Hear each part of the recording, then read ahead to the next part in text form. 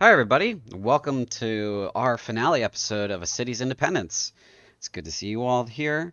And let's go ahead and get started with some announcements. And with that, we're going to start with scheduling. So,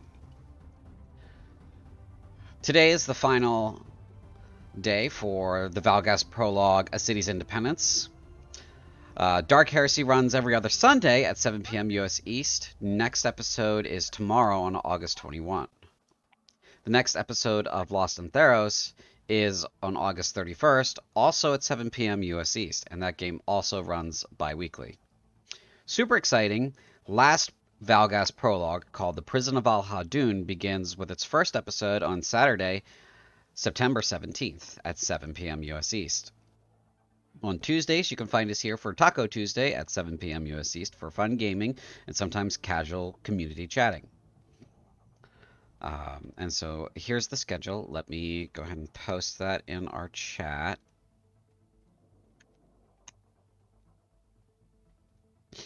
Okay. And with that said, we're going to go ahead and introduce our characters. Darrow, go ahead. You start. Yes. I am Darrow. I'm playing Diffidence. Should I go into like a full description and whatnot? Up to you, man. All right. Yeah. I'm playing Diffidence, a monk who is a little bit crazy and now probably a good bit beat up and scarred. Uh, just very dirty dude with a very dirty robe. Okay. From there, we're going to go with Jer. Go ahead, Jer. Hi, I'm Jer. I play Boris. He's just a divination wizard who's probably going to be a bit more depressed when all things considered. Okay. Raven, go ahead. I am a Raven. I'm playing Archer, who knows all too well about Diffidence and his shenanigans. Okay. Go ahead, Tao. I'm Tao. Hey, DM, how much should I say in this introduction? Well, the audience can see your character card, but your fellow players, unless they're on the stream, can't. So, whatever you would like to say, it's up to you. Mm-hmm. I am. And today I'm gonna be playing Vanir, a mysterious guest who is going to meet the party tonight. I am still a fighter, but not a battle master.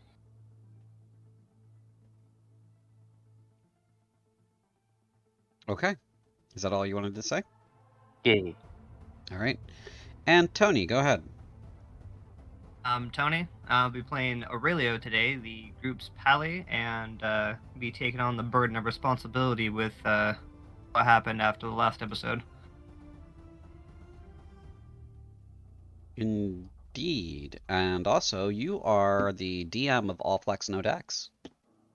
Yes, I am. Run the podcast, actual play podcast, All Flex No Decks. We use any and all homebrew items that I can find from different content creators and rep them in our podcast.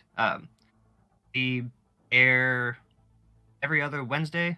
Last Wednesday was our 14th episode.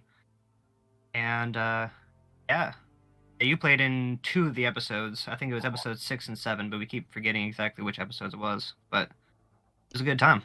It's okay. When they get to those episodes, they will not be able to mistake me for me. So. Oh, for sure. One more plug real quick, too. Sure. I just bought a business. If you're in Northern California, around the Redding area, come by Redding VR. It's a virtual reality arcade that I now own and operate. Oh, nice. Good times. Cool. All right.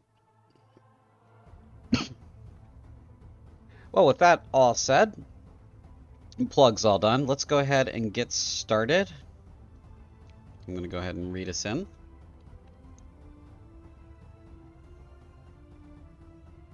Scroll down to episode 3. The sovereign kingdom of Krunth is a nation that is on the brink of all-out war. In the streets of its capital, Fordath, there is a symphony at work. The crashing of hammer upon steel, forging arms and armor. The marching of boots against cobblestone. Parents holding their children, whispering assurances. The thunder of hooves as cavalry form and leave the city. It has become a cacophonous place since the first expeditionary forces were dispatched south to the region of Val'Ghast to hold the line in a kingdom that no longer exists, against an enemy that has every intention of wiping out humanity. The Talion Crusade, an army of demons, legions strong, has cut a bloody swath from the south of the Cheyenne Sand Sea all the way to Val'Ghast.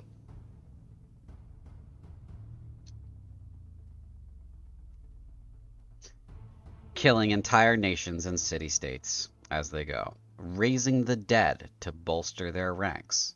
Nothing has blunted their unholy crusade for nearly a decade until they met the mighty Crunthian steel of the first expeditionary. While they buy precious time with their lives, the nation of Krunth prepares for total war. Failure means complete annihilation.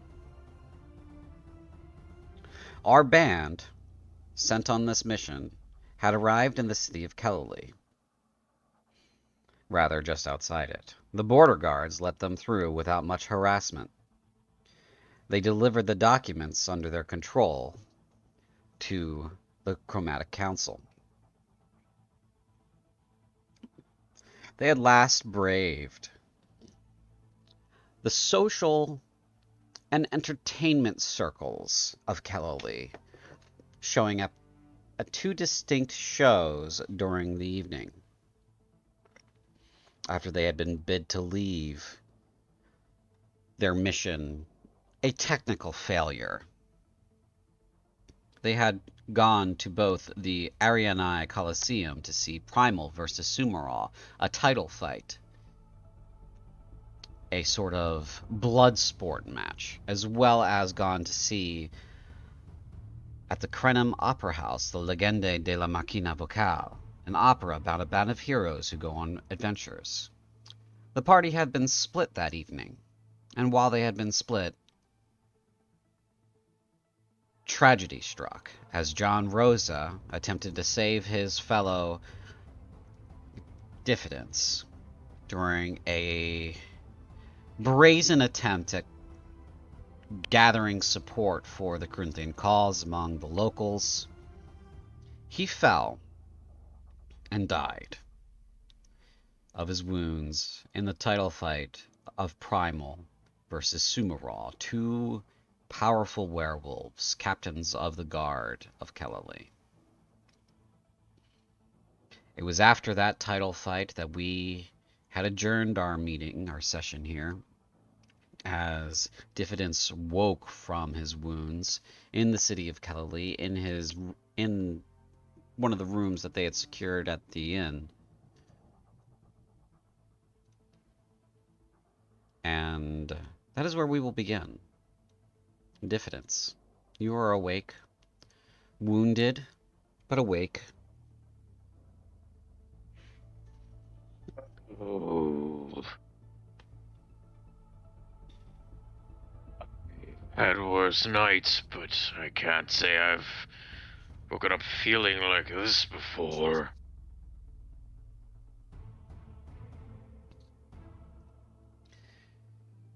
You look. I'm gonna. Go ahead. Yeah, that's exactly what I was gonna do. I was gonna try to look around, Yeah. determine where the hell I am. Okay. Yeah. You look around. You see that you're in one of the inn rooms that you had rented before heading out towards the shows.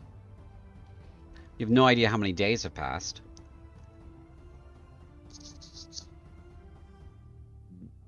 Is there anyone here with me? Let's see. Let's find out if anyone's here with you. There are 5 of you as players. I'm going to roll a d6. On a 1 through 4, you're alone. On a 5 or a 6, one of you is with him. just out of luck. It appears you're alone.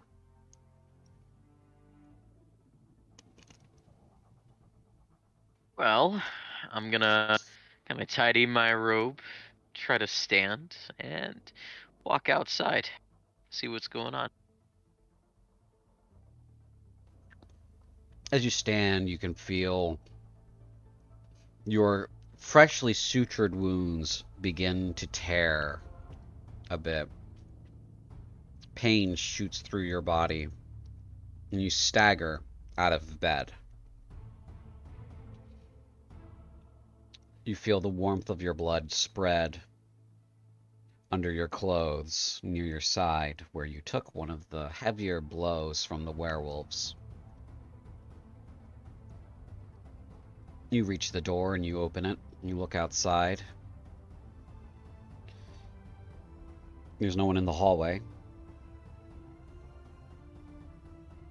I'm gonna kind of limp down the hall.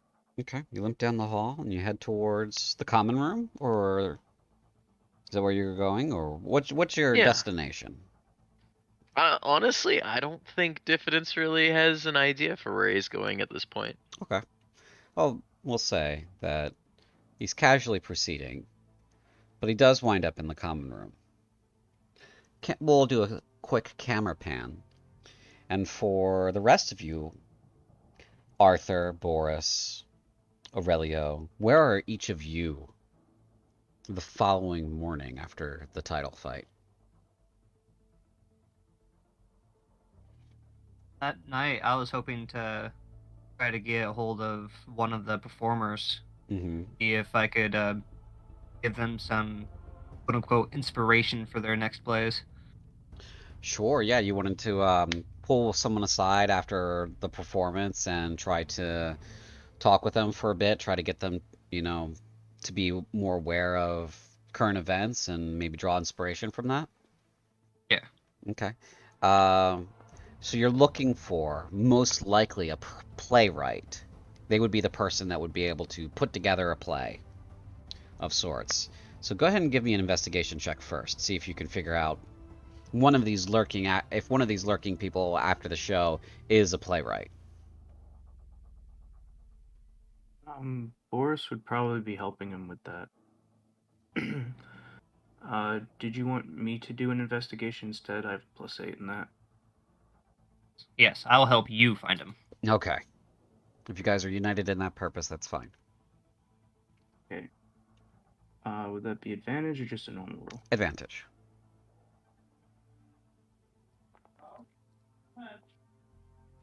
Of course there are playwrights lurking in the audience and after the show. Of course there are. So you find one of them pretty easily. Go ahead and give me a persuasion check to see how well you lay out why this would be a good story to tell. I'll let you do that one. Could we do like we did last time, where Boris does the minor illusion to help with my story? I could do. Give me the help action. Yeah, I could do prestidigitation to kind of like talk up the story, add effects and stuff. Okay. Yeah, I'll give that to you. Go ahead and roll. Okay. Ooh. The playwright seems a little bit wishy-washy on it.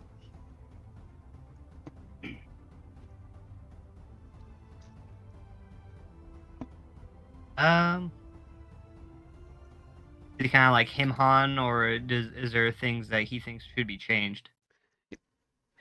I try to present it like an open skit, like what he thinks about it, and like try to find a middle ground. Right. It's more of a hemming and hawing about it because he's not really sure how much an audience would care. Whether or not he'd be able to sell the play, essentially.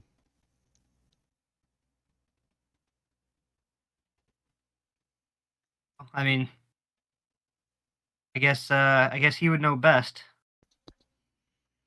Okay. I don't know how else I could convince him to change his stories, other than maybe dropping that half elf's name. But I don't want to be dropping names already. Okay. Does that conclude your endeavor to try to convince, or do you want to do something else? I don't have anything else in mind. Okay. That flops. I feel like probably should go meet up with the rest of the crew. What do you think, Boris? That's probably a good idea. Okay, you return to the inn after your show to find that Diffidence is extremely poorly. He's not in good shape. John Rosa is gone. He's not even there. And Arthur is the only one of your group that went to the title fight that is unharmed. He's more or less, at this point I would say, so long as you agree, Raven, watching over Diffidence in the room that you have secured. Yeah, he's indeed watching over Diffidence with worry in his eyes. Well, that is your scene. So, scene's yours. As soon as taking the scene here and realize that John's gone, I'll ask, what happened?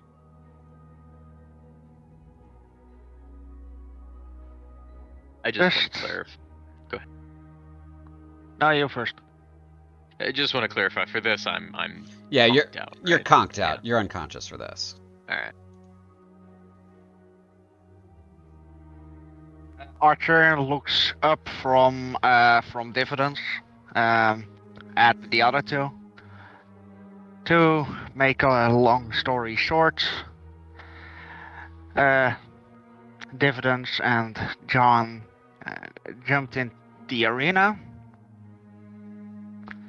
And I don't know how to tell you this, but John didn't quite make it back in one piece.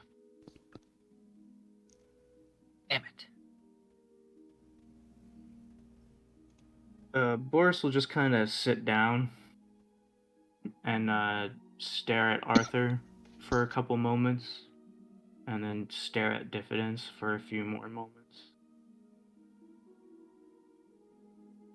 Will Diffidence survive? Barely. Where's John's body? That's actually a good question. I personally, do I know? You do not. I do not know where they took his body after the fight. Pretty late now, at this point. Yeah, it's pretty late. Really will take a deep breath and rub his face. Be like, alright. Check out in the morning and figure out where John and his gear is.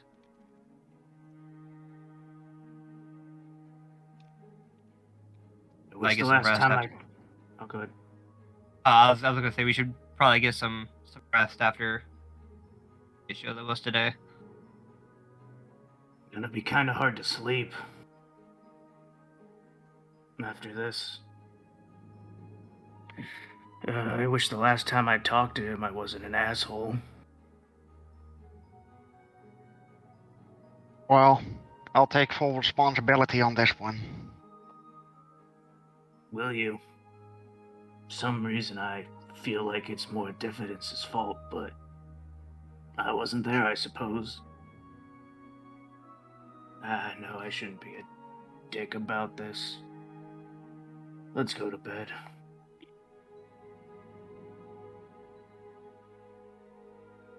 Really will just be quiet and just be nodding, lost in thought.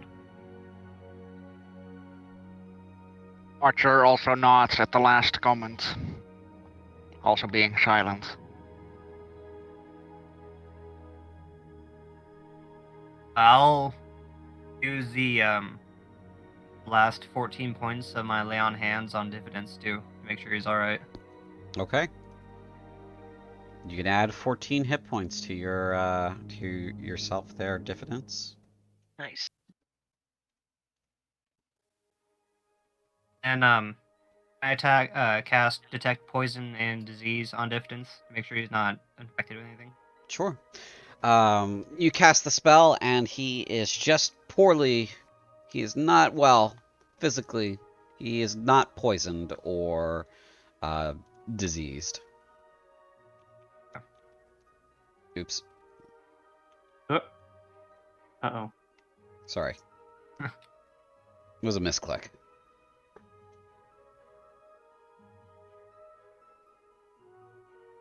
All right.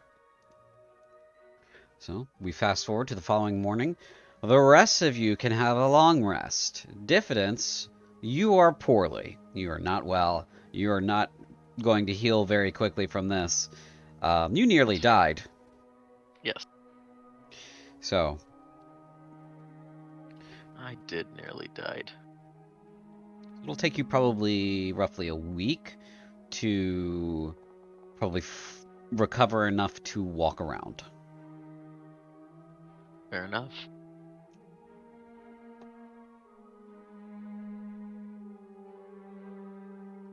So until that time, you're more or less acting. We're playing wounded. Your hit point value is your hit point value, and you're not hamstrung in any particular fashion. But if this were a main campaign, you would be not in a good shape. Not in good shape to be moving around. But because this isn't, we're, for expediency's sake, gonna play that a little bit rules as written, and you know how wacky that is.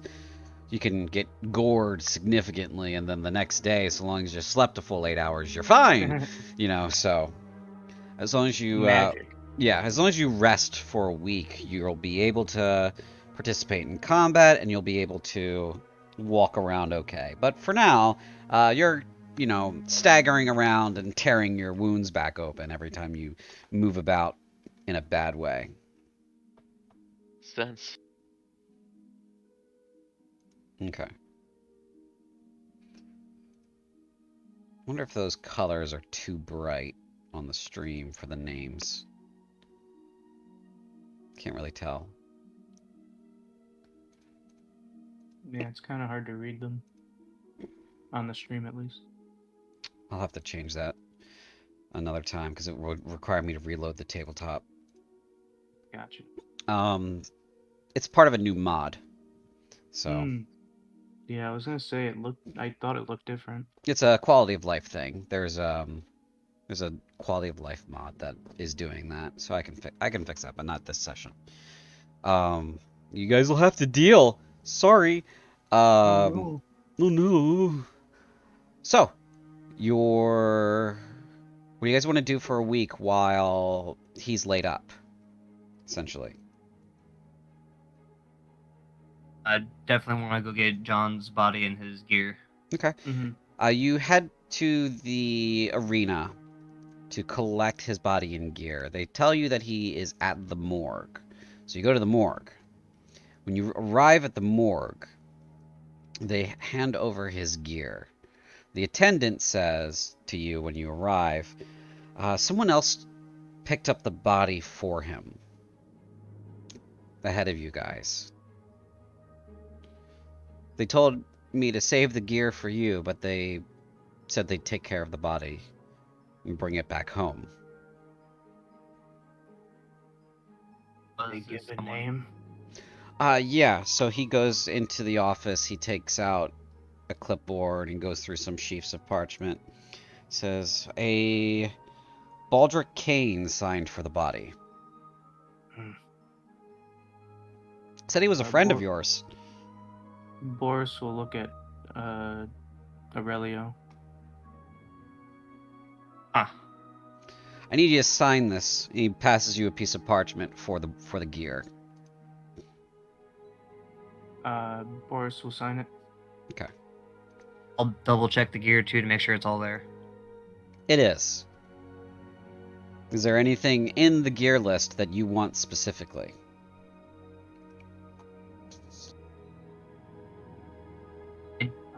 As a player, I don't know what was in his gear list. He has 2 magical returning hand axes. He has a battle axe. He has a shield. He has chainmail. He had 10 rations. He had 10 torches. He had a potion of healing, a backpack, a water skin, some fine clothes, some traveler's clothes, a crowbar, a hammer, pitons, or pitons, rope, 50 feet, hempen, and a tinderbox. We should definitely at least take the rations and the rope and stuff and the pittance. Healing potion. Yeah. And then probably also take the magical hand axes and the chainmail to write his name in it.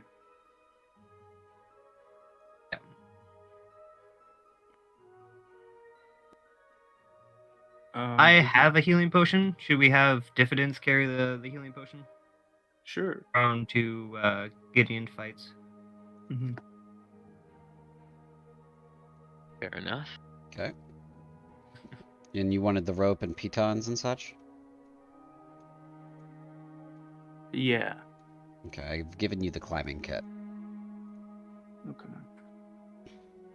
I can just add a climbing kit. to Nope, my I've already added it to you. Oh, thank you. Where'd the pitons go? Where'd they go? There we go. Okay. Did Aurelio want the hand axes? I 'Cause those seem. I passed them to Aurelio already. Yep. I I'm passed, fine with carrying them unless somebody wants them. yeah, I passed Aurelio the martial stuff Mm-hmm. and gave Diffidence the potion of healing.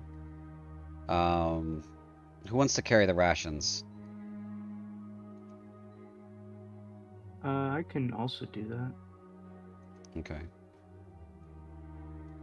There you go. You got them. Awesome. All right. Okay, well, aside from gathering that all up, later when we leave the arena, I'll ask Boris. So what are your thoughts on John's body being retrieved? It's hard to say. I kinda trust Kane, but I know we just met him. I feel the same. Fortunately, I don't have a good way to track him regardless. Boris will turn to the clerk or the concierge or whoever. Be like, did Kane give any contact details where he was going?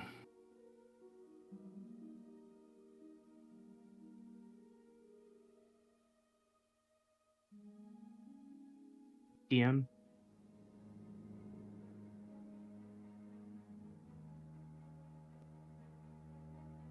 Did I lose internet? Oh, you're No, there. you're still here. Can you hear me?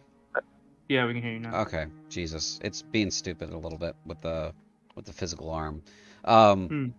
He says, not really. He collected the body, said he was going to take it home.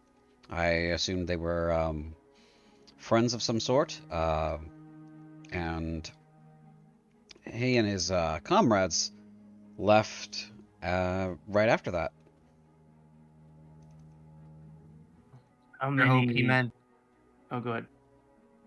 I was gonna say, sure hope he meant our home and not his. No, he said he was going to take the deceased to his home. That's what I have here. Deceased to his home.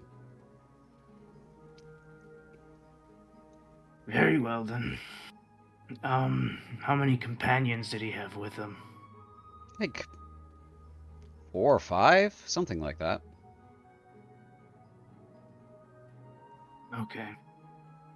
Well, thanks for your help. Mm-hmm. I guess we'll be going now. Sure. And they'll walk off unless Aurelio wants to do something. Okay. Time to depart.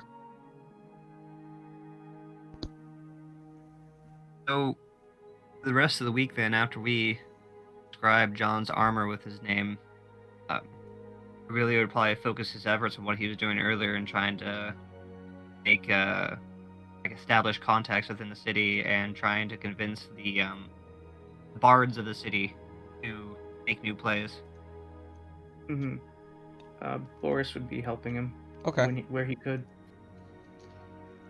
During your stay, someone arrives at the inn looking for you guys. But you guys may repeat the rolls you did before, an investigation check and then a persuasion check, to try to persuade more playwrights and such to, pick up the story. Okay. I'm assuming we're assuming we're helping each other, so Yes, we'll assume the same circumstances.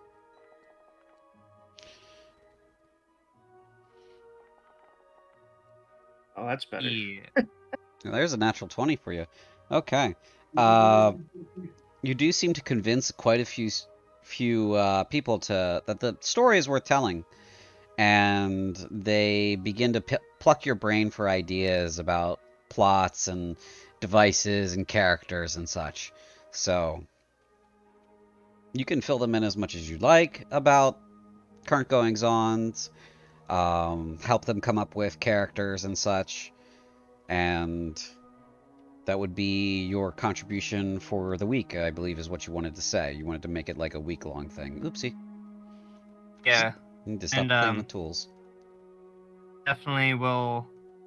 For one, when we successfully get people interested in it, I will give the Top Gun high five on our way out of there, like, yeah, to Boris. There you go. Since we got shot down the day before. There you go. He'll look a little awkwardly at first, and then give you a limp high five. I do want to try to get them to make one of the main characters that's super brave and heroic as John too. Okay.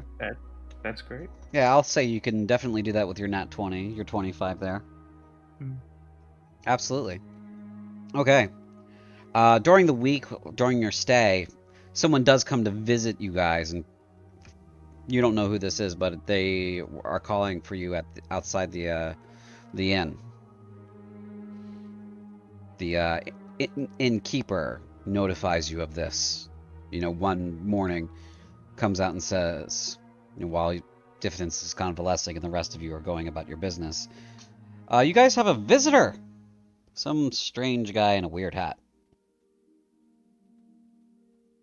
Huh. Alright. Hopefully this is something good. Very descriptive.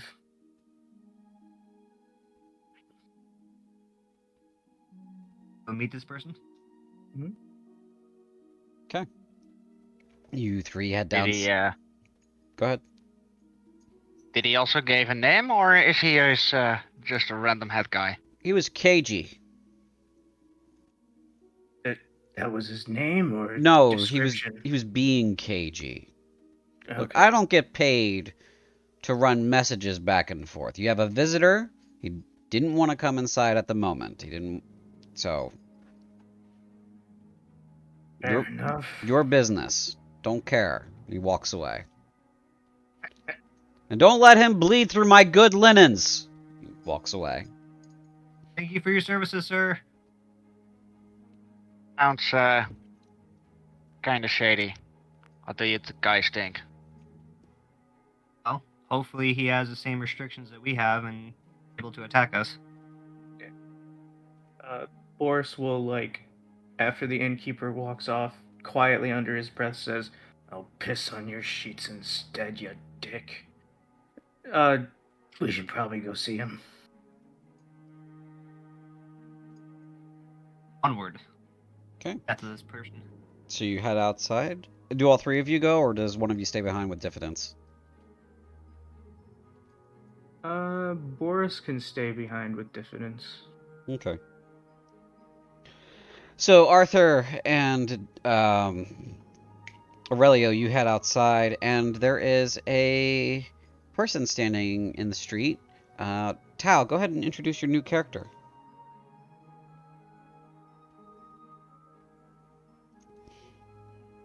Tal, are you there? Oh, you're mute. Tell. Yes.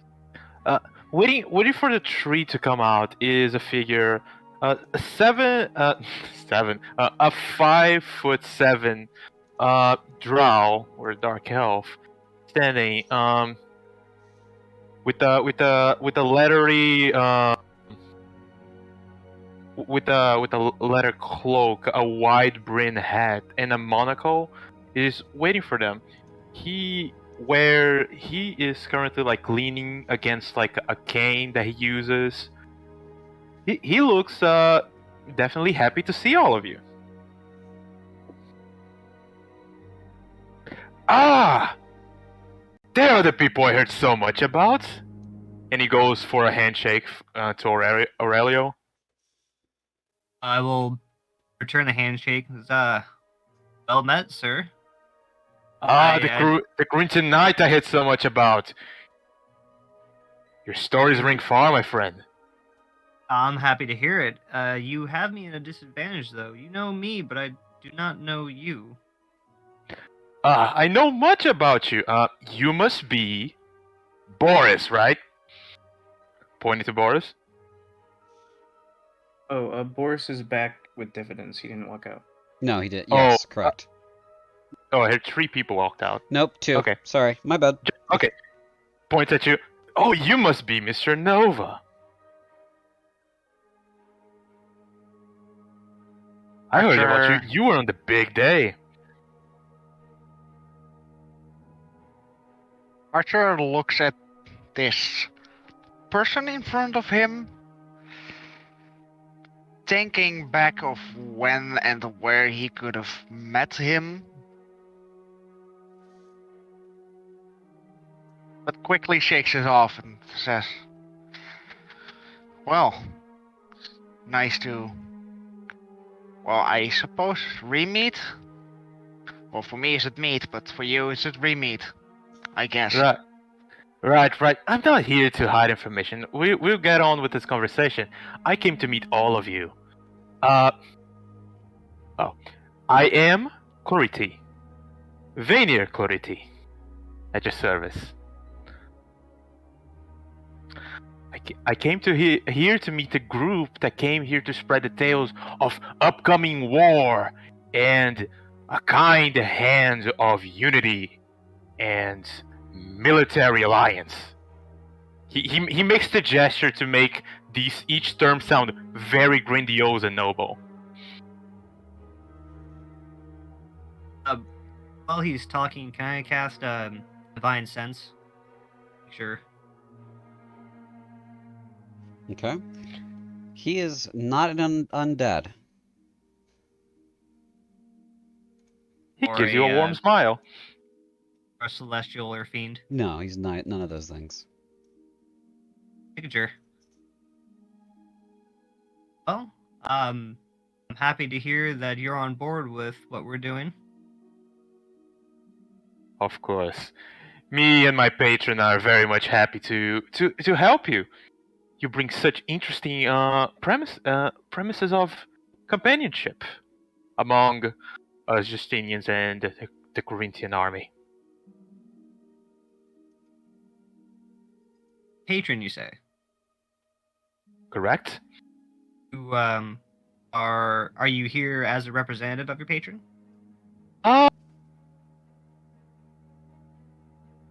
could say that, but are we going to speak like this in the middle of the streets? It is quite a hot day, don't you think? I'll look to Arthur and cock an eyebrow and look back to you and say, you're welcome to join us inside, I suppose, for a little more privacy. It's autumn.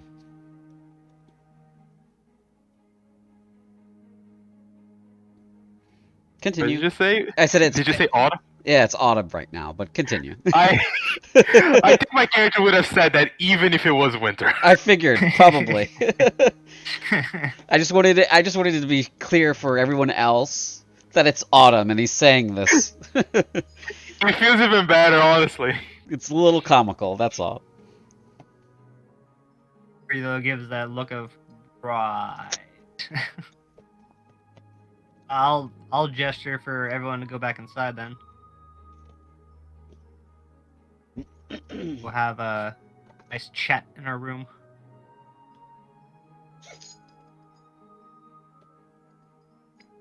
As we're walking in, I'll ask you, do you live in the city? I pop here and there. I got work to do, so I just pop in some inns, or I reside with a friend. Never in the same location, see? And were you trying to contact us just to meet us? Do you Of have course, business why with wouldn't us? I? The way all of you have been hitting the big players of the town, trying to spread your word. Have you not been expecting visitors? And expecting visitors of both allied nature and malign nature. That makes sense. Well, I can assure you there's no malign here with me. We will walk in, and when we get back to the room, I'll draw Boris's attention. Boris, our guest. What was your name again, sir? Clarity. Vanir Clarity. Vineyard's easier for me to remember. I'm Boris. I don't know who the hell you are. I hope you're here for good reasons. But of course, I came here to meet you, great Boris. Shakes your hand. Or at least tries to. Boris recoils at first, and then sighs and will limply shake your hand. He gives a firm handshake. One of those types. Well, we need help, I suppose. I hope I'm your type. Oops. Just a joke. Now, where is Diffidence in the room? Yes, he would be on the bed. Probably awake, Diffidence. Okay. So you're probably awake. You're just wounded pretty badly. And here's the big star, the great man. He's just gonna stay silent. Quite a statement, my friend. Quite a statement. Going up against the two of them. Honestly, I don't think they would have thought that anybody would go after them. You gave them probably, at least for the first moments, quite a scare. Probably. Maybe. Wasn't enough. Was it enough what? My friend died in that fight. Mm-hmm. Yes, and he died together with you. Both heroes of Cruent with words of never abandoning your friends and staying behind for one another. A shield of brotherhood. The great protest both of you did. It was amazing. So you were there that day. Who wasn't? I wasn't, to be fair.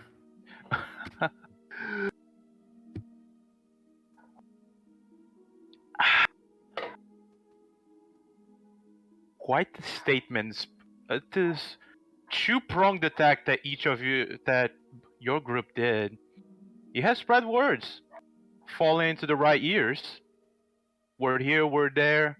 Also, you're not really that subtle, so just so happens. I don't think any of us were trying to be. Obviously. Boris will kind of glance over at Diffidence. Obviously. I never tried to be subtle. Isn't that what I just said? He's just gonna not respond. He's being very sulky right now. I imagine we're all kind of like standing around awkwardly as as this newcomer laughs and giggles and talks about that night. And eventually I'll ask him, so, what is your intention here? You've met us, but I just get this feeling there's something else. Are you here to help in our endeavors? He starts like walking a little bit, spinning his cane around. But of course, I came here for your services, whatever they may be. Show you around the town, show you to somebody specific, help you if things get a little dicey. I'm your man. Not much help these days, so here I am. I'll make sure the door of the room is closed, and I'll turn to you and say, so earlier you were asking for privacy. Right. When Aurelio closes the door and says privacy, Boris immediately casts Mage Armor. Okay. Ooh. The shimmer of a cautious mage. Look, I don't know who you are, and now we're in a closed room together. Just, like you said, cautious. Honestly, I should be the one scared. All of you surrounding me. Mhm. You have nothing to fear. Diffidence is the only one that would outright attack you without notion.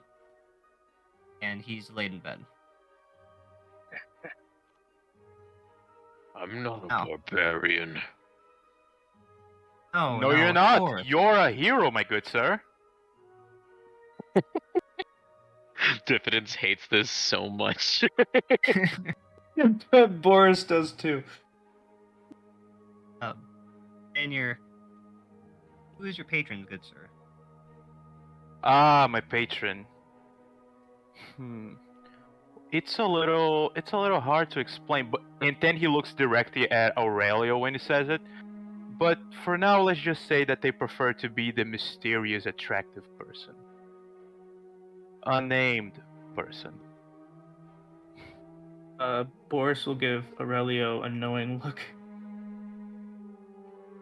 Archer, Right. which can our newcomer in the room for anything that might symbolize his patron, if that is possible. Okay. It's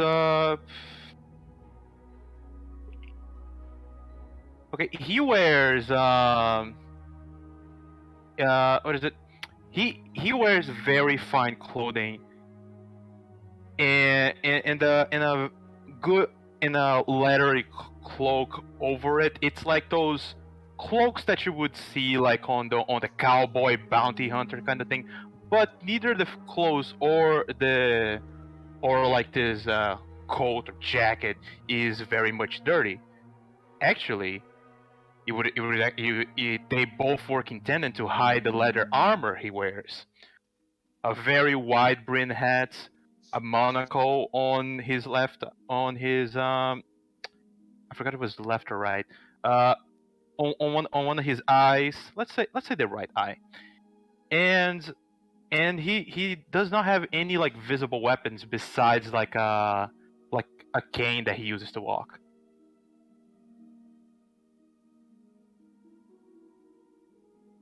So, when Boris gives the knowing head nod, I'll return it.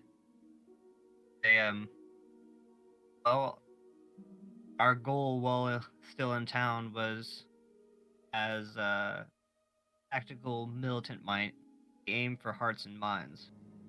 Do you have a suggestion on who we should talk to? Well, I came here more to be your aide and your servant for now. But if the thing is introducing you to somebody, let me think. DM, can I roll anything for this, or do I have anybody in mind? You can roll a history check to see if there's anybody who you can think of that may be from your memory, more sympathetic to Kruth's cause. Because I've been working in this city, do I get advantage for this? I would say no advantage. This is more of a politics thing rather than a just regular city thing. Right. Okay. We're talking you'd need to be in those meetings that the upper echelons of society hold. And while your job may be what it is, you know that you're not that guy that shows up to those meetings. Mm-hmm. Ooh. How much I rolled? It didn't show for me. It's a 2. Ah, shame. It is the halfling's natural 1. So you're struggling to think of anyone who is directly, like, politically powerful that has already expressed a sympathy for Corinth and its cause currently. You also, because you've lived here in the city for a while, are aware that the Prismatic Council does not disclose who its members are, and it could be literally any number of noble people living in the city.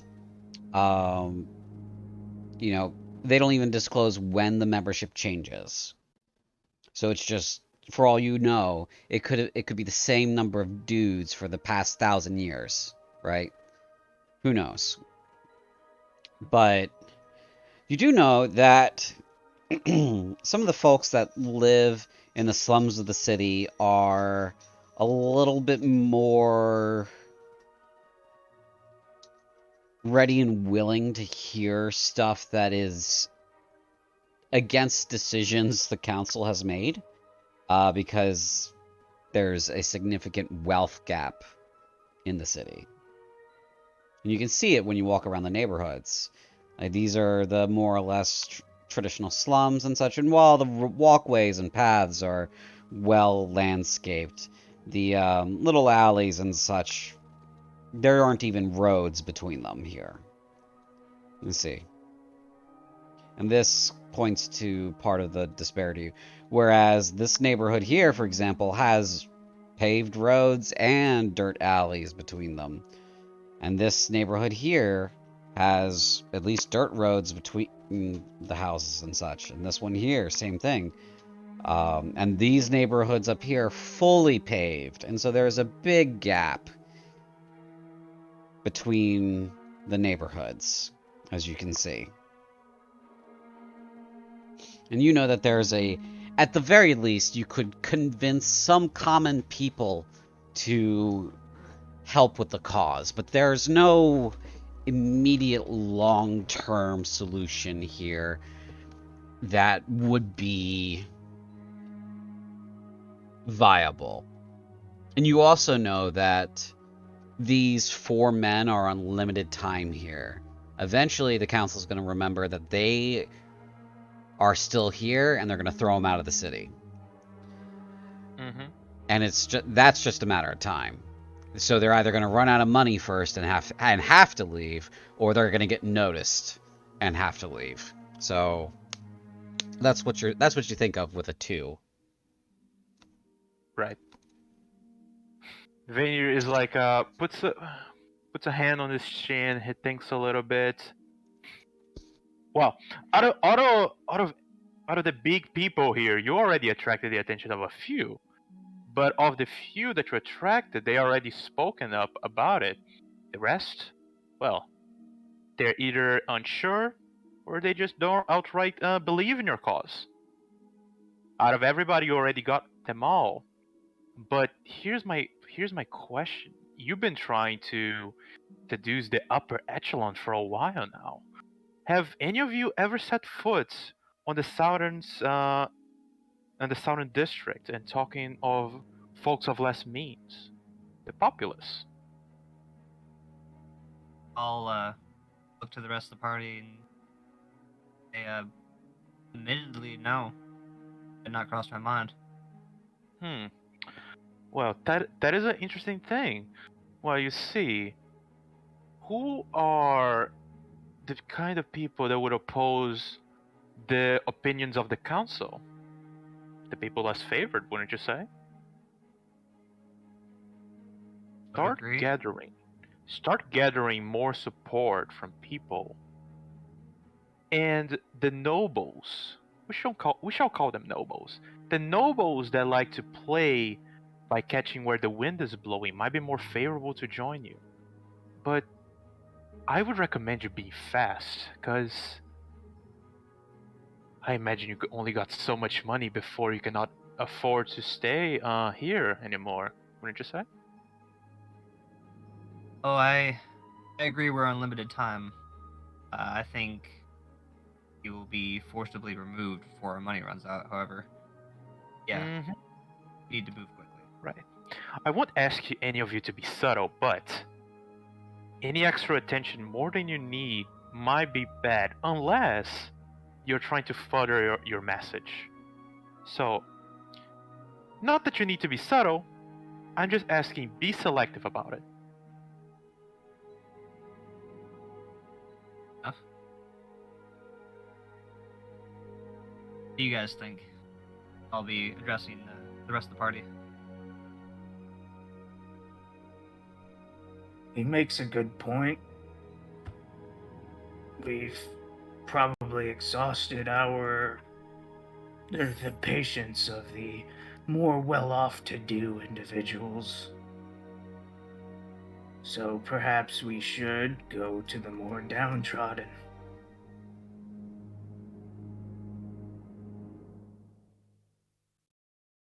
We could go and hit the streets and give aid where we can, while telling the story like we told the bards at the theater.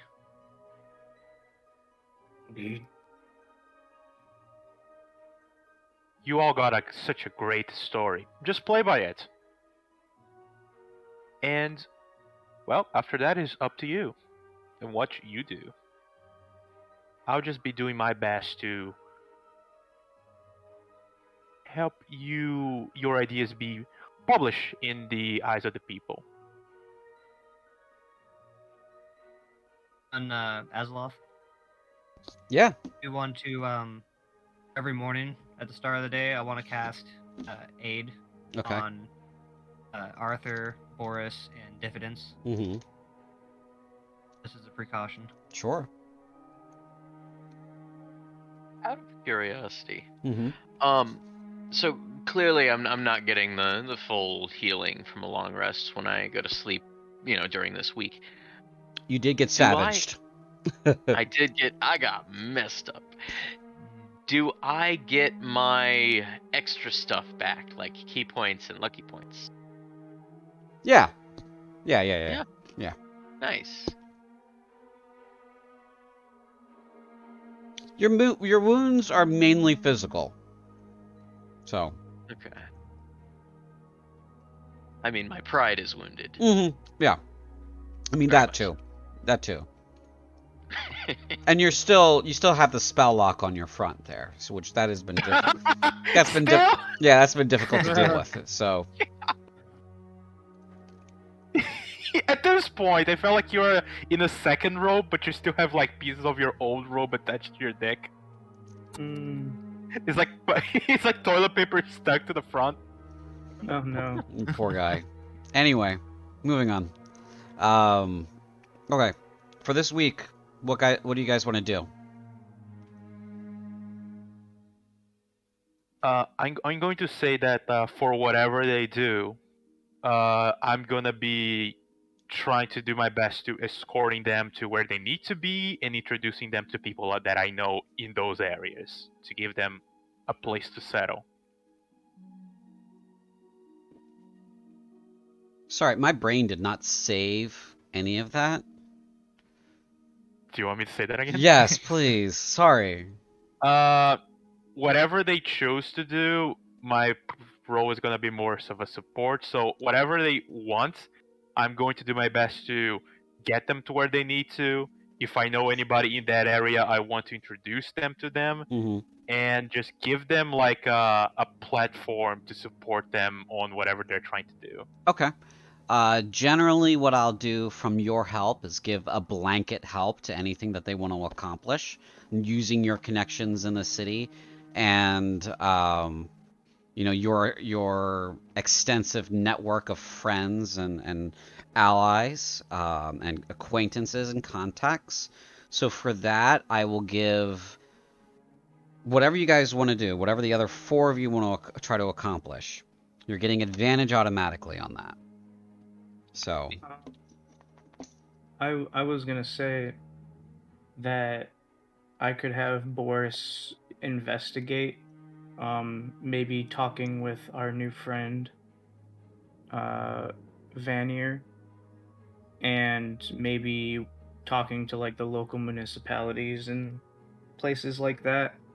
Kind of get a general idea of who maybe the most important people to talk to would be, or the most important factions on our side, or yada yada. okay.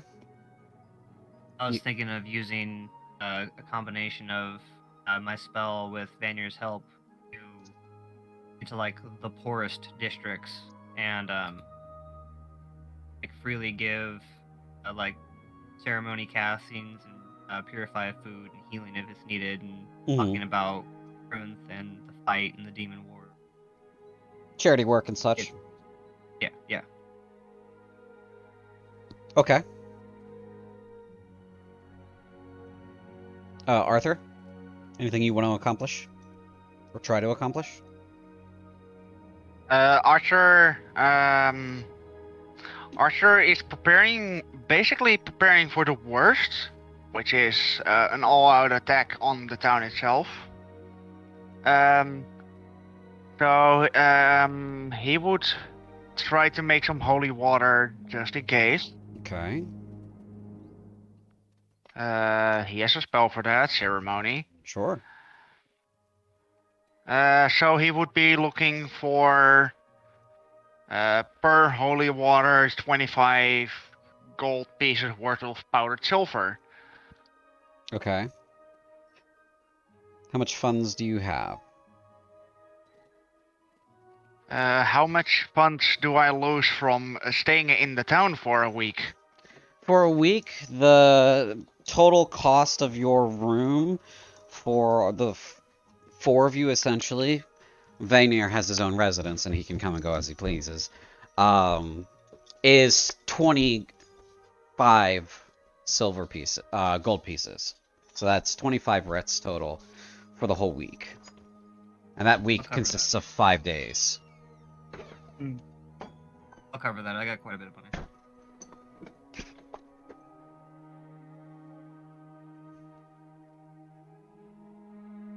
Okay, so then that leaves you with whatever you want to spend for making holy water.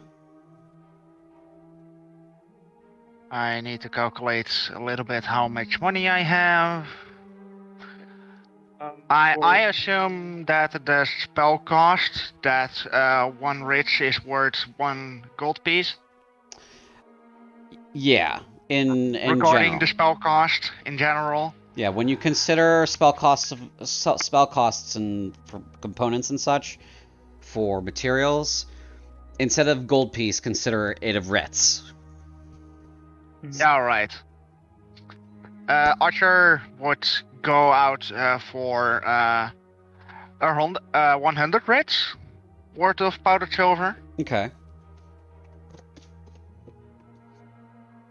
That's certainly fine. You certainly can. Thought of something.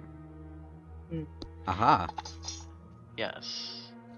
So Diffidence has no money. He's completely broke because he went all in on the arena fight. Indeed. But he needs booze money, and he's going to be thinking about that while he's laid up in bed. I see. Could Diffidence ask around and see if he potentially won any of that bet and potentially could collect? Ah, I see. Yeah, you could go ahead and do that. Go ahead and give me an investigation check for that.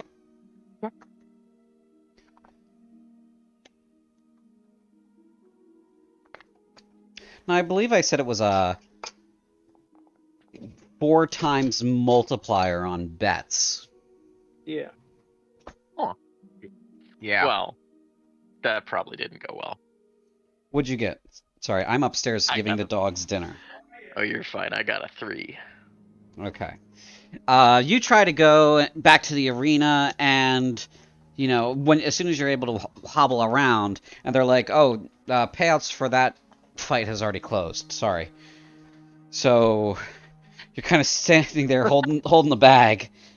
This is a real thing that'll happen to you if you gamble on sports, and then you don't show up in time to collect on your winnings. What'll happen is your winnings will go to the state or go to the arena, depending on the laws of where you live. So, Of course. yeah. I can believe this was restricted to paying taxes. So you get there, and they're like, oh, whatever winnings from that fight have already been paid out. If you didn't collect when they were paid out, sorry, that's unfortunately we can't do anything for you. Diffidence is just gonna stare at the guy. Is there anything nearby he could break? Yeah, there's like a box on the ground nearby, like just in the street lying there. There's a barrel. Of course, there's like general street accoutrement lying around that is extremely breakable to someone like you. Wow. I'm gonna start just smashing the box, and then I'm gonna throw like the a few bits and pieces at him. Okay, so as soon as you like go into a rage, the guy ducks and like pulls down like a wooden sort of like shutter. He expects this kind of thing apparently, and you're just like you smash open the box and you throw a wooden board at him, and then you see inside the box it's just jars. There's just ceramic jars in the box. You grab those and you start hurling them at him one at a time. Exactly, Deli do. I'm just gonna be doing that for the next like 15 minutes until I run out of jars. Okay, so as you do that, continue to do that, someone has apparently called the cops. You smash open another box, and it's more jars, and you start throwing those. You hurl a barrel at the guy. You're causing significant property damage, and eventually, like 4 guards come walking up to you, and they're like, "Hey, buddy, can you knock it off? Fucking stop!" Oh, I'm sorry. I thought this was a free country. Let's. The guard says, "Oh yeah, let's see your papers." I'm a sovereign citizen. I don't have any papers. All right, pal, we're gonna have to take you downtown. You're not gonna take me anywhere, and I'm gonna kind of try to waddle away. Okay. Go ahead. This is now a chase. You're gonna roll an athletics check at disadvantage. Oh, no. CJ, can we pan the camera over to my character for just a comment? Sure, go ahead. Yes, the camera pans over while this is happening to Venier. Vanier is like currently like sitting down, sipping some tea with like the rest of the party, and they were like discussing ways of like how to convince the populace of aligning with them. And Vanier just like with the little spoon on his tea, takes a sip. You sure it was a good idea to leave Diffidence alone again? It then pins back to the chase. So, what's your go ahead and roll that athletics check for me, pal. Disadvantage because you're hobbled. Can I roll a lucky?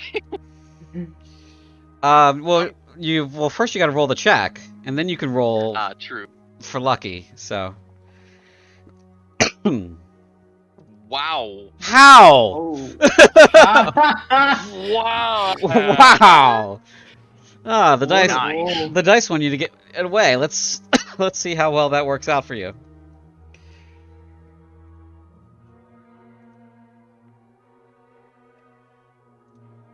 All right. So through, yes, I rolled on werewolf, so everybody can see that. Should put that in Yep. private GM roll, idiot. All right. The guards kind of like do one of those things that henchmen do in crazy cartoons where they all try to get you once from all sides.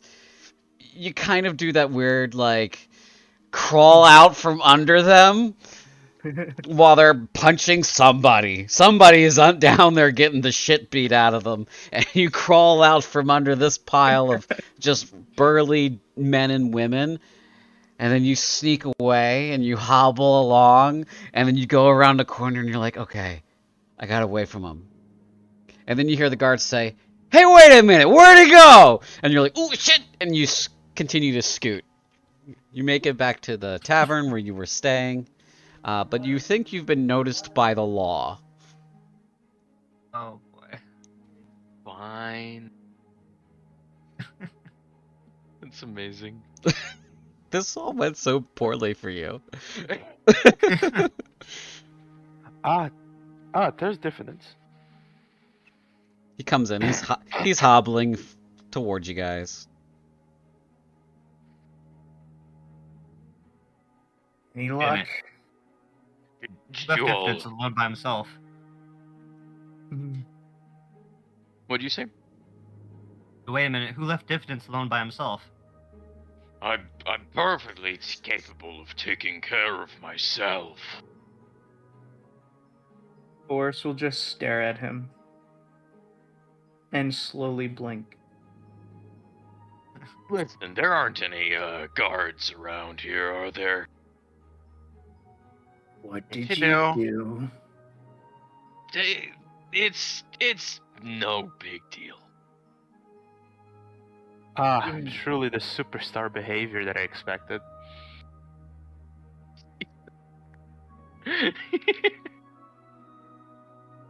As he's hobbling along, I'll try to help him as quickly as possible. I needed more beer money, and I thought maybe, just maybe, I might be able to have some kind of winnings from some gambling I did at the arena. Well, that didn't go well, and I got a little angry, and so the guards got a little angry. You sure you're not a barbarian? I can read, can't I? Can you? Can you? I can.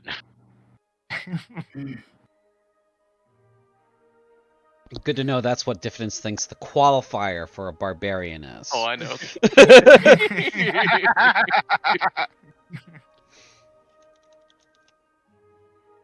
Boris is just like holding his head, trying to ignore diffidence, and just downs a whole cup of tea.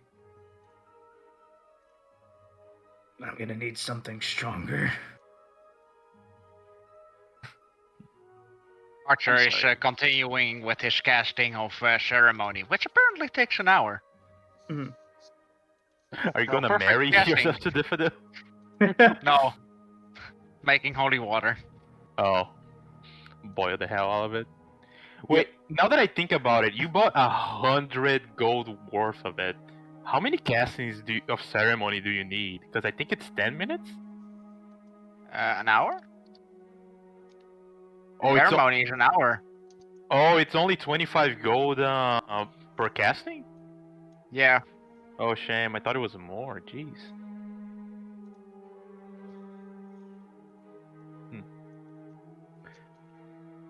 Either way, Vaynir just like grabs his cane and like using like the little part that slants a little bit forward. You know the part where you on the top that you like put your hand in.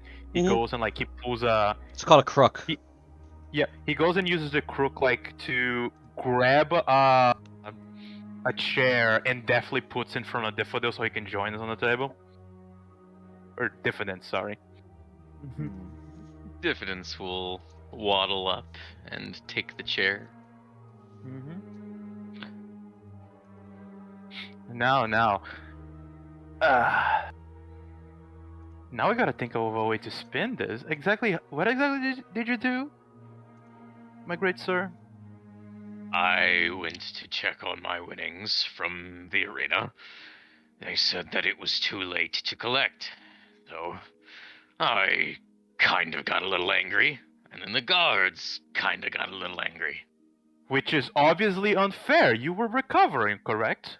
Exactly. Big betting discriminates against wounded. That's the headline we go with. The only thing you're doing is abetting. Stop enabling him. No, I'm not enabling anyone. It's just that you do not have the time to be playing around. Boris will just walk away and order a strong drink. Okay. Yeah, you get poured some incredibly potent liquor. It is gross. It is grossly potent. It's like a step away from gasoline. It is very flammable. We're talking grain alcohol, pure grain alcohol here. Boris will pay for the drink if he has to. It's included in and your then- package. Gotcha. And then return to the table, kick his feet up on the table, lean back in the chair, and then take a huge swig. Okay. Boy, howdy, does it burn. It is not fun. Those are like the worst drinks for you to, in the position of like with your feet up. You're gonna be coughing soon. The pain means I'm still alive. And he'll drink more. Okay. Charming. Aurelio is rubbing his forehead like, oh god. Alright. Oh, The burden of duty, huh? he has a point about a cover story. Because definitely somebody saw you, Diffidence, throwing a tantrum. You need to get out there and just a story before it spreads too much and undermines what we've been doing this week. It could have been anybody. They probably don't even know it was me. Sure.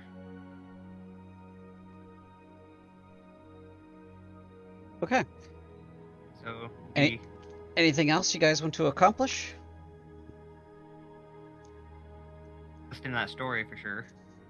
Yeah, just whatever I said before. Boris is talking with Vanier and investigating at like community areas and maybe municipalities or areas with like documentation. Sure. Go ahead and give me an investigation check. And would this be with advantage? Yes, because of With- Vanya's help. Mhm. Arthur, you're making blessed water all week, right? 2 19s? Jesus Christ, these rolls. Is that right, Arthur? That's what your main endeavor is? Yeah, I am mostly going to cast it with ritual, Mm-hmm. so I can have most of it done within one day, Okay. so I can support the others on the remaining days. Okay.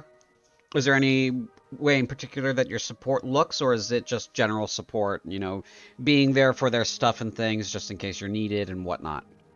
What's your idea there? Being there for stuffs. Okay. All right. So, from an investigative standpoint, it seems like the general temperature of the town is very cool. They're not very easily incensed towards, going towards any sort of violent action or any sort of war footing, mainly because they have lived a defensive, insular life for the majority of their existence. Any sort of like documents that you could find that sort of like laid out what the various proclivities of the town centers were and what the various neighborhoods were up to and such. Not really super helpful. You found that whatever documentation does exist, they're certainly not as bureaucratic or involved in it as Krunth is. Krunth is has a monolithic bureaucracy and administration, and they are very keen on doing the paperwork on time and getting it all turned in. They're very straightforward about all that stuff. The Kel'Aleans are too laid back for that. They don't seem to really care about it, and so you can't really find the stuff that you would normally expect to see in like a regular Krunthian city, right? You would expect to see a administrative office tended to by the military, because that's one of the military's core functions, is to, provide administrative services for the populace. And so you would expect to find an office like that, but they're like 8 and they're spread throughout the city, and none of them are in good locations.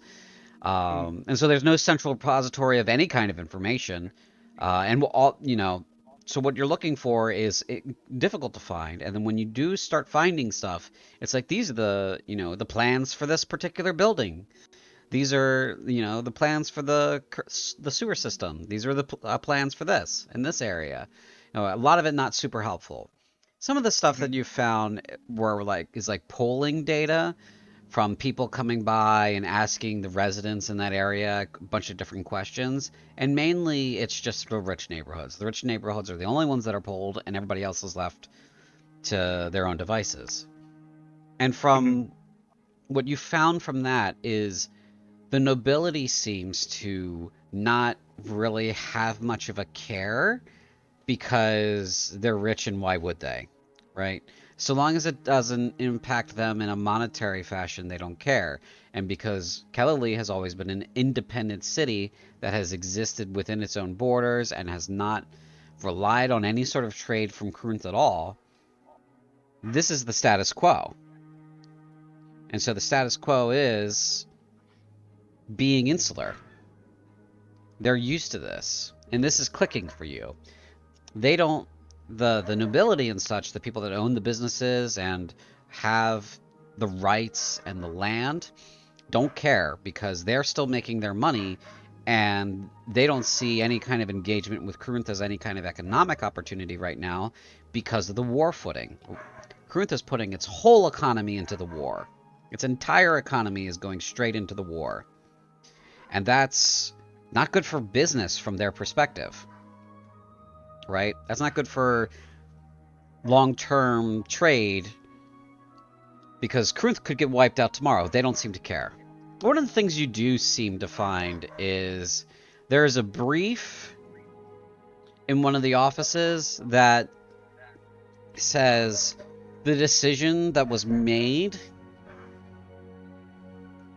for your particular group was made because a prior decision had already been made, and a pact of non-aggression has already been signed between Kel'Alee and the Talion Crusade by some official. So some representative of the Talion Crusade, it was or is still in the city, and they brokered a deal with Kel'Alee. A mutual pact of non-aggression. We're aware that the Talion Crusade is the demons, correct? Yes, you are. Oh, that's not good. That is a weird document to find. Like,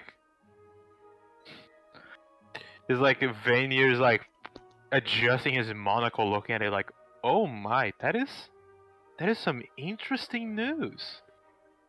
Can Boris make a copy of it, or would that be illegal? Probably illegal, but you could probably try. Again, this is not Krunth. You don't have somebody keeping an eye on you in this office, right? Yeah. There's no guard gonna come by to check on you in 10 minutes to make sure you didn't steal important documents. They don't have that kind of attitude about documentation here, it seems, from your perspective. Yeah. Is there anything about that document that you really need?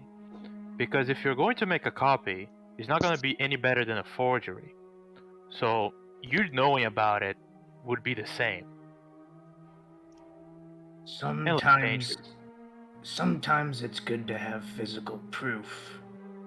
There's a couple sticklers like that. Why not just take this one?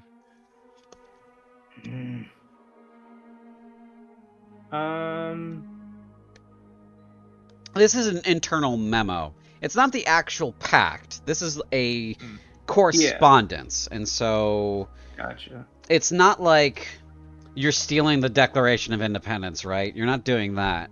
If you were to steal this, you're stealing an internal memo. Yeah, he'll just kind of like write down the important names and like what's important from the document. There are no Not like names a- on the document. It's just Oh, okay. just a memo, just an internal. Like that's how loosey goosey they are about the rules, or what you Gotcha. view the rules to be. There are no names on it. It's just an internal memo. Could be fake. You don't know because you don't see any seals or anything anywhere. But it's interesting and weird. Yeah. I guess he'll just keep a note of it and also like the location that they found it. Sure. He'll put it back and stress to the party. This is possibly a bigger find than we think. It could be possible the demons have infiltrated the Chromatic Council, or perhaps, hopefully not that far gone, and just have some kind of sway over them. We need to find someone to bring this up to, or at the very least, this kind of proves that going the more diplomatic routes is not gonna work. I can tell you now that none of them are actually fiends, not sense them. So at least one or more are swayed. Current council, anyways. Now, no one knows who exactly are the council. So this is a hard thing to know if somebody's been, and he does like the air quotes, corrupted. I will say, the way you're talking about this piece of information, it feels like you're suggesting that declaring war against this place is better than just, well, what we're trying to do right now. Be careful with that line of thought, my friend. That's not necessarily what I meant. I'm more just saying the leaders of this place are probably a lost cause to us in particular and our mission. Your suggestion of talking to the more downtrodden is looking even more fruitful at this point. It seems like the council probably feels protected behind a contract that's written by demons that are known to betray. Well, Yeah. well, it do seem that we have two choices that we could make. More even if you have any suggestions, but besides us working towards making the council regret this decision, which unfortunately seems that the demons you people fight so much have gotten to us first, you could also try to find this representative. Have you ever stopped to think, how can a demon just walk in here and go and make a deal with the Chromatic in an official fashion without raising any suspicion? Prismatic. Prismatic? Oh, I said chromatic. It's prismatic. Yeah, I said chromatic. Oh, prismatic. Okay. Sorry. Continue. Raise a lot of questions, doesn't it? Does Boris know much about like the demons and kind of, I guess, their tactics? Like their penchant for deception and stuff like that? I'm sorry. Can you repeat that? My brain did not save any of that. Does Boris know anything about like the tactics of the demons other than just, in combat, but like their deception and their penchant for planting, dissent?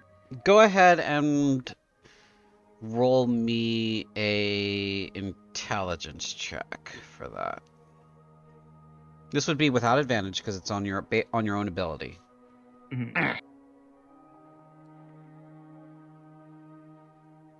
So the extent of your knowledge about demons is what's in the papers. Specifically, the papers a brief essay on the deities by what's his name? You remember his name? Avaran Nasseros. He's a leading scholar. You also are aware of what is written in the other bits about demons. What the hell is it? Collected texts regarding the spirits known as demons. Most of it by unknown authors. All of it by unknown authors. You're aware of that, and that's kind of the extent of what you know. So their tactics outside of that probably as varied an individual as human tactics. So probably not something that you can put past them to do. Like, you can definitely not say that they wouldn't try it, but you're not sure if they tried it, right?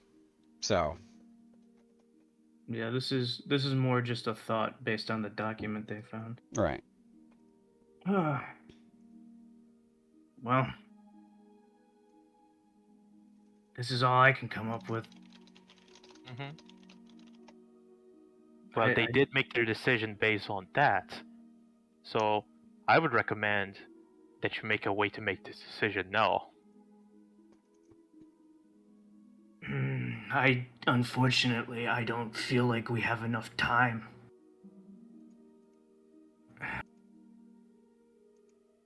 I don't know how to rectify this. We need more time and more resources. I'm not built for infiltration.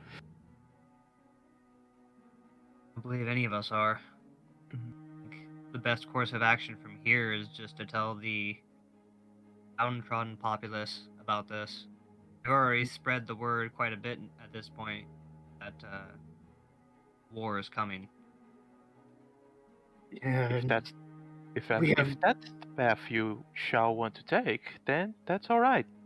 I could, however, try to look more into this official if you so desire to change your mind later, or at the very least to know more about what kind of tactics you're dealing with. that would be helpful if you have the time. For friends, always.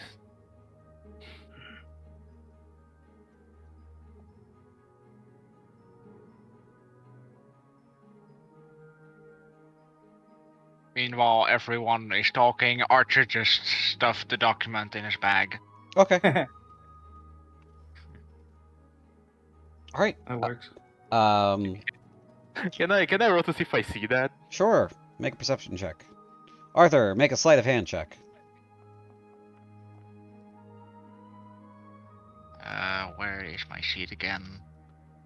It's under actors, a city, prologue, and prologue PCs, a city's independence. There we go. Yeah, you miss it. Ah, shame. Document's just gone.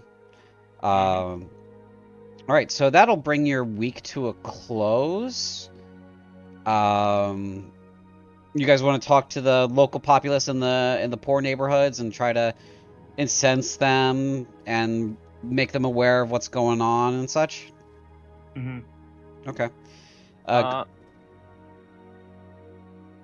Is there? I would like to do one thing, but Sure. I don't know if I should say before or later. I would like to use my background feature to be able to send messages to my contacts. Okay. Are you trying to send messages to your contacts or to your patron? To my patron, to be exact, about if they are in liberty to divulge to me any information if they know about this official that struck the deal Mm-hmm. from the Crusades. Okay. You get a note back. I will send you a message. Mm-hmm.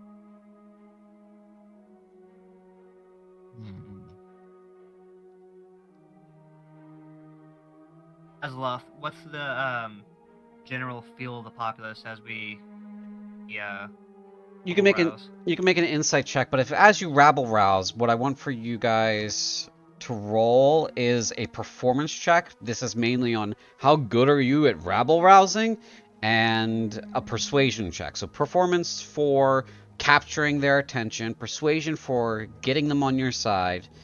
Okay? Is this all individual roles or? No, you guys can elect one person to do that, and then advantage for them, because I assume you all will be helping.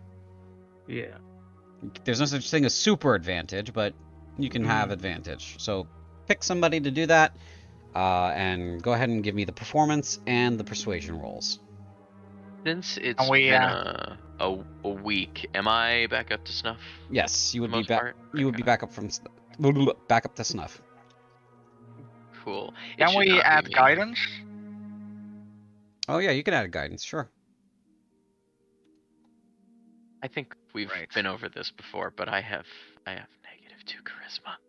Yeah. I think No. Aurelio has the highest. I have a +5 to persuasion, but I only have +2 to performance. Does anybody have performance? Nope. I only I only have this. I only have one face skill, but I don't think it's gonna be good for it. I do have +2. For some reason, I actually do have like I have performance trained, so that's +1. Not that it's much. Yeah. Aurelio has +2 to performance. Alright, so I'll do both checks then. Yep.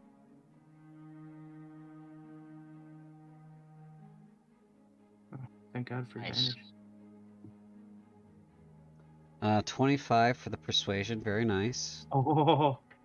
And Oh, for the wow. performance, a natural 20 plus stuff and things. Great, wonderful. Ham it up.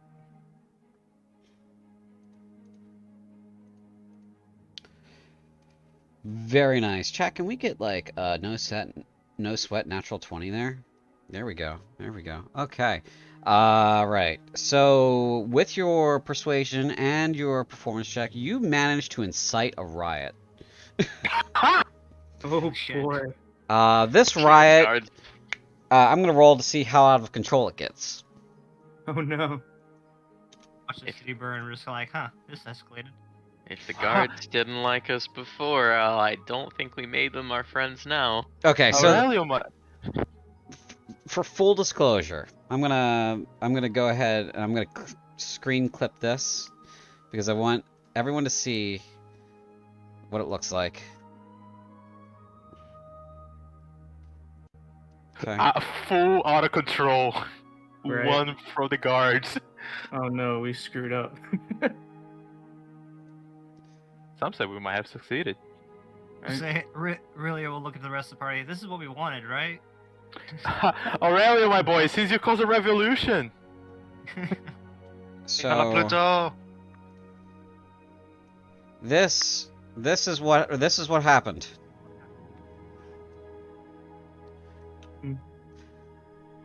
I rolled for how no. first for how out of control the riot got. It Oh, did. no. It didn't. It rolled a natural 1. So that happened, and now I'm gonna roll this in full view for the guard response to the situation. Yeah, okay, they crush it. So as the riot starts going and they start marching towards the ziggurat and they're like, oh, yeah, rabble rouser, guards come out of nowhere, fully transformed, start intimidating from the edges of the streets and in front of the ziggurat. They disperse immediately. No one wants to get savaged by a werewolf. It seems that all of the guards can transform. Yeah. What do you guys do in this Very situation? fair. Because As soon as this riot starts going, like Vanir just immediately calmly, when he sees like, oh, riot switch is on, I'm just going to direct everybody to just get out of the location into a safe place. Okay. What? Like, get out. Let's get out of the area. All right. So you guys leave the area. As you're leaving, somebody passes you that note. Mm-hmm. Ah. Oh. Interesting. Ooh. Oh. Okay. No, my good man. This is interesting. Oh, unfortunately, it says that the representative have left. Unfortunately, so there's no way to meet them anymore. The interesting news about here is that says that you probably met them. It says right here that Son of a. the meeting where the deal was struck was literally gone minutes before yours. They were probably in the waiting room with you. Son of a bitch. Mm-hmm. Yes, it did. Yeah, it does say. It does say right here that the representative was on the same day, arrived almost at the same time, just by minutes. Do you Wait. remember exactly who the person was that went before you on the meeting? There Yes. was the parade, but Kane was the only one else we saw. Could he have betrayed us? Fucking undead. He had. I knew I didn't like him. All of you liked him. You can go. Look. I want to stop the game because somewhere John is on the void saying, "I told you." What did I say? What was going to happen, and what happened? Exactly what I told you. I feel vindicated. People call me paranoid. I was right. I was Diffidence hated him right. too, to be fair. Diffidence did not trust him. Yeah. Goddamn Kane. That's the name of a villain, I said. All right. So that you guys hear this news. Mm-hmm. Friendly reminder: this would click with all of you. Your friend Baldric Kane has John Rose's body. Yep. Oopsie daisy. Rose is gonna become a zombie. I should no. have broken his back when I got the chance. Oh, it seems you have history. More or We've less. met.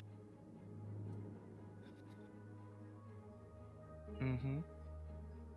I see. As much divination magic as I have is locate object. I can find John's body if it's within 1,000 feet of me, but left a week ago. Be anywhere.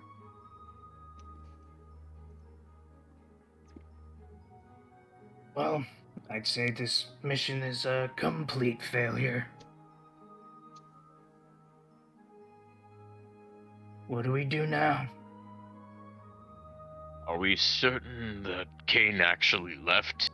He told us he was going, but obviously we can't trust him.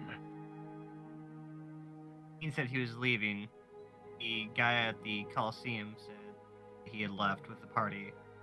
Then this new Veneer's contact also said that he had left, correct?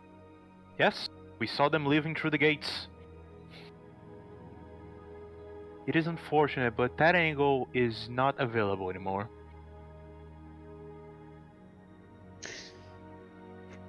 We'll have to tell our superiors about this.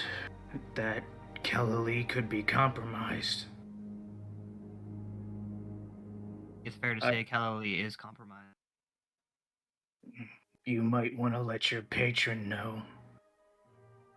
Oh, Veneer. they already know. But they want to know what you're going to do about it. And if Crewment has any... And that will decide and let them know if Crewment is something worth investing in.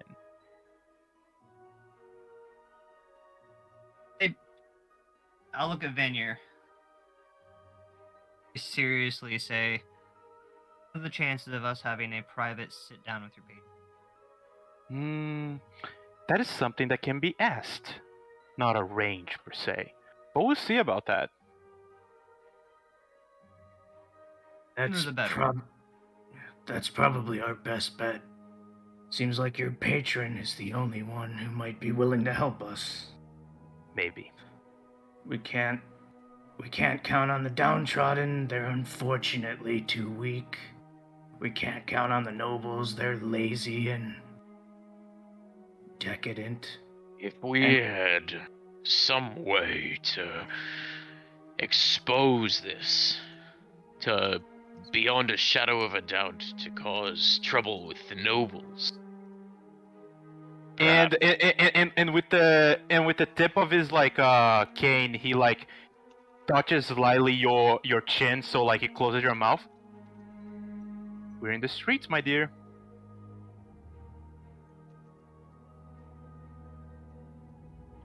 Well, no, let's see if like that message of yours can be delivered.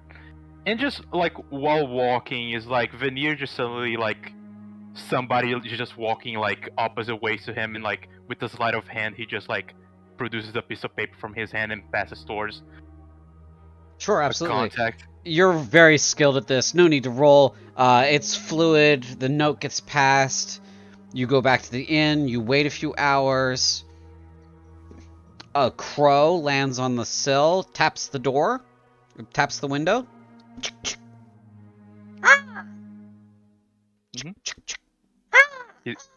Veneer's gonna open and collect the message. The crow hops out of the hops into your hand. You collect the message from his foot. The crow is waiting for his treat. Of course. And Veneer opens like his crow treat that he always has because of the situations. Yeah, And gives him a little biscuit. Yeah, you give him a little bit of him a little bit of a biscuit. He eats it, and he hops out and he flies off. And he's going to open it and see the message.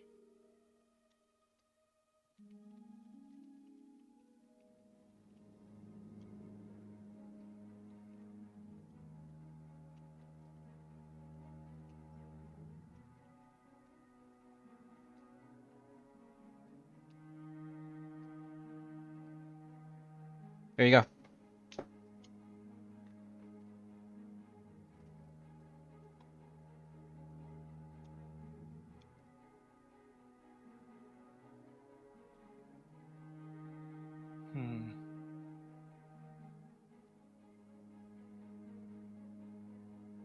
Right.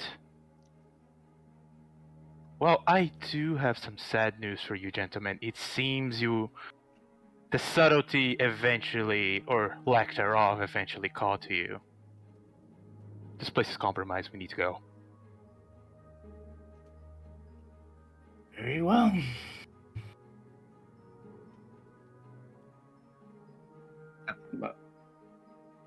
Now.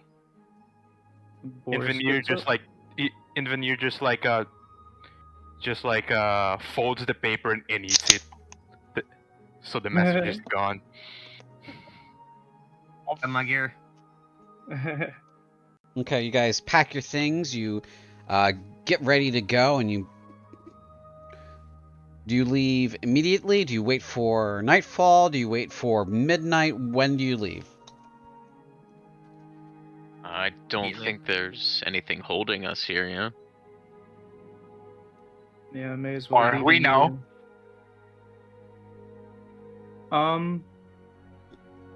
So I saw the plans for the sewers, right? Yeah. Could we travel using those, or would that not be viable? That it is a viable path. It will dump you into the waters around the near the city, not the fish. Specifically, this one. It'll dump you into this ravine, because this ravine is a defensive ravine. It protects from the approach here, and so if someone's trying to, screw around and invade Kel'Alee from this direction, they may wind up in toxic water, or at least having to breach toxic water. And so that's problematic for them. You will wind up out here, you know that already, which will mean you'll have to climb up this in full view of these turrets. Yeah, so maybe not the best. It's a gamble. If you go at night, they may not see you, but that's true. You're now also aware that all of the guards can transform. Maybe the front door might be the best option in this case. Yeah. Also, supposed to have left already, so I think if we just use the things are getting a little hot here. It's time for us to leave. Also, throughout like the rest of my investigation, were there any other avenues of escape that I found, or no? Not really. One of the things that Kel'Alee has, being a city that is up against a mountain, there are tunnels that lead into the mountains, but those are mines, and those are mines specifically used by the city. There's no guarantee there's a way out through them. Yeah. That would be an even riskier gamble, because what could happen is you could wind up in a dead end and the guards find you, and now you've nowhere to go. Do I know about any sort of like smuggling route? So as far as smuggling is concerned, it's very much in Kel'Alee one of those things where certain people get paid and stuff gets walked through the front door. Mainly so everything looks fine and official. Kel'Alee's one of those cities where appearances are more important than the truth, and so you're aware of this. I believe you grew up in a drow city. You're a full-blooded drow, so you would have been born in a drow city, and you know that there's differences there between these two cultures. The Kel'Aleans don't have any sort of problem with money changing hands for stuff to happen. And they don't have a problem with smuggling per se, so long as it's not certain things. Because stretching the city's resources can be problematic, but if you're bringing in resources, that's fine. So the smuggling is mainly in, not out. Okay.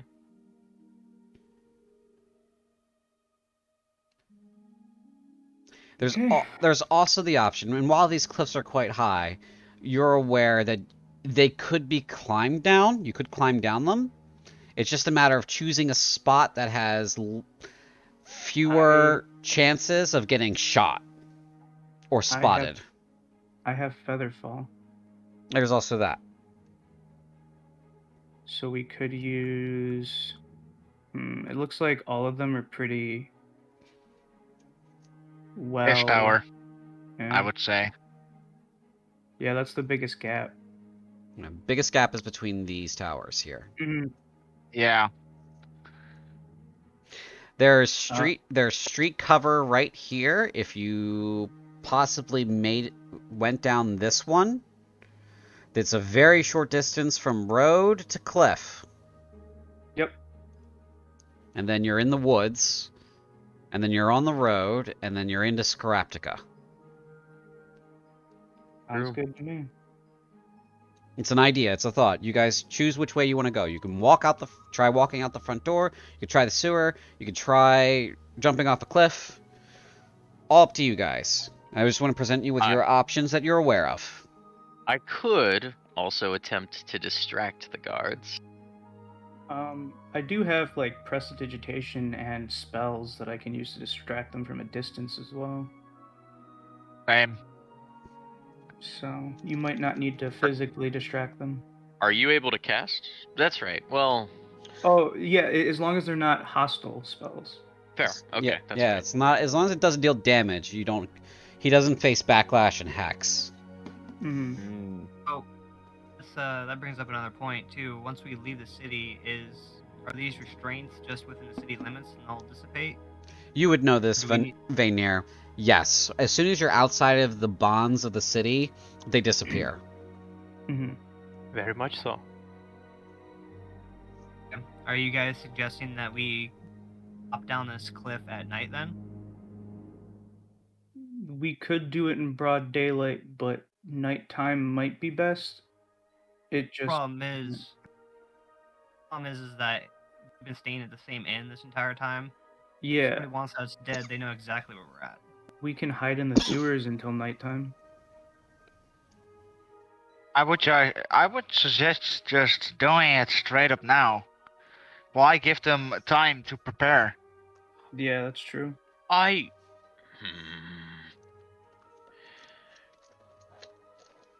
Why are we waiting for the city to make a decision?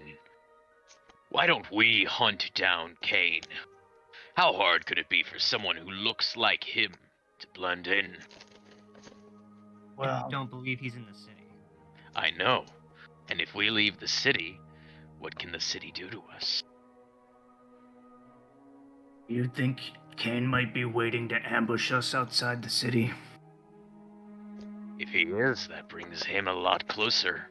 Makes our job easier. I'm losing diffidence's voice, guys. I'm sorry. I'm trying to bring it back. It's okay, buddy. If you're losing it because it's physically hard. No. It's just like I can't formulate it in my brain. Oh, right now. it's a performative problem. I Yes. see. You say that as your voice cracks.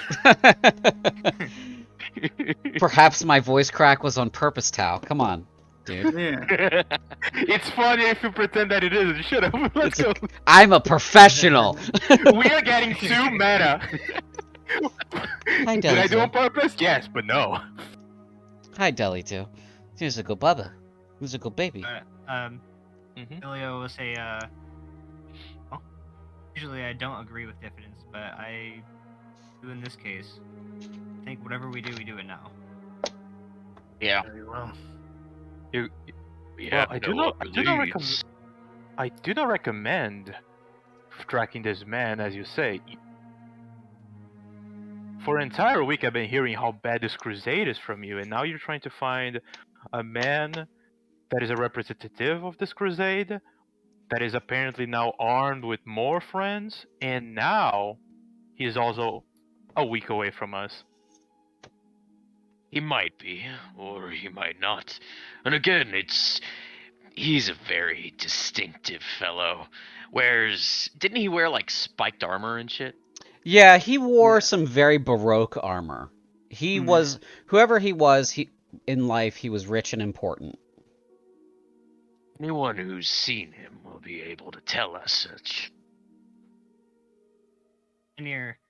So your decision is going rogue. One way or another, we're going to find him and retrieve John's body. Ah, fair enough. I'm just wondering if the decision this group is making is for going rogue from your kingdom. I don't believe this is going rogue at all. Perhaps we take him alive. Perhaps we tie his ass up, bring him into the city, and make him answer for what he's done. Nothing else, we can go back to command and set from there. Command has divination that can help us find him. So DM, remind me. Sure. Kane said that he can't die even to like physical harm, right? That's what he said. We could still kick his ass and tie him up, I think. Yeah, still incapacitate him somehow. Whatever Alright, you should not return to this place. I don't think you know exactly how bad the situation has gotten. If I had to put into percentages, I would say that you convinced 30% of this town, of this city, about your cause. But here's the thing. The other 55% are onto you. That's exactly why you're leaving. You will die if you stay here. You will die if you come back here. All you can do is leave and hope that the people you convinced will make a change, if at all. So the city, we're done with the city. Finding Kane is after we leave the city. I have no plans on coming back here unless Kane wants me to. Well, then let's focus on leaving the city. I should say, if we do run into Kane, we should probably pretend that we're still his friends. But almost definitely we'll ambush him.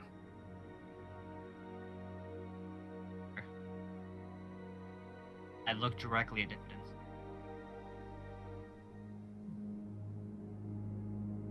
We If may it- be able to ambush him if we can find him, or we may have a hard time finding him at all. We'll see. He might find us. If he's a representative of the Crusade, I feel like he'll find us. Makes our job easier. I think we should go.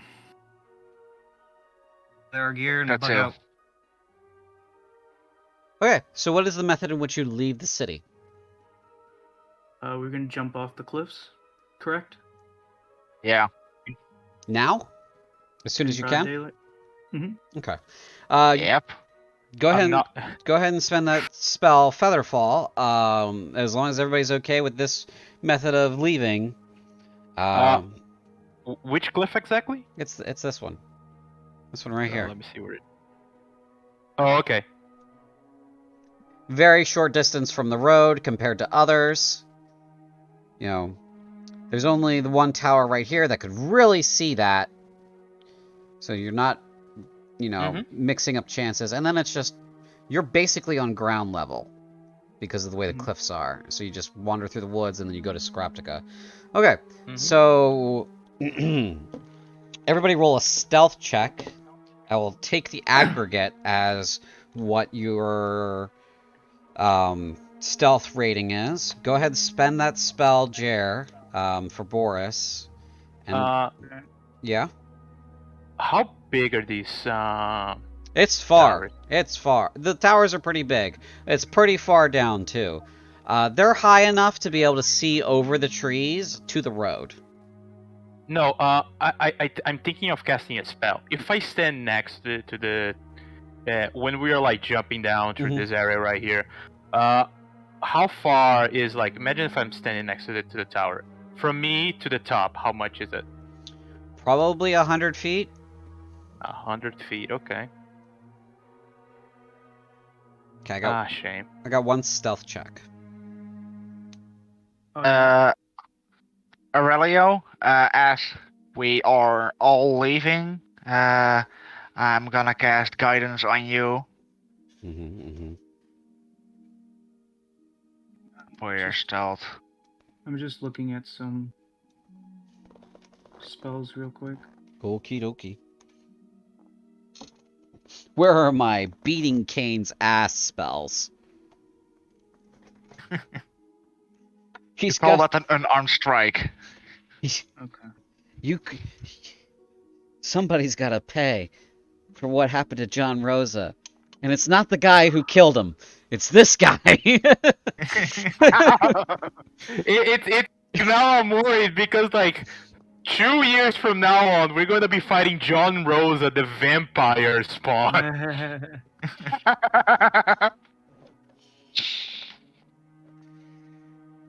That's a shame. Okay. Not the lowest though. I'm gonna replace that with my 9 portents.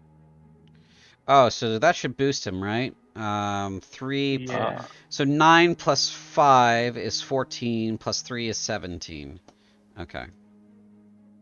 Thank you. Okay. That's all 5 of you, right? 1, 2, 3, 4, 5. Okay.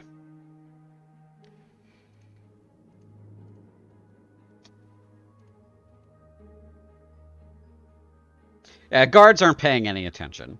You guys hop off the cliff, float down. Guards are up there picking their nose. You wander through the woods and you proceed into Scraptica.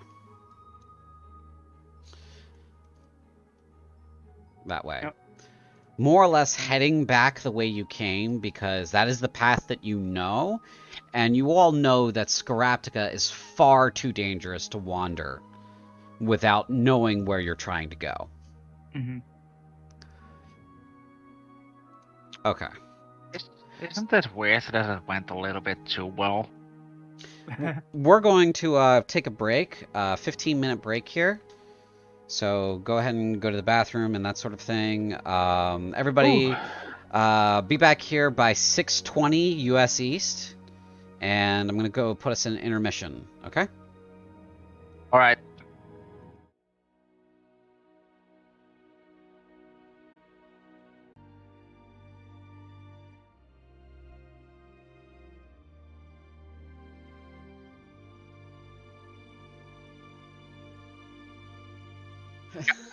Hey, Okay. Carly. Alright, we're back. Okay.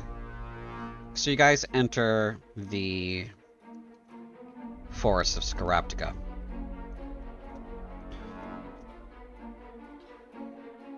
The winding forest path takes you deep into the heart of the wood, to where you fought the Wraith earlier in your journey. Where the cold shiver had existed, there is an uncharacteristic warmth present. Each of you begins to sweat as you approach those woods.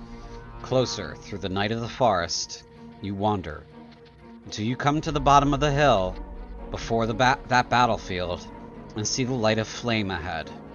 A curious sign here in the forest. There could be people ahead.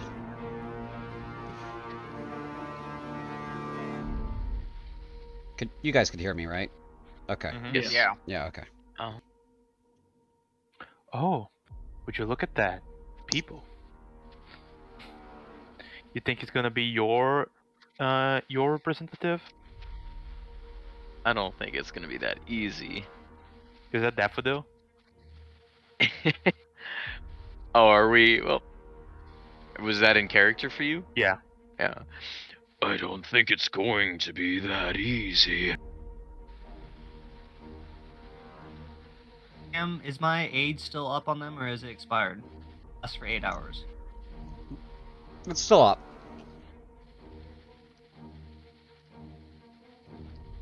You still have it.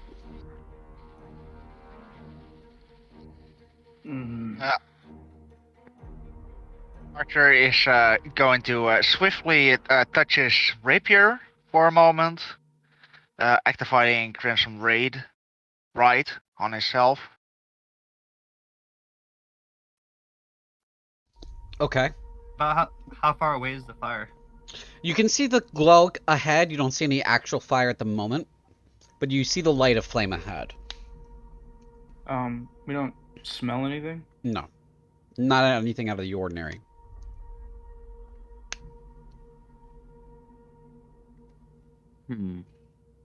Should we go? Go ahead. I'm gonna say what you're about to say. I think we should go investigate. Yeah. I was gonna say, should we avoid them? I feel like our mission's important, and this could be dangerous. It could be Kane, or it could be someone who's seen Kane. Could also be somebody traveling to the city that we need to warn what's going on. Very well. Either way, be careful. This might be a trap. Mm-hmm. Boris will follow the rest of the party, but at like a little bit of a distance, like maybe 10, 15 feet. Okay. Cast see invisibility.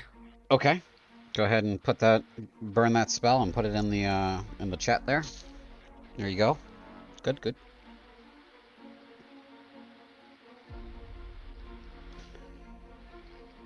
As you approach, you see a hastily constructed brazier atop a rocky position.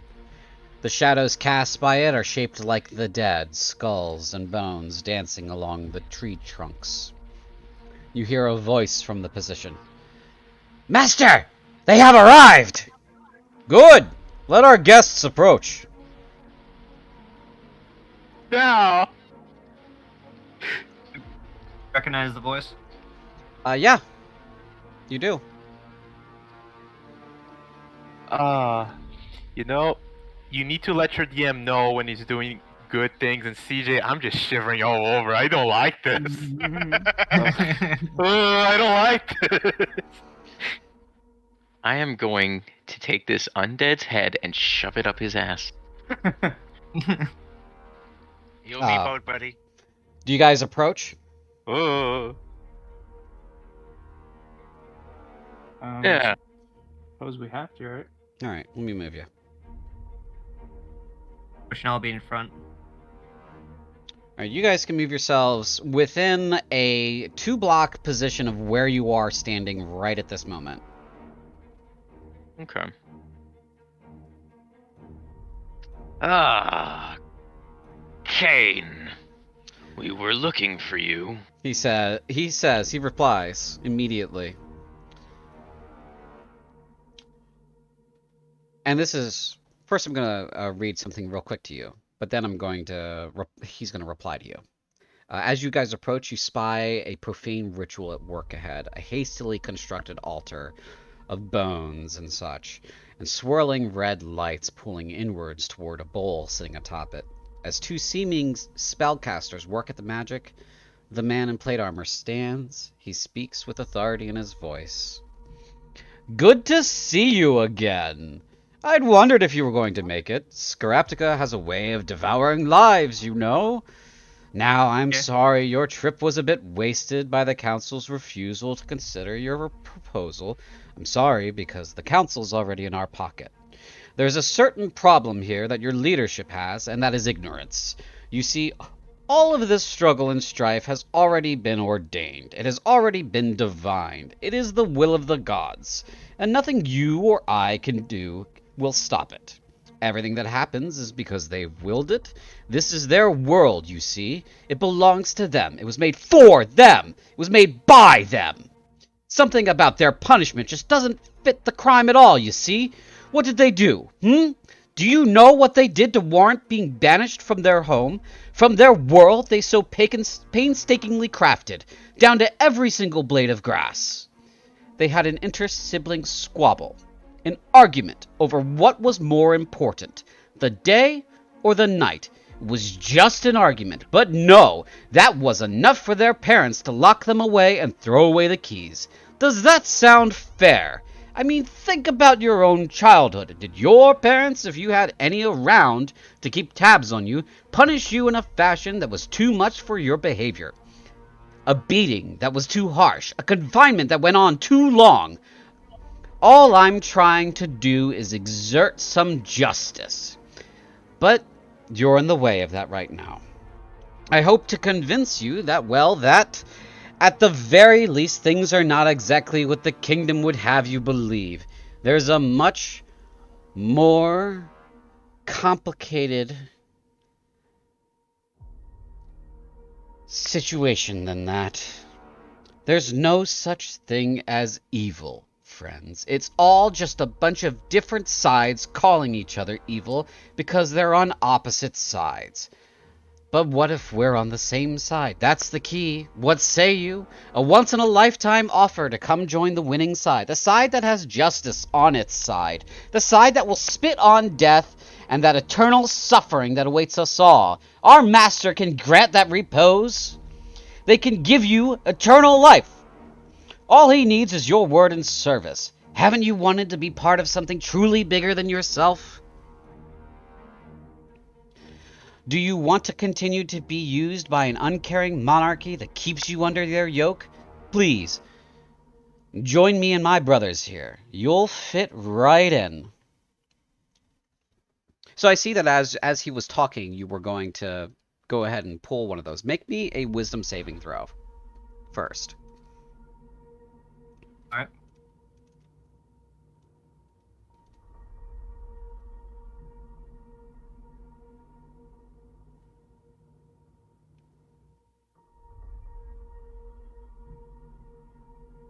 I mean, I'm trying to figure out how to make a wisdom saving throw. You click on wisdom and then the word wisdom, and it'll bring you up a box that says ability check or saving throw, and you click on saving throw. I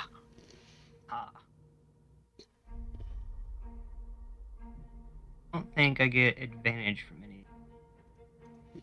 You get advantage for what now? I'm saying I don't think I get advantage from everything because I didn't use my my divine ability earlier. No, you didn't declare you were going to. So you were just going to throw a. You were just going to throw a thing. Oh fuck. Okay, you fail. As he's talking, he sees you make a move, and his eyes lock on you. They flash a second. You're charmed. Yet. Baldric Kane is your trusted friend. He needs to be listened to and protected. Can I counterspell that? It is not a spell. Okay. Your Would counterspell Arthur, is burned. would Arthur know that it is a charm effect? Make a perception check. See if you notice it.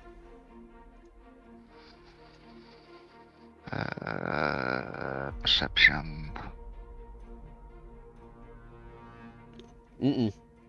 No, you don't notice it. His eyes lock on Aurelio's. Aurelio's the only one that sees it happen like that. And you see Boris, as he tries to go lift for his axe, you see him freeze suddenly and kind of relax totally. You notice that he's under some kind of effect. You try to counterspell it before it takes full effect. You don't feel like you did anything with that. So I'm going to read his last line because I want to make sure that that is in your head while you guys are thinking about how to respond to this. He says, "Haven't you wanted to be part of something truly bigger than yourself? Do you want to continue to be used by an uncaring monarchy that keeps you under their yoke? Please, join me and my brothers here. You'll fit right in." He gestures to John Rosa behind him. Is John Rosa? He's not standing up, is he? He's standing up. He's God fucking. He's fully standing. He's looking at you guys with pleading eyes.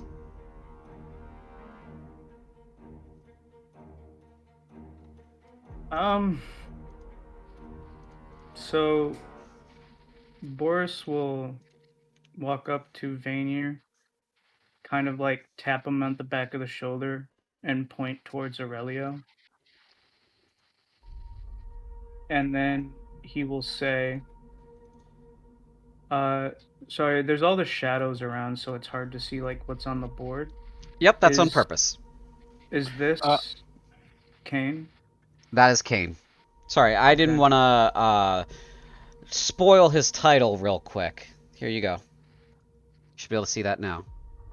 And I'm going to move John so you can see it. Frozen of Ka. Yep. God. Jer knows. I cannot see diffidence, and That's because he's behind a Guard. tree. Oh, okay. Yep. These aren't stumps. These are full trees. Oh, okay. Perfect. It makes a good argument, guys. I would like to smile at Baldric Kane and start walking calmly towards him. Before diffidence, or when diffidence gets about like 10 feet away. Mm-hmm. Let me see real quick. You can go ahead and move as you would like, diffidence. Let me I just need to measure something. Forget how these things work. What would a 20-foot Sphere? yeah, sphere around there look like?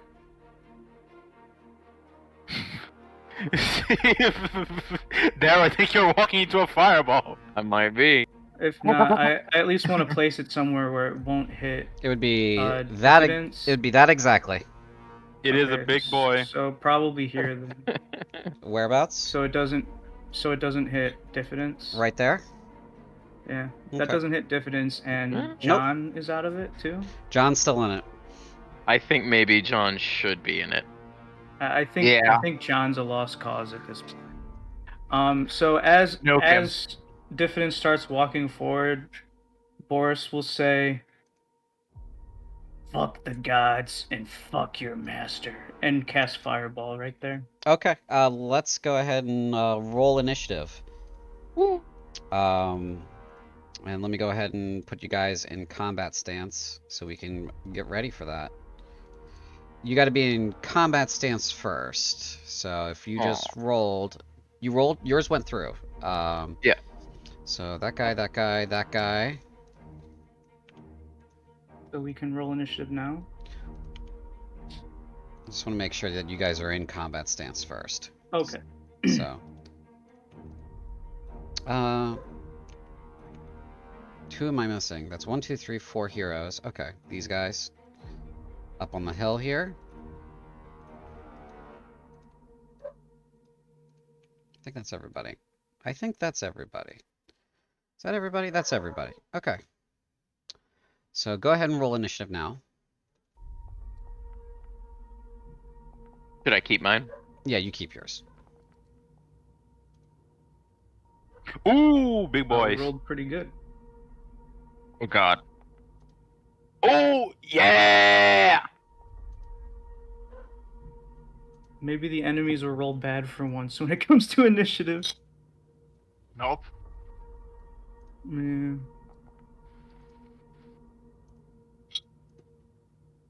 And now I gotta get some proper combat music going.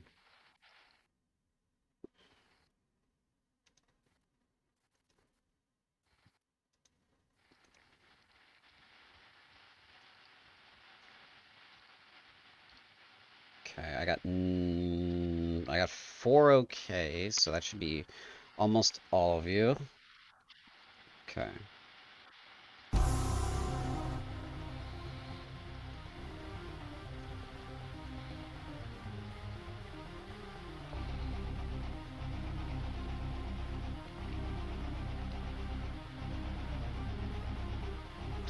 Okay.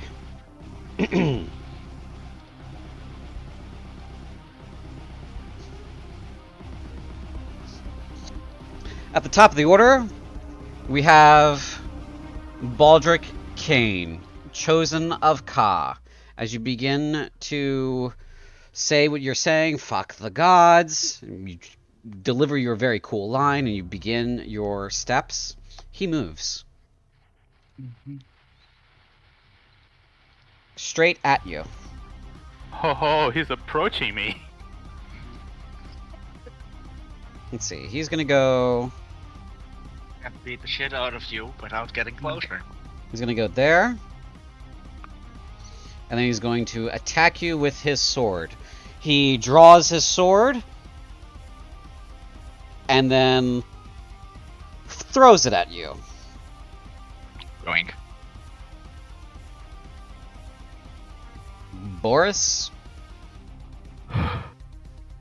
If you say a 20, I hate you. That is a 28 to hit. Yeah, that hits. Okay, sis. So 11 points of damage. 5 of its slash. Most of its slashing. 2 points of it is necrotic.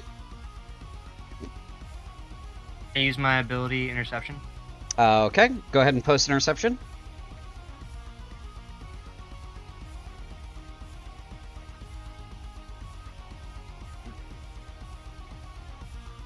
When a creature you can see hits a target other than you within 5 feet, he is not within 5 feet of you. He is in 10 feet of you. The target within 5 feet of me. Right. Him. Boris. The target's Boris. He's within 5 feet of me, isn't he? He's in 10 feet of you. Okay, that's hard for me. All right, never mind. Good. Okay, so you get hit by the sword. It comes flying in at you. You are like, oh shit, he threw his fucking sword. Gets a good hit on you. And you expect it to kind of just bounce away from the momentum. But as it hits you, it bites in and then boomerangs straight back to his hand. Oh, that's not good. His second attack is going to be another thrown weapon attack at Diffidence. He's going to throw his sword again.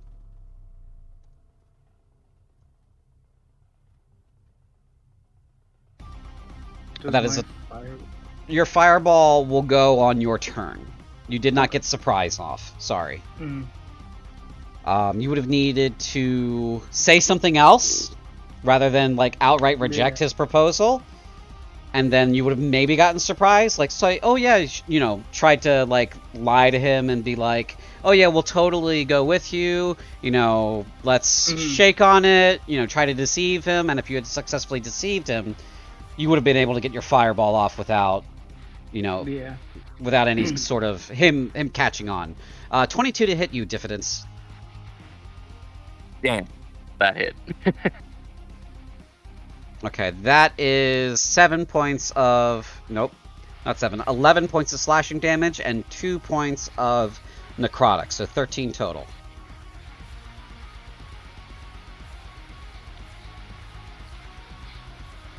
Got it. Okay. Oof. It's That is the end of his turn. Which brings us to Veneer. Mm-hmm. Yeah, so I'm looking at this, and I'm looking at these folks here. I don't know if there's one here. I know, see this guy here, this guy here. All of them undead? You don't know if they're undead or not. They look like people, though. Mm-hmm. Alright. Awesome. Okay. So what am I going to do is that Veneer is going to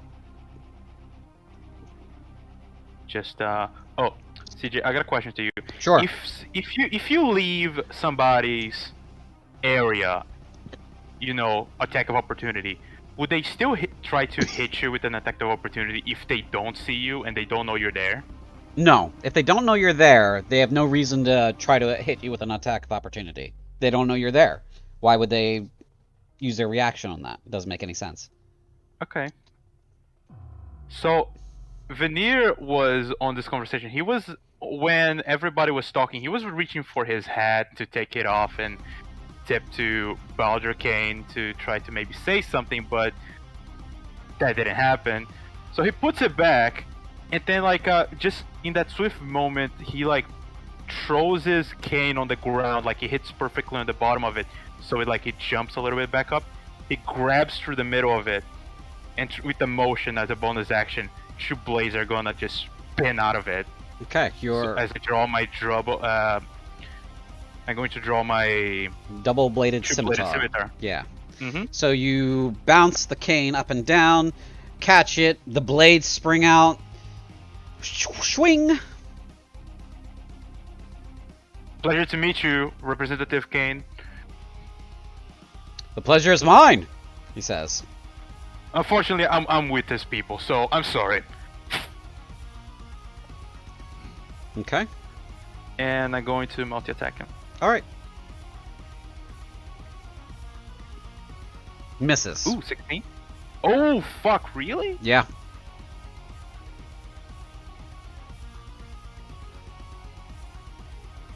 Misses. 11. And I'm going to action surge, Okay. so I can just... I'm going to cast darkness. Okay. Go ahead and place your template. On these people. All right. And I'm going to use 2 more of my movement to just like whomp, move here, move 25 up, go up, and then escape Val'Ghast as I cast my spell. Okay.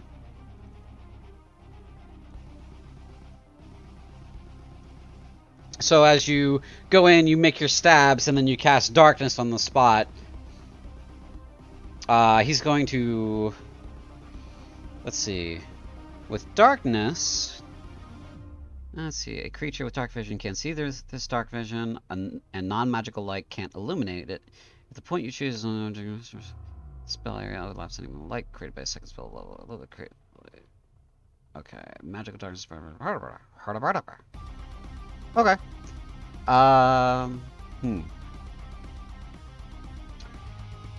So if I recall correctly, if you can't see an enemy, but you know that they may be within range, you can try to hit them.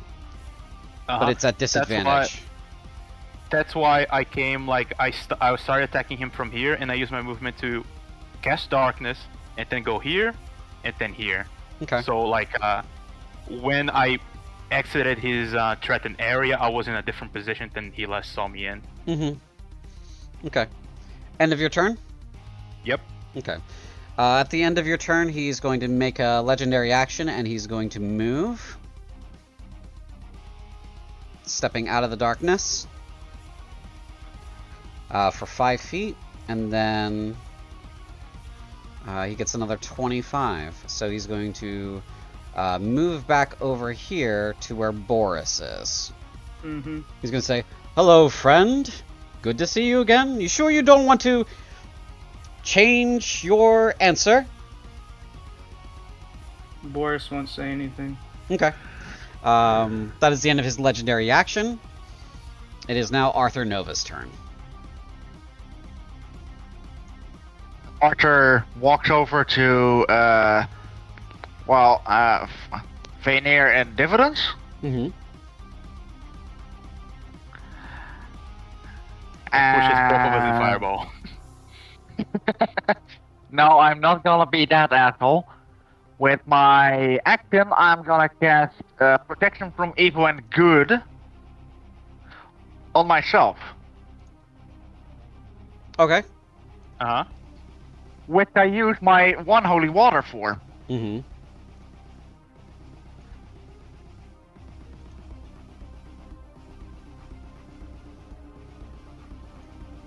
Oh, poor Boris.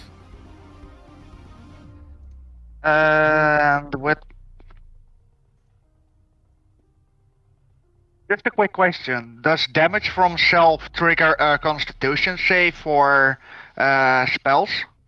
Till the spell Concentration. ends, one willing creature you touch is protected against certain types of creatures. Where is your damage coming from? I maybe going to use Blood Curse of Binding and amplifying it, which deals 1d6 damage to me. I would say any damage may break your concentration. I'm pretty sure it's ruled that way. What I would do is I would grant you advantage on that particular save because you're doing it to yourself and you're aware of it. If I may offer a suggestion, in case you don't want to run that risk, since I'm gonna frontline the Baldric, maybe give me the protection from evil and good.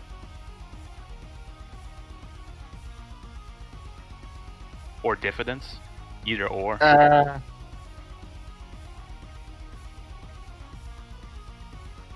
I am going to say no. Okay. And with the knowledge of potentially breaking my concentration, I am not going to use Blood Curse of Binding. And I'm just gonna pull out my rapier. End my turn there. Okay. Just a second, I'm grabbing some wings.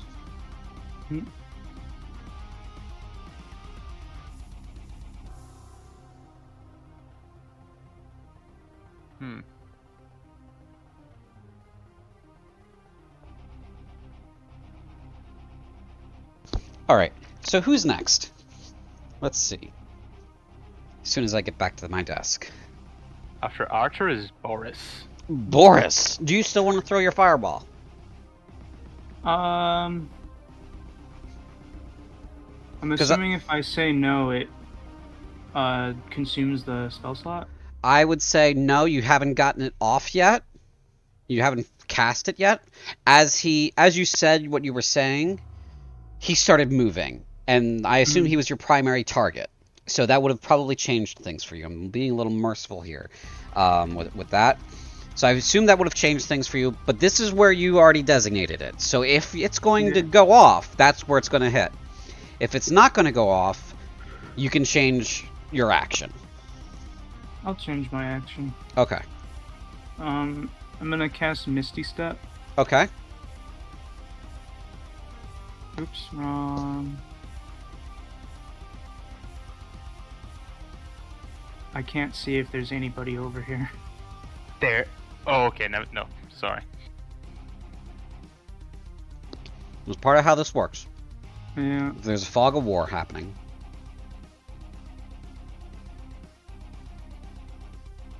Oh, apparently there's a wall there. It's the tree.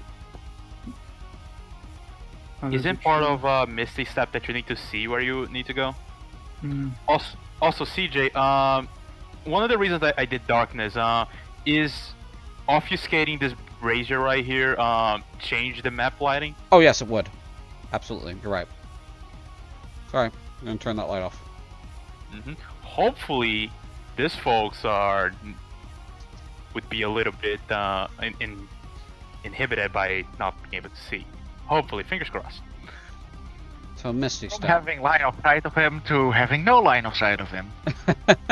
That's terrifying, isn't it? Kinda. Oh, I was able to see him just a bit ago. I know had where he vision on is. him. I had vision on him just a second ago, and now it's gone. That's because the Yeah, light went off darkness. and you moved. So, because of the darkness spell. Well, the Oh, darkness okay. went off before he casted the spell, so maybe he would Misty Step into somewhere with light. Yeah. Probably.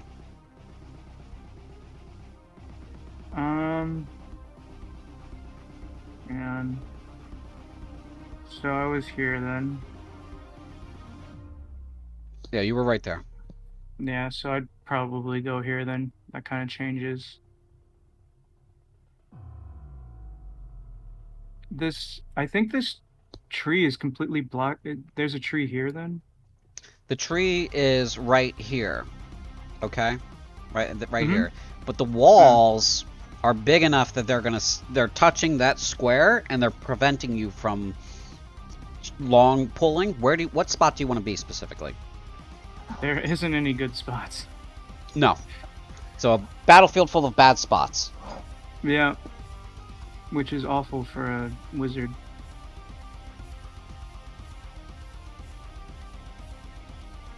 Guess here.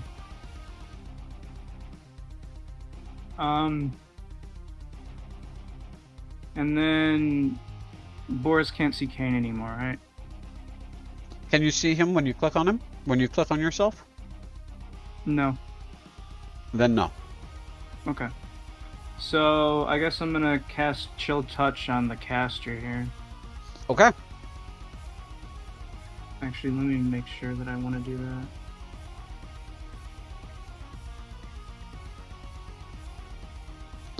Gripping indecision. Sorry, Is- Ray of Frost instead. Okay.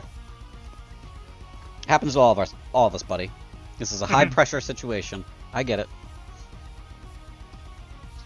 Okay, you cast your Ray of Frost. 23. 23 hits.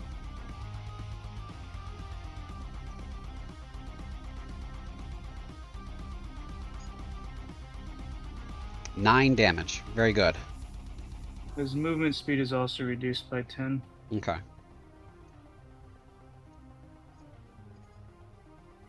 I'm gonna make him do his concentration check, basically. He passes. Okay. End of your turn? Yep. Okay. Well, actually, can you move after casting Misty Step, or does that consume your movement? Misty Step is a spell?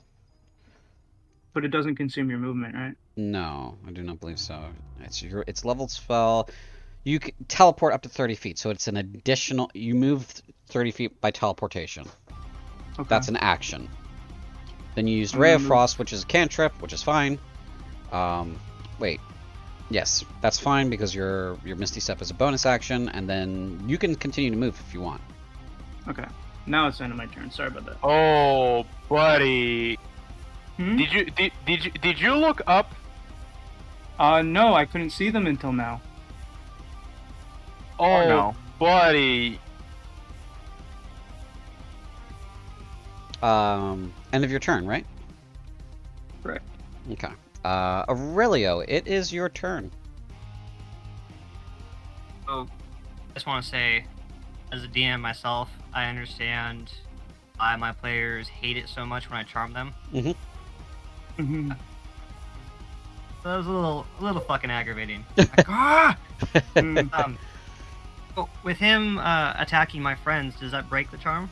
The charm target regards the vampire, Baldric Kane, as a trusted friend to be heeded and protected.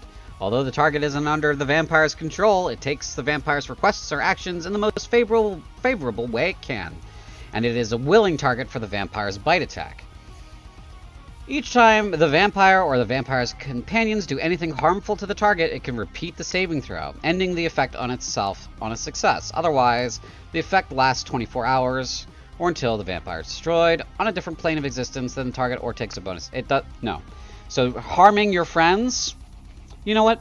Baldric's in the right to do that. They were assholes to him just now. It said when the vampire does anything to harm his friends, right? No, harmful to the target, Me. which is Aurelio.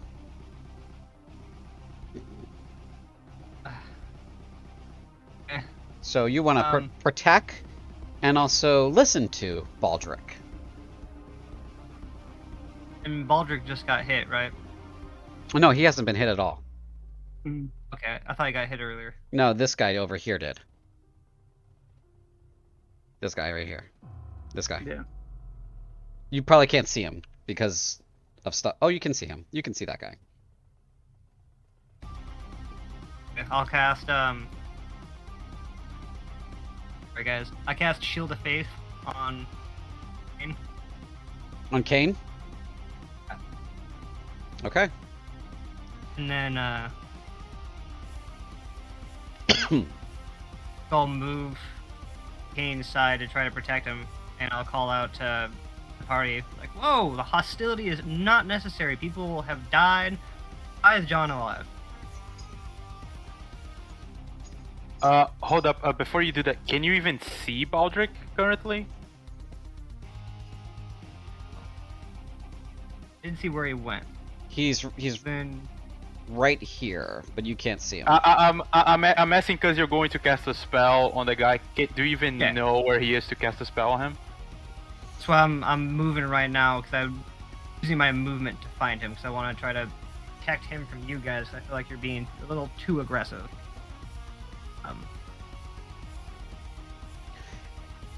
It doesn't say you need to be able to see them. Shield of Faith? He did. Does it? Where is it in the... Let me see it. Tal, remind yourself who the DM is. I know, that's why your within opinion's fine. And A shimmering fields... Oh, sorry. I clicked on something. Go ahead. I think I accidentally removed your Shield of Faith spell. Hold on. Okay, the music is kind of like brain fogging me at the moment. Hold on. Compelled duel. Yeah, I accidentally moved it down a couple.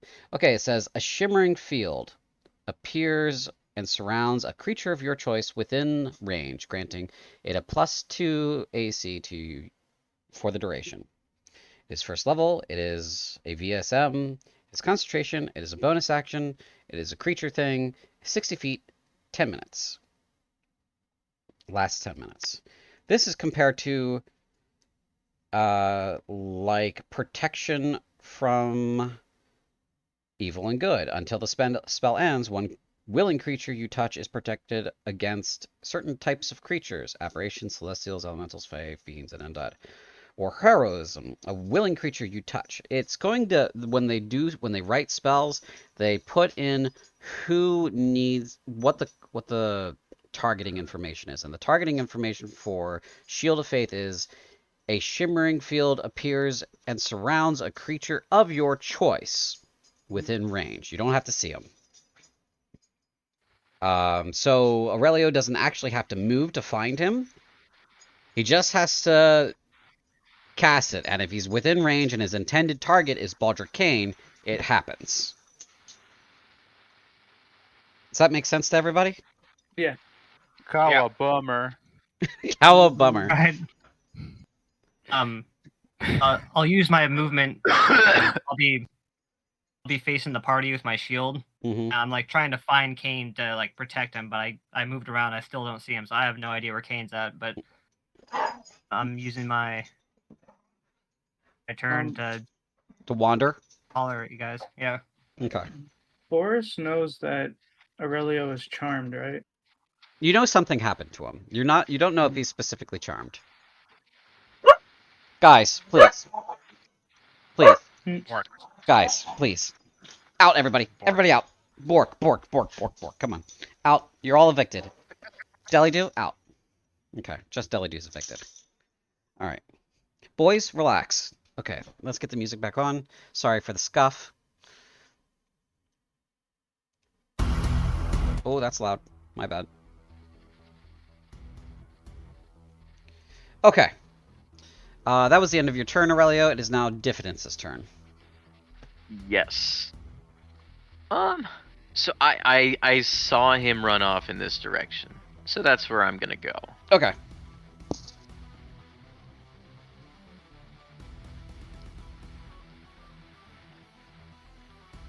And I still don't see his ass, do I?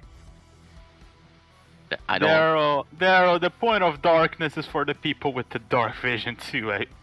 It's God not for you to damn go it. in there. It's for them to come to us. Damn. Okay.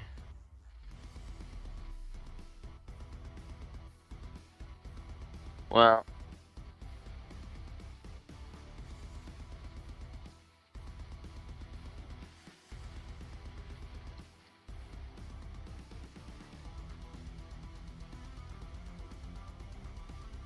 Okay.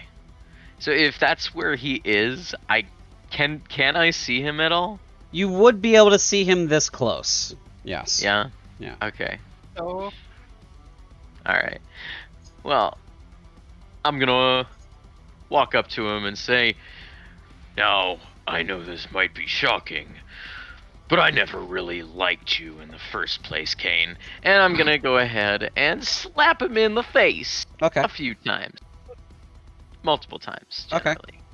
How many times? A few times. A few. Oh. So, He said a few. Come on. once. Yeah. Alright, so, once. It's a miss. Oh. Oy. And then I'm gonna flurry of blows, so 2 more times. Okay. Miss. What? With an 18, Miss. because he has I'd like because to he has see Shield of that Faith. 17. Yeah. Oh, Shield of Fate. Hey. Oh no. One more time since I'm lucky in it. Nope. That's one of your lucks. Ball sack. God damn, and one of my keys. You swing and swing with your staff. He steps and steps out of the way, almost like a martial arts movie. And then you go swinging more with your staff because that's what you rolled. As your flurry of Whoops. blows. It's okay. Just want you to see what you were clicking on.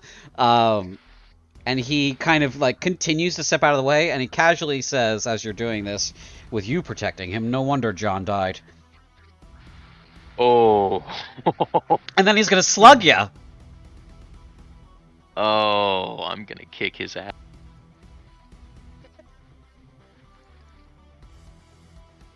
That's a 23 to hit. Motherfuck. This might be it, boys. He punches you in the face for a full 10 points of damage with his mailed fist. Ah, 10 points of bludgeoning. okay, that hurt. It hurt my pride. And physically. It hurt a lot physically. Okay. End of your turn? Yeah, that's the end of my turn. Okay. You guys hear from the top of the hill this guy shout, "For the Dark Gods!" And he jumps down. He's going to take 2 weapon attacks, one on each of you, Arthur and Boris. I think that's the right one. It is the right one. Okay. Longsword, longsword. First longsword attack is on Boris. That's a 21 That to hit. hits. Okay. Normal damage for that buddy is 8 points of slashing. And for you, Arthur, the roll to hit is 22 to hit. How much? 22 to hit. Hits. Okay.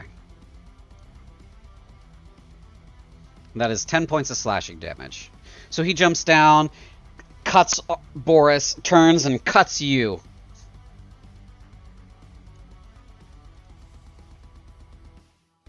I need to make a Constitution save, I presume. Yes, for your concentration. Yay. Oh, is he a human? He is a humanoid. Oh. No, I'm talking because, like, didn't you use protection against you good and evil? Oh, yeah.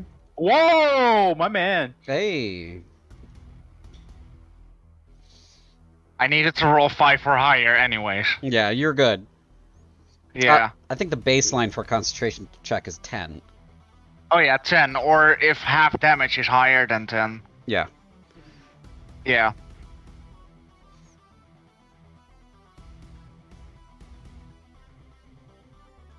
Okay. That is the end of his turn. It is now a cultist's turn. Now I have to find which cultist. Oh, it's this guy. Okay. He's gonna hop down. He's gonna Rank. He's gonna wander over. That is it there, and then he's going to run. Up to you, Veneer. Mm-hmm. Another brawler. Comes around the tree. It's 10 feet. 30 feet. End of his turn.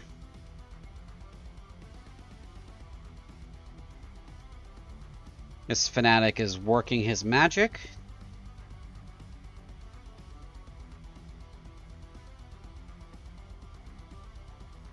He is doing something horrible with his magic.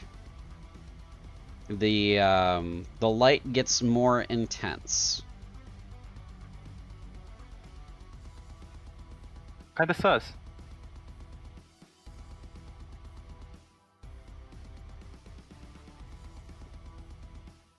It's now one of the guys in the darkness's turn. He is going to...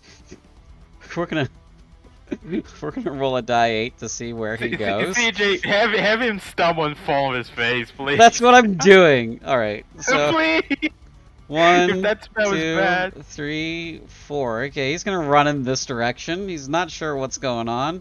Gonna make a full move. Now he needs to make a dexterity saving throw because he's off the thing. He fails. He falls at least 10 feet.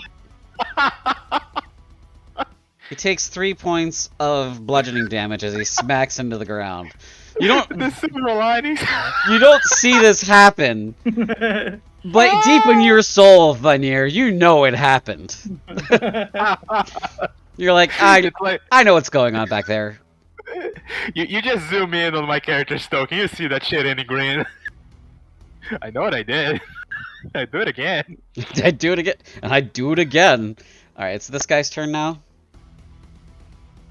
He's gonna slide down the side there, and then he's gonna proceed 60 feet. This dude is gonna do some weird magic as well. Okay, that increases the intensity of the lights.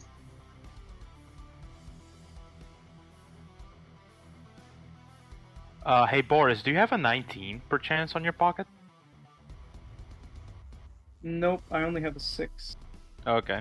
It's now John Rose's turn.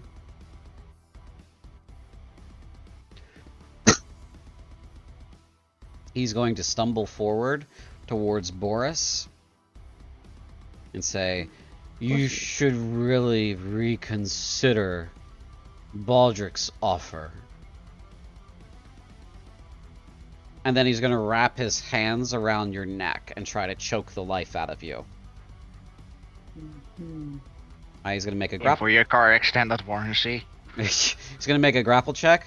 Okay, so go ahead and you can make your athletics or acrobatics to resist.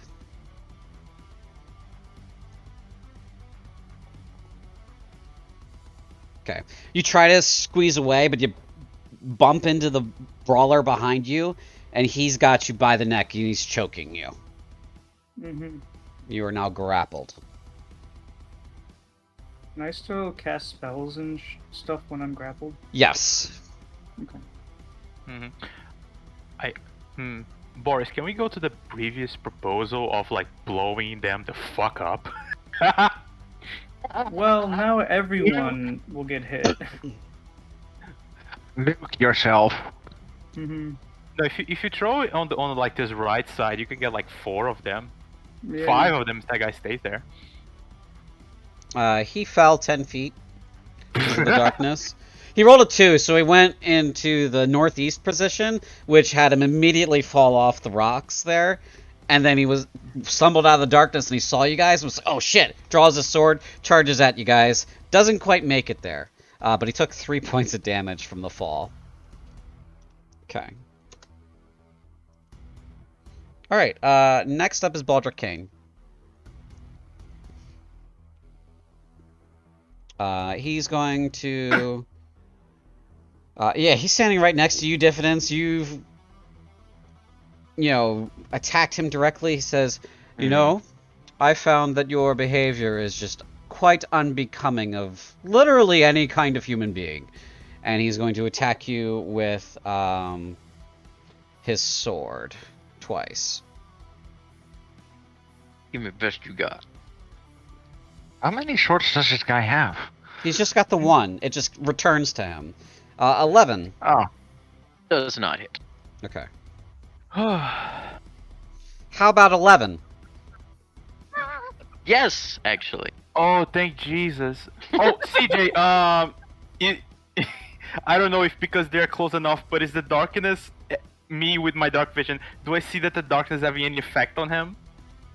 No, they're not even remotely close to that.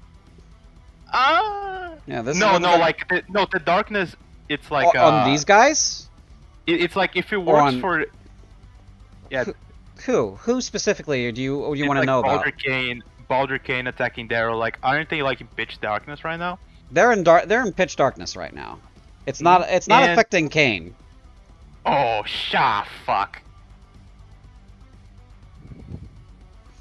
Okay, that's the end of Kane's regular turn.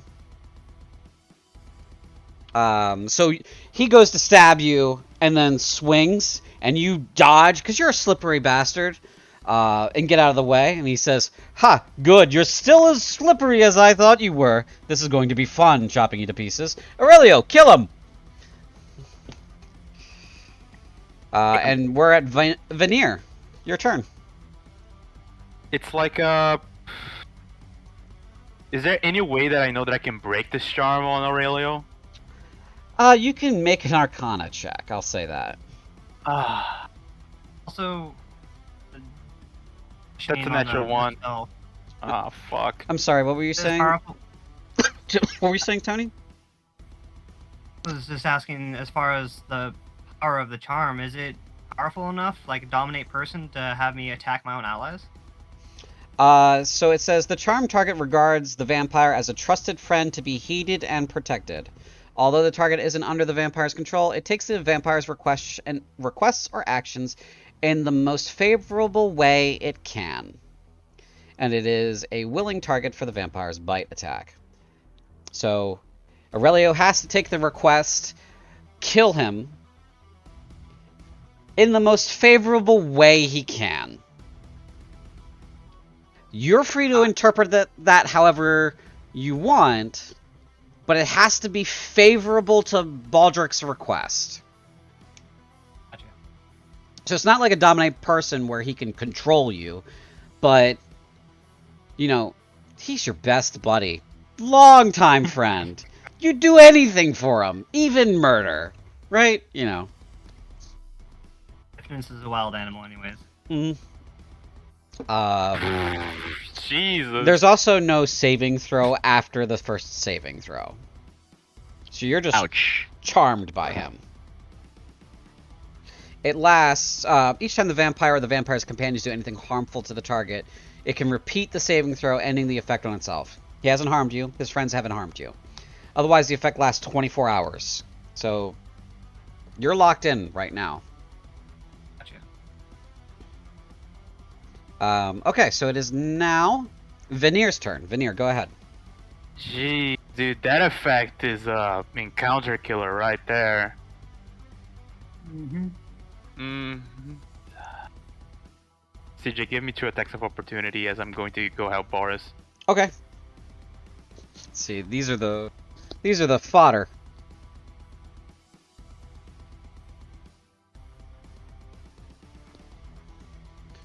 Does a 12 hit you? No. What about a 20? Oh, 20 does. Okay. You take 5 points of slashing damage as one of them pokes you in the back. Dang it.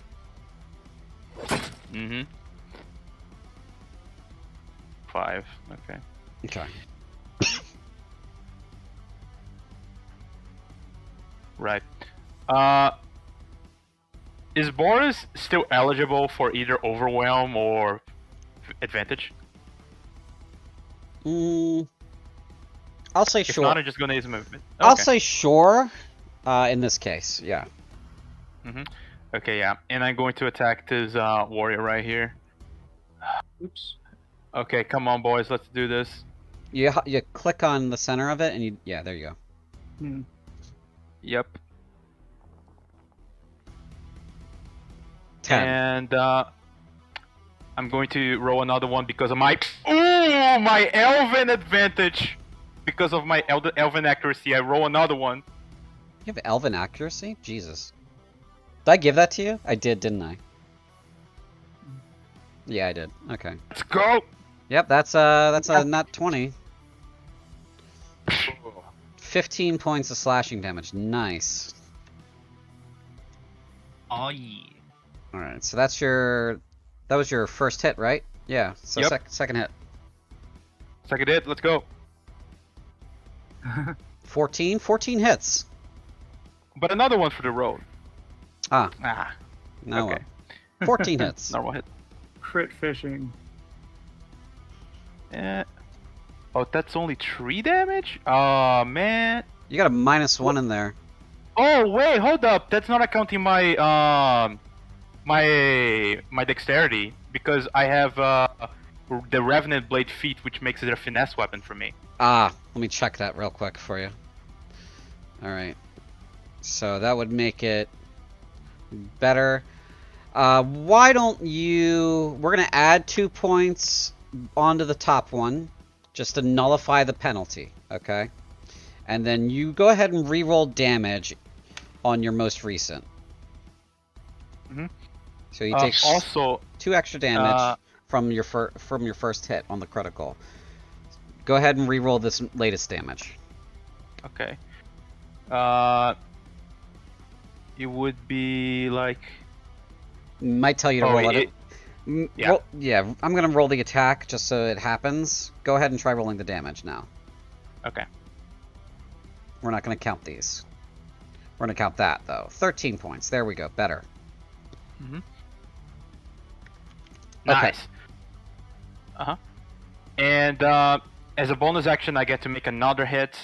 This one is less damaging, but it's still a hit nonetheless. Yeah, that's part of your Revenant Blade feature. Mm-hmm. And you Any get of them are 19? No. it hits him on a 25. Yeah, it hits him on a 25. This does less damage though, right? Mm-hmm. 1d4 plus 6 Okay. for 9 damage. 9. So you come up behind him and you just go to town on this guy. He's trying to block, but you spin your thingy, your double-bladed scimitar, bring it down, bring it up again, and then stab him with it.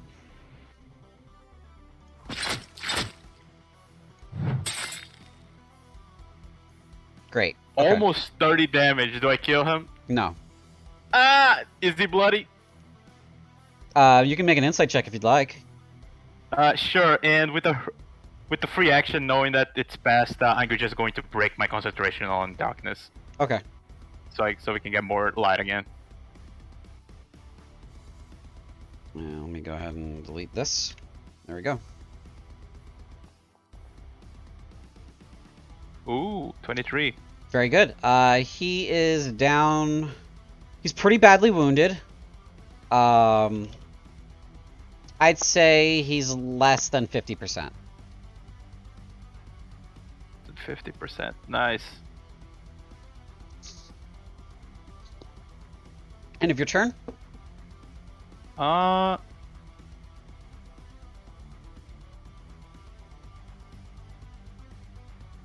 Yeah. Yeah. Okay. At the end of your turn,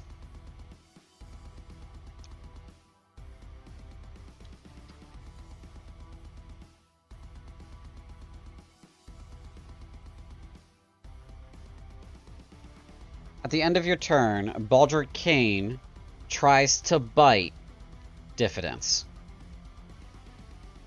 That bitch. As he opens his mouth to do so, part of the helmet kind of cracks along lines that are very fine, showing just rows of teeth.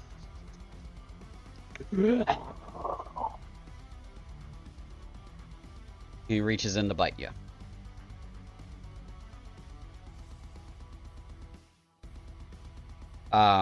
This is 25 to hit. God damn it. Yeah, that hits. Yeah. You take 19 total damage. 1 point of piercing. Plus 4, which is 5. But he rolled a 1 on the die for that. And then 14 points of necrotic damage. Your maximum is reduced by 14 points. So 19 total, and then 14 and reducing the max. Got it. Mm-hmm. Yep. Daryl, I don't know why you keep playing monks. Monks I are don't play fun. monks often, actually. Are you having trouble with the max part? No, I'm doing math. Okay. I think you could just put minus 14 in that box. I think it'll work. A counter with the aid that I cast earlier. They would counteract each other. Yeah. Got it. Yeah, that worked. Okay. All right, that's the end of the legendary action. Go ahead, Arthur. Seeing as the darkness dropped and Archer has a clear sight on our dear undead friend, Mm-hmm. he gonna scooch over. He's gonna scooch over at him. Yeah. I don't want to trigger any attacks of on. Yeah, I want to trigger one attack of opportunity. So you're gonna First I'm going- you're gonna weave your way over. I see what you're doing. Yeah. Yeah. And I'm going to stand on the other side. You might be able to get one more block and get advantage. Which I am going to do. There you go. And I don't see him anymore because of the tree. He's there. You see him. Okay. Walter Funky. But he has. Oh god. With that, I am going to attack. If I can pull up my sheet again. Oh, wait, it's on my other screen. I have advantage, right? Yes, you have advantage. Great. Attack with advantage. 23. 23 hits. Jesus, thank you. You're welcome. That is damage. And he gets a situational bonus of 1d6. I believe from a feature of mine, which was Crimson Right.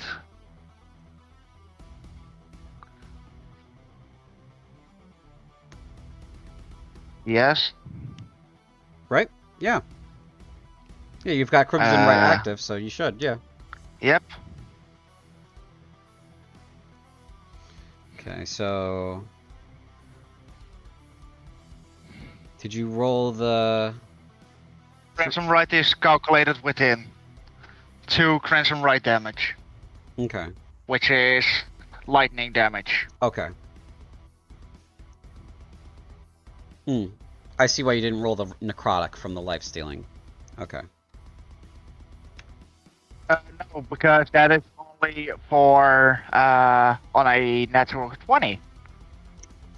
Roll a 20 on the attack roll. I wouldn't say that's a natural 20, but I like to rule them as like dirty 20s. That's my thing. So I would say you could roll the 3d6, but he is an undead, so it wouldn't work anyway. That's why I thought you didn't roll it, because the undead part. Okay, yeah, I saw it as a natural 20 because I am looking weapons up from other sources and they say natural 20. I like it to be a little bit more fun, a lot more pokey. Fair enough. Uh, That is my first attack, and I have a second attack because I have multiple attacks.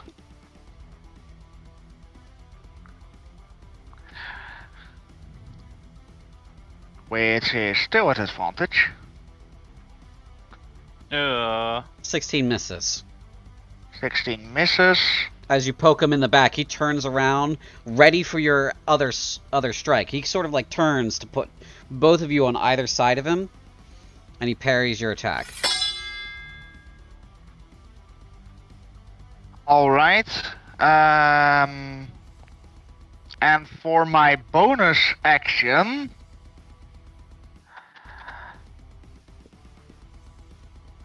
I'm gonna use War Priest. When I use the attack action, I can make a 1 weapon attack as a bonus action. Sure. Absolutely. Heck yeah. Is that still with advantage? Yeah.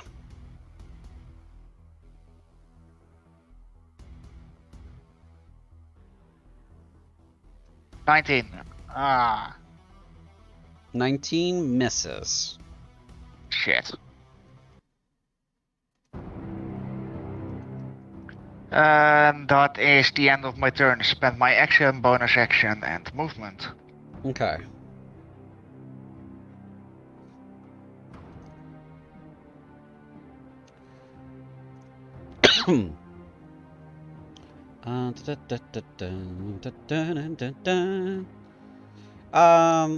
But that he's gonna punch you in the face.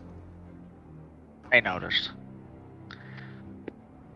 I moved over my character slightly so I can still see Diffidence and Baldric That's fine.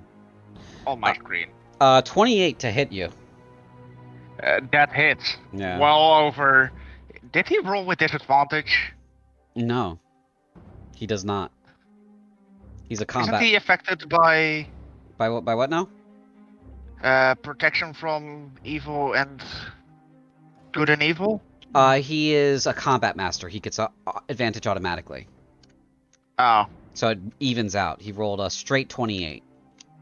Oh, Jesus, fuck. That's 12 points of bludgeoning damage as he socks you with more fist force you've ever felt in your life. Your brain is ringing right in your face. He says as he does that, it's very rude to interrupt it when 2 men are talking. Time for a Constitution saving throw. Mm-hmm.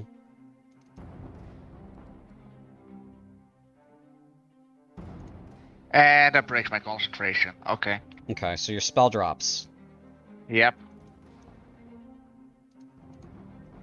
Alright. End of your turn? Oh, that was his. My turn. Yeah, that was his That reaction. That was his legendary action. That was his reaction. That was his legendary action on you. Yeah. Yeah. Boris, you're up. Boris, my great yeah. friend, as a If I wizard, Yeah. you can hit 5 people with the fireball. Yeah, if I hit Fireball, will this also hit me or just John? Right That'll here. hit just. Let me see. Hold on. So let me. Yeah, because the green doesn't go over my... No, it doesn't. You're fine. It doesn't hit John though. Okay. So it would hit the brawler and all of the cultists over here. I can get John out of you so you can break it out on my turn. Yeah. Where's my other It might be cult? better Oh, if you kill the brawler. good God, that other cultist is just on the entire wrong side of the battlefield. Like, where's my fourth cultist? They didn't kill him yet. I'm gonna be honest with you guys. If we don't destroy the bulk right here and there, so we can like have like the resources to deal with that Baldric Cane, Yeah, we're not gonna win this. So yeah. I'm It- useless at this juncture, so I have to do this. upcast it maybe. Fucking fry those fuckers. Maybe destroying this ritual might actually end up helping us a bit. I don't have any 4th level spells, so Oh no! can't upcast. I can't. I'm not high enough level, so I can't upcast it. But I will cast Fireball right there. Okay. Go ahead and Boris- cast it. And Boris just kind of lifts his finger as he's getting the life choked out of him, and please roll good. Everybody, clasp your hands together to pray for our brother Boris. Boom. I like that effect. Yeah, isn't it nice? Mhm. All right, so we got dex saves for everybody in here. 33 points of fire damage. What does that have? That's 16. 17 half, just for the sake of players. This guy, it doesn't matter if he saves or not. He's dead. He's Yay. also dead. He is also dead. Can't save against it. He's just dead. Ah, thank God. This guy has to roll. So dex saving throw normal. He's the one I also already did damage to. Yeah, he fails. He's dead. Yeah. Full damage. Oh, thank Boris! You got more kills than everybody this campaign. I mean, in this 3-shot. While being absolutely harrowed on all sides. That's a God. 15. What's your save? 16? Yes. So he He's- fails. He fails. He's got 1 hit point left. This guy. Oh, what? This guy. So your explosion, flames everywhere. You're waiting for the dust to settle. You don't see that yet. But he's got 1 left. Natural 1 on the brawler for the dark gods. He takes full damage. 30. He Nice. takes extra damage because No. he's that one. No, I don't do that to you. I know.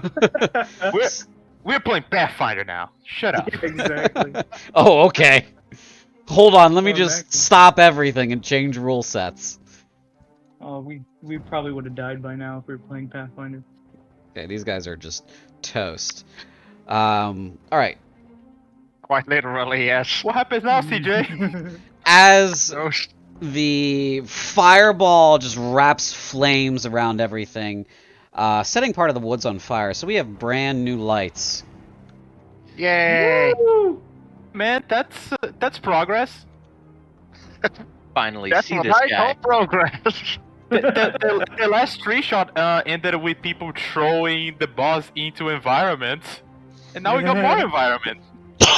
The fireball blasts the bowl that was sitting on the altar off of the altar. It's gone somewhere. And the whole ground here is scorched completely. There are 4 completely blackened skeletons on the ground where these guys were. They're dead. They're just dead now. They're gone. And this guy is barely clinging to life. He's got 3rd-degree burns all over his body. And he's clinging to the altar. The other guy, this guy right here, he's shaking it off. He's smoking. He is not in good shape. Okay. So that was your action. You're still being choked.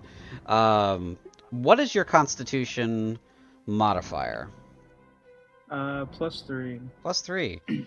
You're gonna be okay for a few minutes of this. You kind of got like one hand on one of his arms, and he doesn't seem as strong as he was before.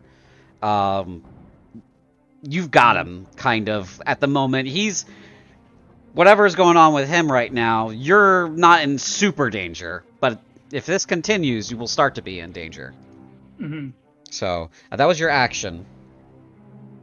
So you can't use an action to try to get out of this. Yeah. I don't really have much else I could do. Because you can't cast 2 leveled spells in the same turn, right? Right.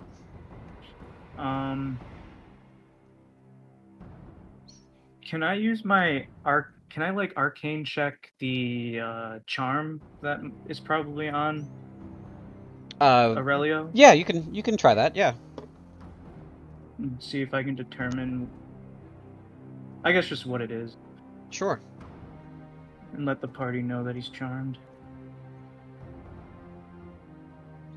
With a 20, I guess I will say that you're aware that he's acting funny. You saw Baldric do something to him. Aurelio is probably under his thrall. And helping Aurelio means destroying Kane. Or driving Kane off. Yeah. So, Boris will just kind of choke out, like, I think Aurelio is charmed by Kane. And that's it.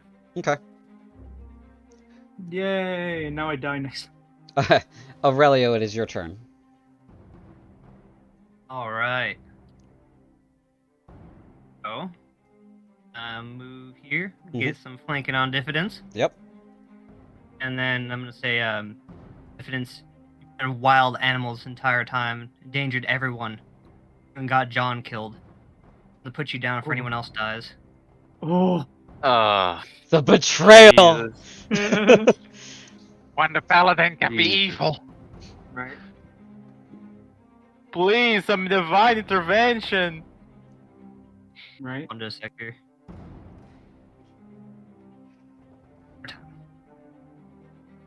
He's a monk. Have mercy. Nope. Oh, I attack with advantage because we're flanking. Yes. Yes. Damn. All right. Brutal. 18. That hits.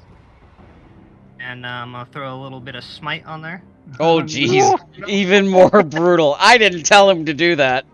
You said the most favorably. It's your fault.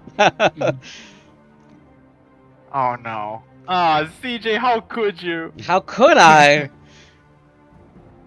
I'm the bad guys! There's something about being too much of a bad guy, you monster. So I just add the 2d8 into that full damage. Yeah, so that's, Dividend's fucking dead. that's 14 points of damage there. I am alive with 1 HP. He lives! Oh my He's got God. one left. You got a potion so you can disengage and glug glug? I do, but I have other things that I need to take care of for the moment. Oh. First, I'm gonna attack you again.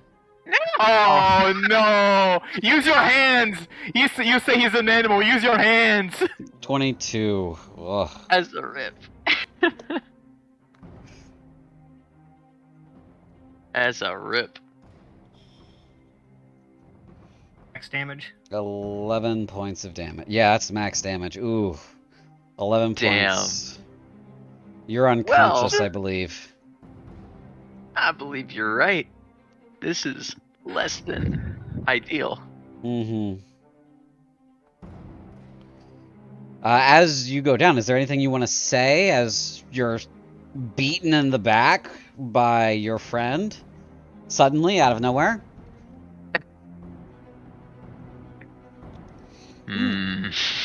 Maybe not out of nowhere. You did hear Baldric Kane say, "Kill him, Aurelio." Did you believe it was going to happen? Let's find out. What do you say? Aurelio, you traitor!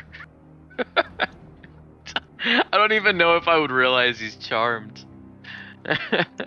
Maybe. But you're unconscious now, unfortunately. Damn. Okay. Is that the end of your turn, Aurelio?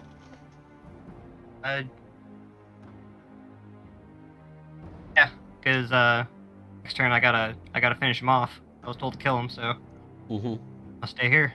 Okay. Diffidence, it is your turn. You are unconscious. Please roll me a death saving throw. Oh. You roll a d20 before that, or you can roll one again. Oh shit. I'm trying to remember where the death saves are on my sheet. I could just roll a d20, I guess. Under attributes, you go under attributes. It's right under your key points. Thank you. You're welcome. That's what I'm here for. No, nat 20. Holy shit! That's the second nat 20 for a death save. Okay. You immediately CJ. get to take your turn. Okay, CJ, please, DM, have mercy on me. Let Diffidence have a speech to break our friend out of this charm. Oh jeez. I don't even know what they would say.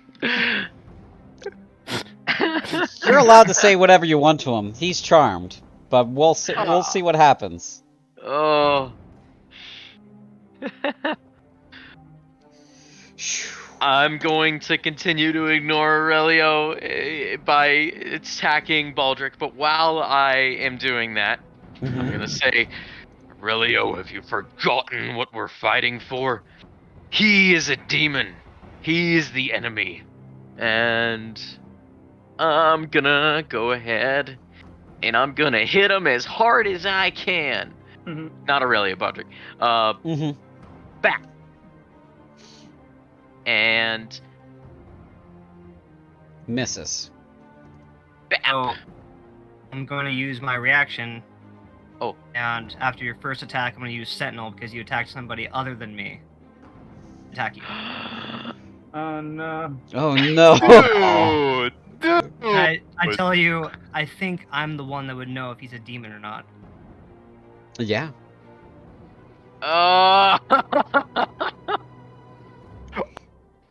Ooh, 11 misses. Oh. In that case, I'm gonna flurry of blows on Aurelio. Okay. Maybe this'll wake your ass up.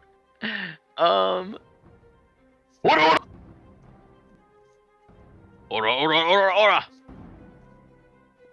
17. Armor class 18. Oh, misses. You strike him. And my last chance, I'm gonna lucky. You're gonna lucky. So in that first punch, you hit his helmet. Doesn't seem to connect well. It just your fist slides off the metal. The second one, go ahead and roll. All right. Natural 20. There it is. You get him right in the chainmail in the solar plexus as a part of the 1-2 combo. Oh my god. If anything, break the concentration on that Shield of Fate. God damn, dude. Roll that critical beam footage. Okay. 14 points of bludgeoning damage, Aurelio. Go ahead and roll a concentration check for the Shield of Faith. For that, you roll a Constitution in the save in the attributes page. There isn't a line item for concentration in this game. Is it an ability check or save? It's a save. Why did you take 24 damage? Wow. I didn't hit you that hard. No, it's only 14. I missed that, but So you passed because you had to get over 10. So you still have the Shield of Faith up. Does he look like maybe that might have snapped him out of any of this? Probably not. Let's see here.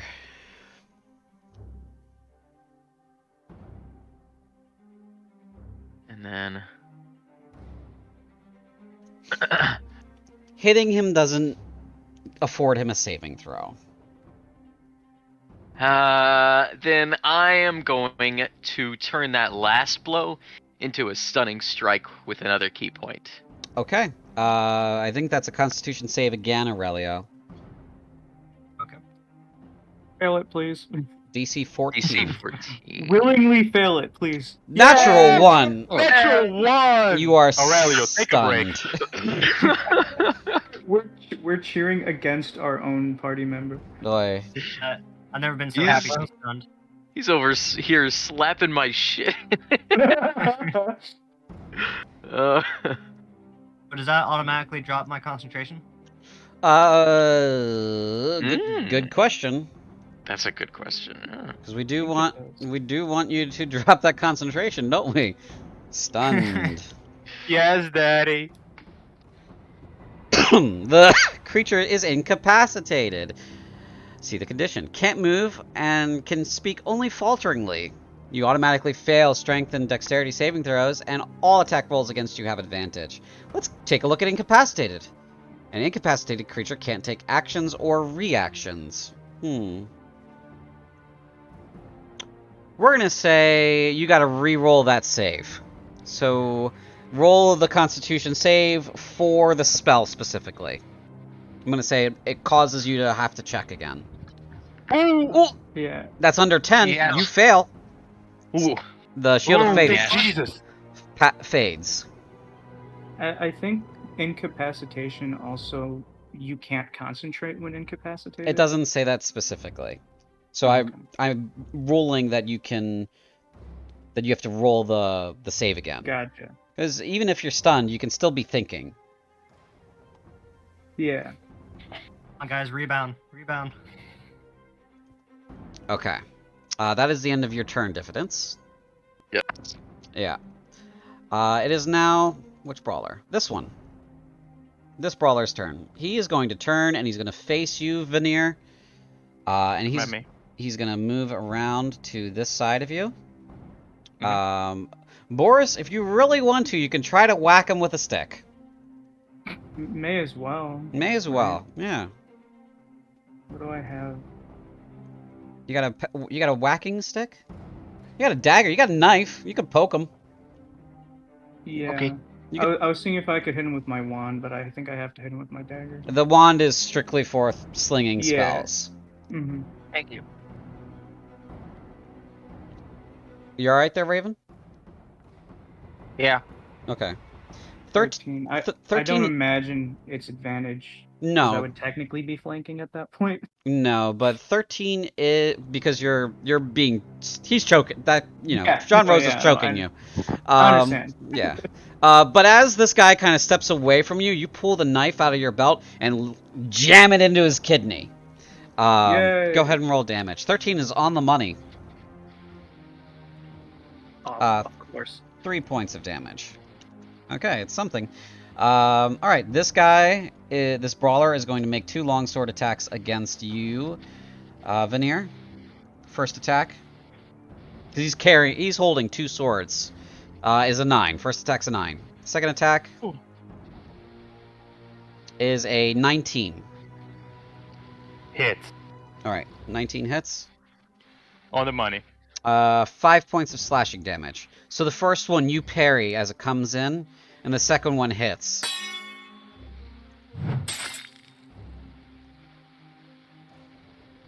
Alright. You guys wiped out a lot of fanatics and cultists. Yeah. Alright, so this guy's turn now.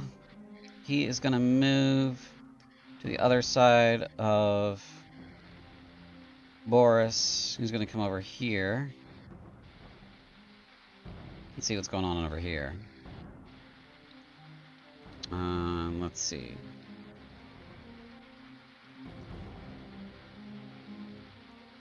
Yep. And he's going to step up to you, Arthur. That's his turn, because he has to use his action to step that extra step. This fanatic is going to start crawling over here. He's looking for something. This cultist over here is going to run. He's going to climb up the thing, and he's going to come back over here, see what's going on here, and then he's going to jump down and move towards Boris, because he sees Boris. John Rosa is going to execute his choke on you. You have a constitution of +3. Last round he started choking you. He's squeezing. So go ahead and give me a strength saving throw. No, that's not good. Definitely not good.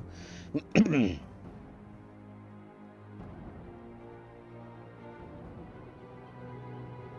Okay. That Constitution modifier for your resisting suffocating has gone down by 1. So you have 2 resistances left for suffocation. Okay? Sound good?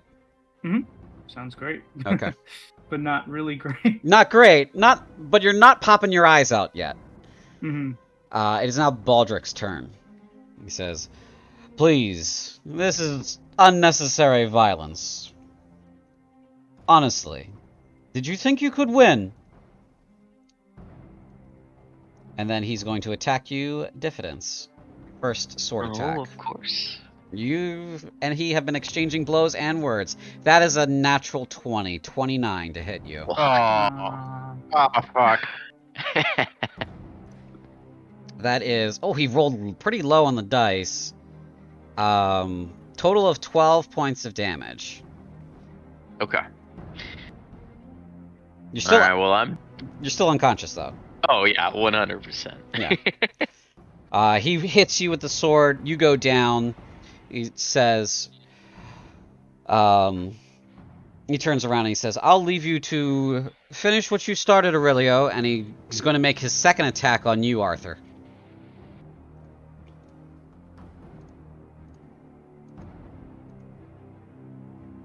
That is a 12 to hit. Misses. Oh, very good. That is the end of his turn. It's now Veneer's turn. Mm-hmm. This is to Aurelio. Is going to say, not exercise, my friend. If it truly is not a demon, please use your divine sense to check that out for me. I'm gonna go here. I'm gonna use one of my attacks. Okay. I'm gonna use a grapple to grapple You're gonna Boris. try to break Boris away from John Rosa. No. You know what? It's we're gonna move. If I can grapple like a willing creature, right? Yeah, you can grab a willing creature if he's willing. And then But I can move him away from the reach, right? you can try to. You'd have to check and contest against John Rosa because he's choking him. He's got him by the neck. What if I shove him? Same thing? Same thing, yeah. Ah, dang it. We're gonna pretend like you haven't moved yet. I'm gonna go around. I'm gonna attack John. Okay. Give me that. Give those that single attack of opportunity. Yes, from the brawler. Mm-hmm. He's gonna swing his sword again as you move away from him. That's 23 to hit, so that will hit. Oh boy.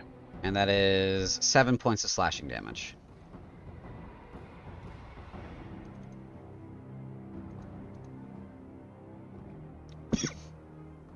Okay.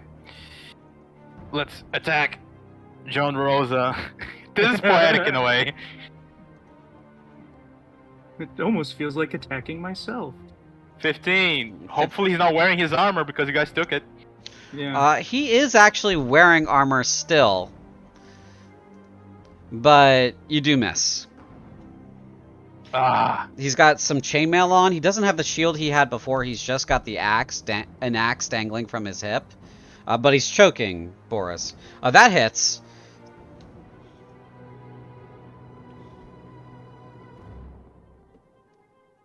$13 points of slashing damage.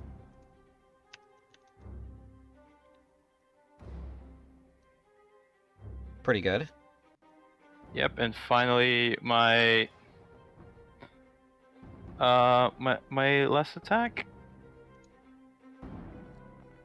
Come on, baby. 23 hits.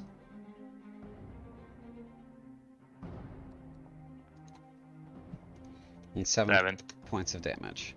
As you slash and stab him, black ooze comes out of his flesh rather than fresh blood. Brothers, I'm gonna need your help with this. Not much I can do. Okay, is that the end of your turn?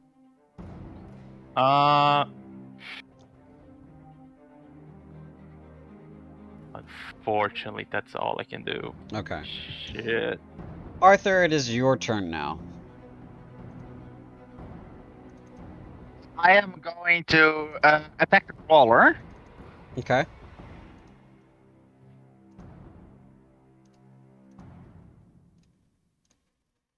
It's a normal attack, I assume. Against the brawler?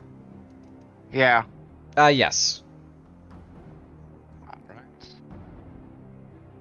11 misses. My second attack. He deflects the blade. You flip it around and go to in again. That hits. Oh, you can do the extra damage then. Yep. Yeah. And steal some life back. And steal some life back, indeed. You got something for diffidence? No, only. unfortunately not. Aren't That you a is cleric? that is Don't the worry, Chris, I'll piercing just and roll the another nat 20. lightning. Okay, so that is yes, I would have you roll the 3d6 extra necrotic with the 27. I roll that separately because there's no option more for me anymore to press the button. Yep. 8. Okay, so you get back 8 points, 8 hit points. And he gets a total of 22 points of damage. Which is pretty good. You're doing God's work. He looks like he's kind of standing on his last legs. He's wobbly. He's got cuts all over him. He's a little burnt. He's a little, like, branded and burned a little bit, too. Is that the end of your turn? No, No. because we still have a bonus action. Bonus action, War War Priest, Priest. baby. War priest, war priest, war priest. Roll above a 20 again. You're Come gonna... on, natural 20. Come on, boy. Come Nat on. 20. No. 12. Rough. That Uh, misses. He barely parries that one. never mind. Sorry, buddy. Okay. And that is the end of my turn. Okay, Boris, you're up. How is this guy looking? That guy? He was the. Make an insight check. I Looking slashed damn him fine. pretty hard. 11. 11? He still is, like, walking pretty strong, but he looks badly burned and cut up. He's not... He's... If he were... He would probably be dead if he wasn't as strong as he was. Which doesn't tell you anything, really. That's just... Those are just words. He is not great, but also active. He's not like this asshole over here who's crawling around on the ground, I'll tell you that. 75%, take it or leave it. Mm. Let me see something.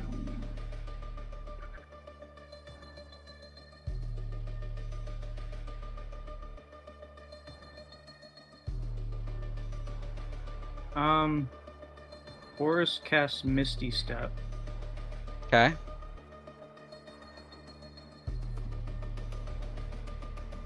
And then casts Ray of Frost on this dude.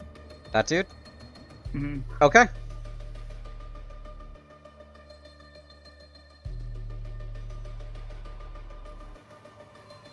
Ooh, 10. You go to... I replaced that with my 6. Okay, so 6 plus 5 is 11 plus 3 is 14. That hits. Okay. Ooh, good damage. 11 points. And his movement speed's reduced by 10. Okay. Until my next turn. So he is chilled. Honestly, I can take care of everybody. Or like these 3 guys here. I can take care of these grunts. Meta, maybe go help the guys if you're not gonna run away. There's not much I can do here. Do you have any spell attacks besides cantrips and fireball? Would this be climbing here? That would be going down. You'd be sliding down that. 5, 10, 15. 30 feet's right there. Yep. Oh man, it's either gonna get me killed or it's gonna be great. Actually, no.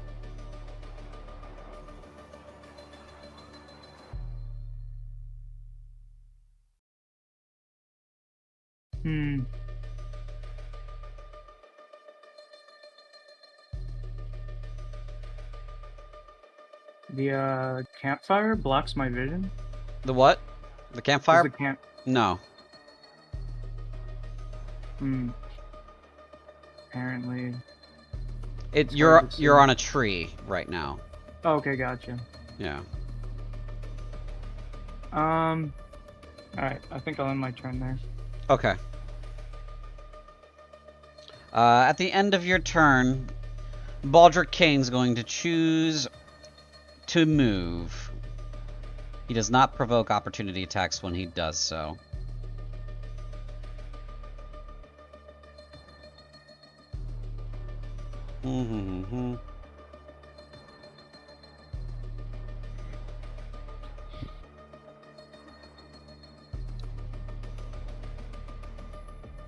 As he moves, he kind of has his eyes on you, Boris, and he says to you, "Well, one way or another, you're going to be part of their will. I guess this just means you're going to be fuel for the fire." And that is the end of his legendary action. Is Boris running away?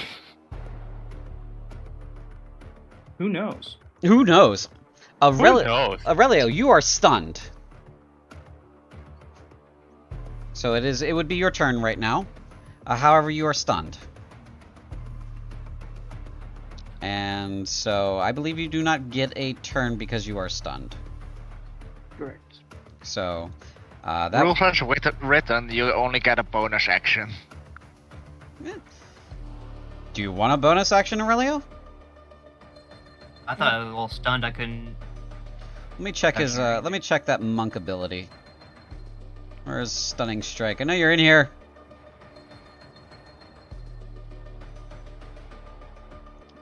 No, you hit with a melee attack, you spend a... So, I'm sorry. No, it doesn't say. And then stunned is the creature automatically fails. You're incapacitated. You can't take actions or reactions. I guess that implies you can have a bonus action. Yeah. Attack rolls against the creature also have advantage. Yeah.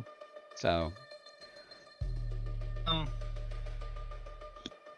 Okay, here's where I'm thinking here. I can cast Shield of Faith again as a bonus action, but Kane last told me to kill Diffidence. Yep. Oh, does that mean that I wouldn't cast Shield then, because it's not directly trying to kill Diffidence? Well, you also have to keep in mind that your other friends aren't on Kane's shit list explicitly, so you can help them.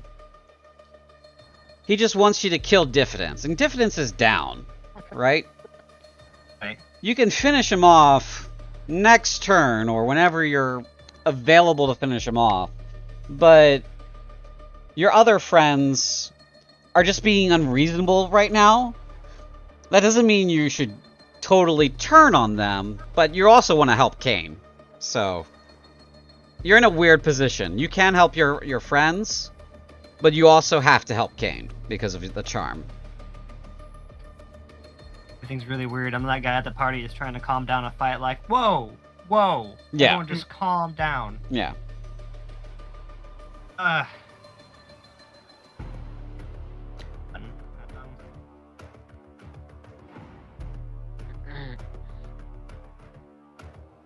It doesn't matter. Everyone's out of range anyways. Actually, I'll cast Hey, beautiful. Give me Shield of Faith. Shield of Faith on Arthur. Okay. Arthur, you get Shield of Faith. Nice. That adds 2 to your AC. You're now at 19. Beautiful.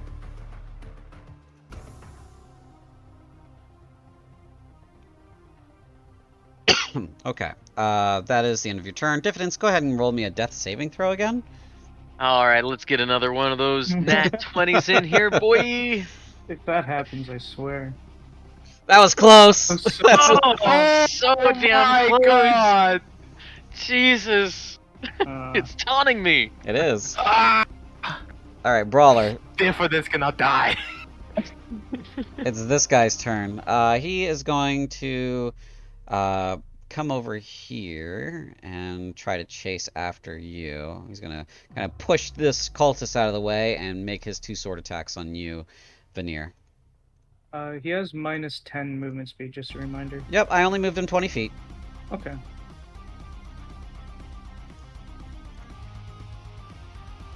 First attack is a 20, and the second, not a natural, and the second one is a 15. Dirty 20 Okay. and a 15. Hit and miss. Hit and miss. Okay. 5 points of slashing damage. 5 points of slashing damage it is. Okay. So first one is a hit. He stabs you while you're distracted, and the second one you parry.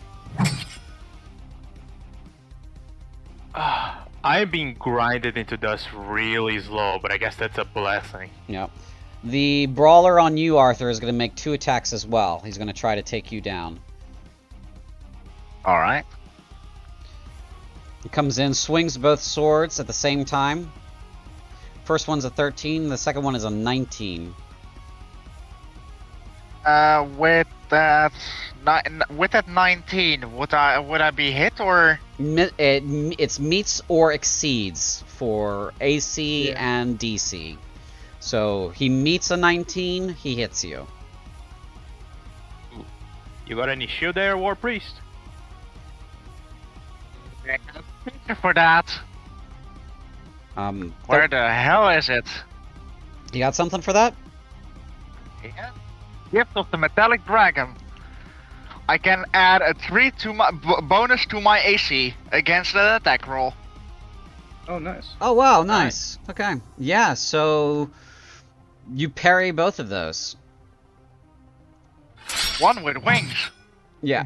So these metal wings kind of like fly out of your back and protect you from the second blow, buffeting the blade coming in. You parry the other one with your rapier. Alright. Saving you from damage. This guy is still looking for something.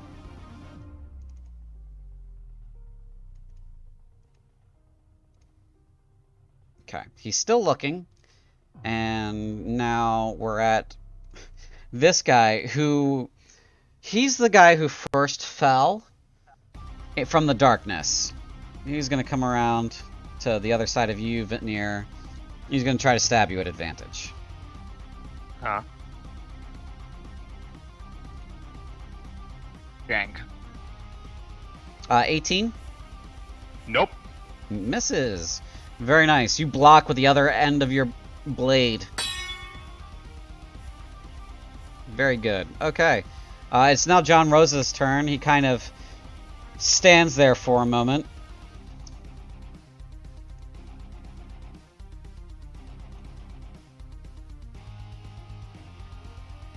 He kind of blinks for a moment, looks around like he's kind of recognizing where you guys are for a second. And then he takes a swing with his axe at the brawler for the Dark Gods right next to you, Veneer. Yes. He rolls a 19 to hit, which hits. Nice. The return of the king! 7 points of slashing damage. And he rolled over 20, so he takes an extra 7 points of damage. He's still up, though. Can John use one of his Battlemaster maneuvers to do a little ump? He's not all there. Ah. Bad.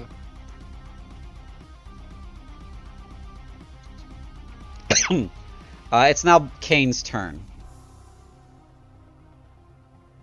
And Kane climbs up the embankment there, walks up to you, Boris. He says, "Really?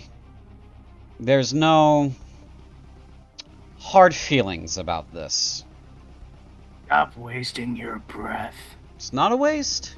And he swings at you. 17. Shield. Okay. So it misses. All right. You raise a shield, bringing your AC for this turn up to 20. The blade crackles along, and he says, "Oh, you have some tricks up your sleeve still." And then he swings again. That is a 28 to hit. That'll hit. And he deals with that a total of 15 points of damage, 10 points slashing, 5 points necrotic. 10 points slashing. So 15. Mm-hmm. That is the end of his turn. Veneer, it is your turn. Right, this is bad. Okay. Quick question. Yeah. Can I take this lapse of like mental control that they're doing on John and use his sudden aggression as a sort of advantage? Absolutely. The brawler for the Dark Gods there is suddenly defending himself against another enemy. That hits. As Veneer is going to do some pirouettes and maneuver around this guy. How's that?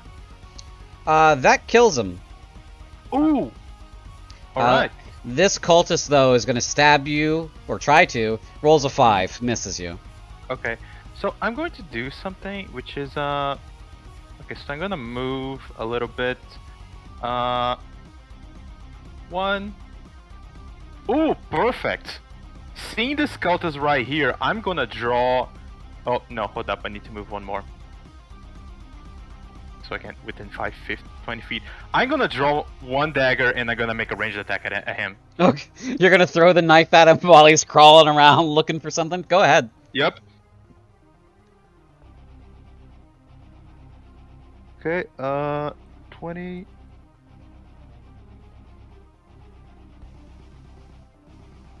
Whoop. Yeah, he's toast. That guy has had 1 hit point for like 3 rounds. Au revoir, mon ami. And okay. And with this, unfortunately, not around anybody for me to use my bonus action of attack. So I'm gonna use my bonus action to second wind myself. Sure.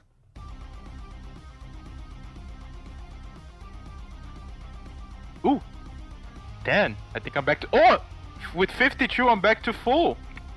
Nice. Whoop. Nice. You have thinned out Kane's ranks. Veneer is going to look at John Rose. He's gonna take his hat and like put the, the bottom part of his hat to his chest as a sign of respect. As John Rosa, I'm sorry when you died. And that's gonna be the end of my turn. Okay. That's the end of your turn.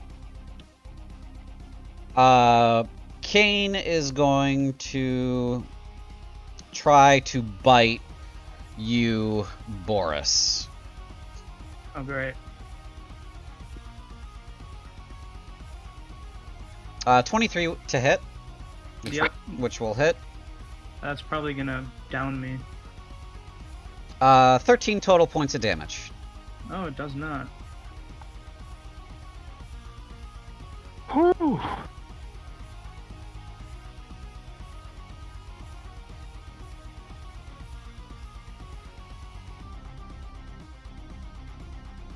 Okay. Your total hit points, however, are reduced by 8.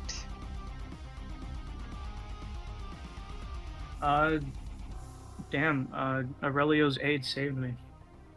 Ooh.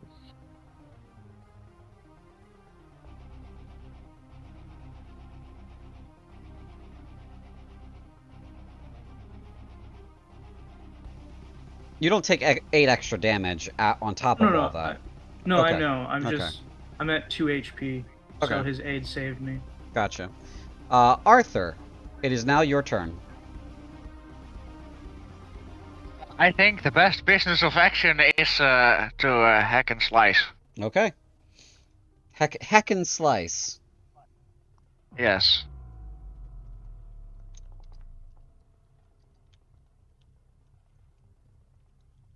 It's a 21. That hits. And lifesteal. Woo. Let's see if this works. Yes. That is all the damage, and the 3d6 is 5 in total. Alright, you get back 5 hit points, and he is dead. Ha! Nice.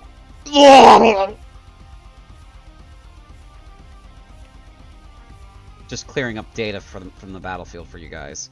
Okay, that leaves one cultist in John Rosa. Alright, that's your attack. Any other actions you want to take? Yeah, I am still unconscious, right? Yep, he's still down.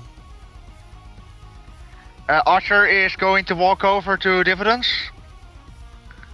And he is going to dump a healing word inside of him. Okay. Right inside of him. He's going to open him up, I don't put like that phrase. word Stop it. right inside there. Phrasing was great. Opens your mouth with a hand on each part of the jaw and screams "fuck" inside of your mouth.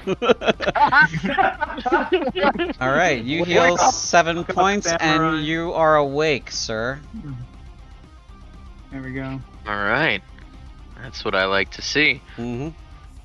Aurelio ready to punt you again. That is the end of my turn. Alright,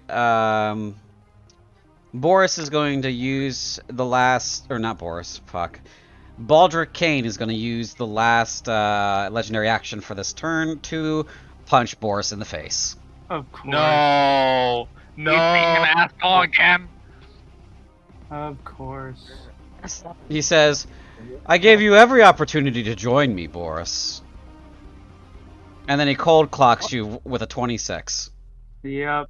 Sorry, I didn't realize I was unmuted. It's 8 points of bludgeoning damage as he hits you so hard your lights go out. Mm-hmm. Yeah. Damn. You're no longer grappled. You haven't been for a while, but you are unconscious now. Okay. Boris, if you're unconscious right now, make a death saving throw. 20, 20, 20, 20. That's an 11. That's good. But Baldur's probably gonna kill me. Aurelio, it is your turn. You're no longer stunned. Be cool, man. Be cool. Hey, Aurelio, remember what Veneer said to you. If you're so confident in him, use an action to Divine Sense. Come on, baby. Oh. Fuck. There he goes. There he goes, killing again. Oh, yes! Yeah, baby! He's What, there's got one more another attack. He is Yeah, I know. he is prone though. You get advantage. Okay, well. can hit That it. hit. So that one hit. I'll roll again for the first attack. I gotta Went make to the sure. pound town. Why would you? Well, did you say disadvantage? 5. Miss. Yeah.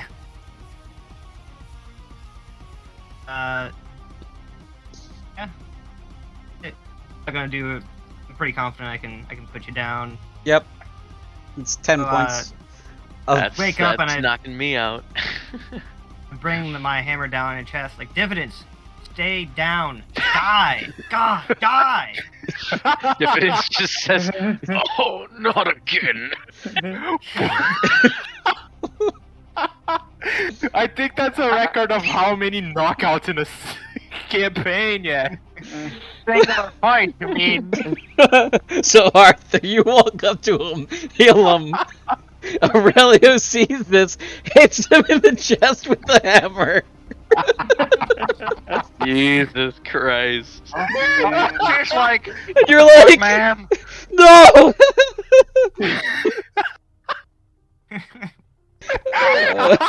You guys broke me with that. Sorry. Hold on. I need to collect myself. Oh my god.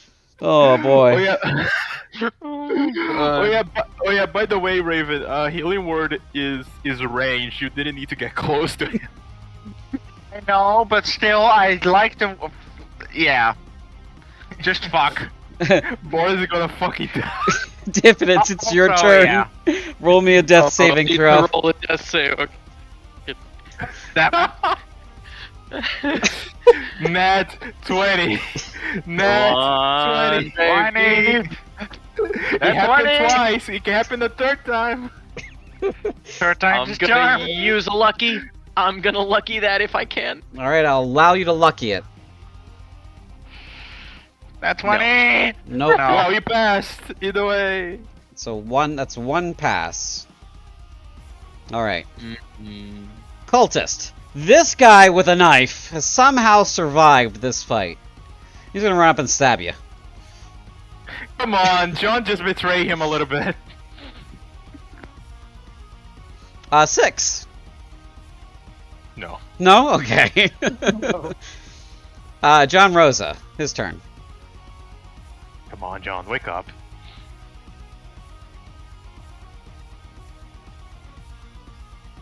No, he kind of like gets another glaze over his eyes again.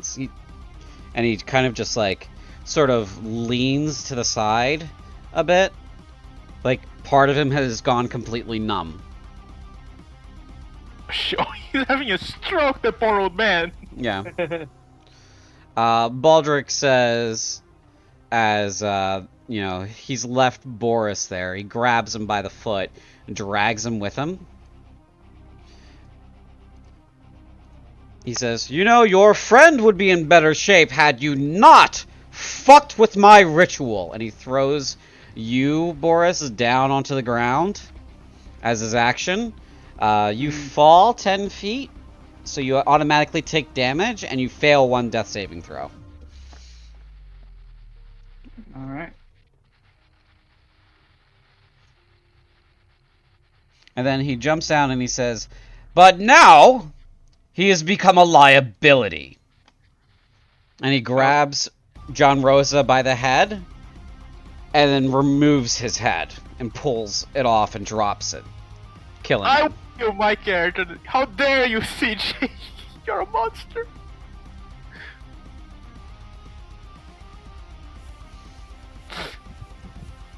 I'm a monster? Jeez, damn. Okay. Veneer, it's your turn.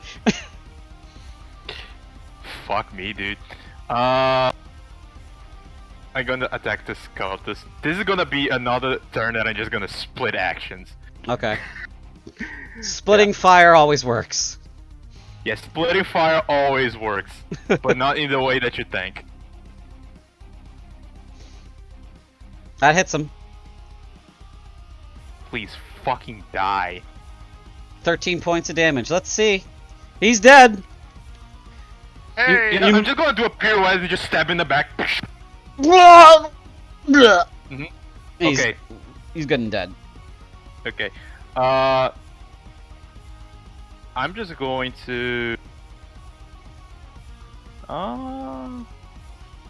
Okay, so I was here. I moved here. You used your second wind, right? Yeah, I already did. And your Yeah, I action did. surge? Okay, I'm just editing your sheet a little bit. Mm-hmm.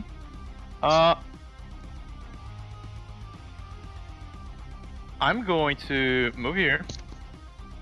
And fuck it, I'm going to attack Kane. Okay, you attack Kane. Once again, representative, I wish this weather is in better conditions.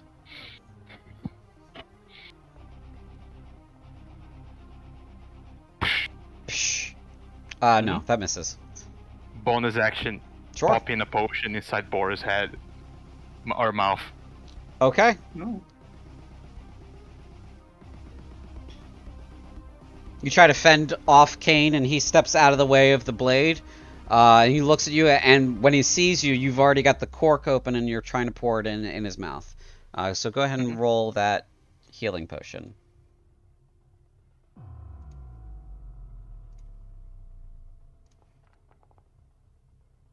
You get It's gonna be 4. that plus how much? 2d4 plus 2, so it's 6. So 6. Yep. Or is gonna pick me up. Hey, Yay. you're awake, but you're on the ground. And Baldric's right there. And Rose's body is next to you. You're not sure what the hell happened. It's a unfortunate circumstance. Baldric Kane is out of legendary actions. Veneer, that's your turn. Arthur, your turn. I believe that was your turn, right, Veneer? Okay, so hold up. While this actually is a strategy to pop Diffidence back up so we can distract Aurelio from just mighting us, this is an actual strategy.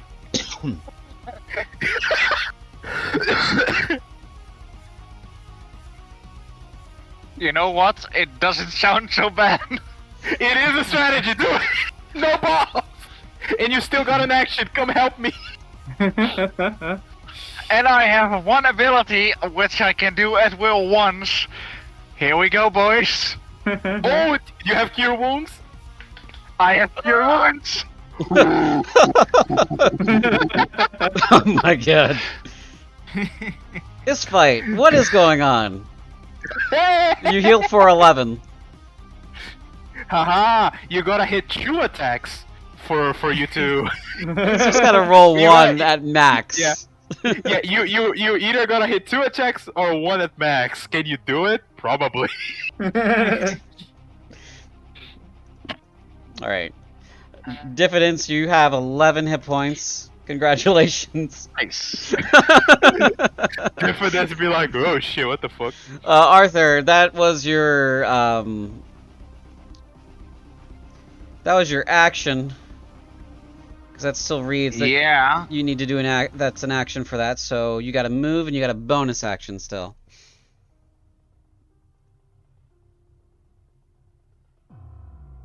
I think I need to measure something. Why are you 5 feet away from me? I'm going to move closer to you now. Okay. By just 5 feet. I can't see him. There you go, 30 feet. 30 feet. 30 feet. Turn that. Here we go. Unfortunately, I don't have that. I have Blood Curse of Binding, Nice. Strength and I'm saving going throw? to amplify it. Oh. On the cursed creature, speed reduces 0 and cannot take reactions at the end of your next turn. Amplify. Curse lasts for a minute and affects the creature. Any size creature. Cursed creature can repeat the saving throw at each end of its turns. As a bonus action, blah. Okay. So you gotta make a strength saving Please. throw. Please fail. At least Oh my for one god, turn. please! Please! I take 5 damage. Fail. He passes with a 22. Fucking hell. Don't. Isn't there any potent available here? Portents? No, he's used both his Yeah. portents. Yeah, I've used both.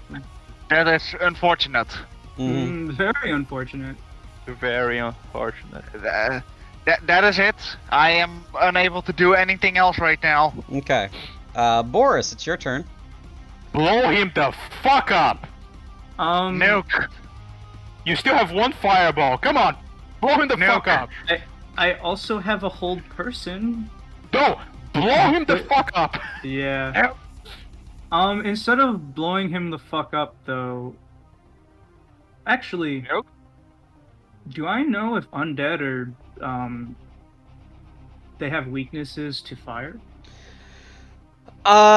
You can make a history check to see what your reading has left you with, impression-wise, on that. Thank you. 23. Alright, so Or lightning, I guess. many undead, many lesser undead have weaknesses to fire, because they are rotted and they are very dry. But this is a greater undead. This is a high undead. Though that weakness probably is not the case. Out of the two, you're probably thinking Lightning Bolt would be the better spell since you have the option. So You're pretty sure Fireball might not do it, because he's definitely not vulnerable to it. Yeah. Does standing up produce or attack of opportunity? No. Okay. So I'll stand up. Okay. That uses half your movement. Yeah. And then I will cast Lightning Bolt. Okay. And it'll be like this way, so it doesn't hit. Oh, John's dead. Well, not John. I don't care about John right now. Okay, you're fine. Care about Vanir, the guy who's been helping me this whole time. Yeah. All right, go ahead. Boom, and I suppose. Oh, how would I place this? You'll just go ahead and click on it. All right. And then, yeah, it didn't place that properly. Yeah, it does. Hold on. It didn't let me do it. That's because it's 100 feet, so you have to grab the ends of it. Oh shit. Oh. We'll just pretend that I angled it properly. Dude, Yeah. Oh my god, please. It's a really cool effect, though. And I guess I'll do the damage. Well, I could just move my character so like I could. Oh no, it won't hit you because the corner of my square is not touching you. Right. It starts at the corner, so it goes. Yeah, this, yeah, exactly. It starts on Baldric, really. So you're point blanking it. So we're talking a 16 dex save. He rolled a 20. He succeeds, so he takes half damage. Which you rolled 27, so he takes 13 points of lightning damage. Yep.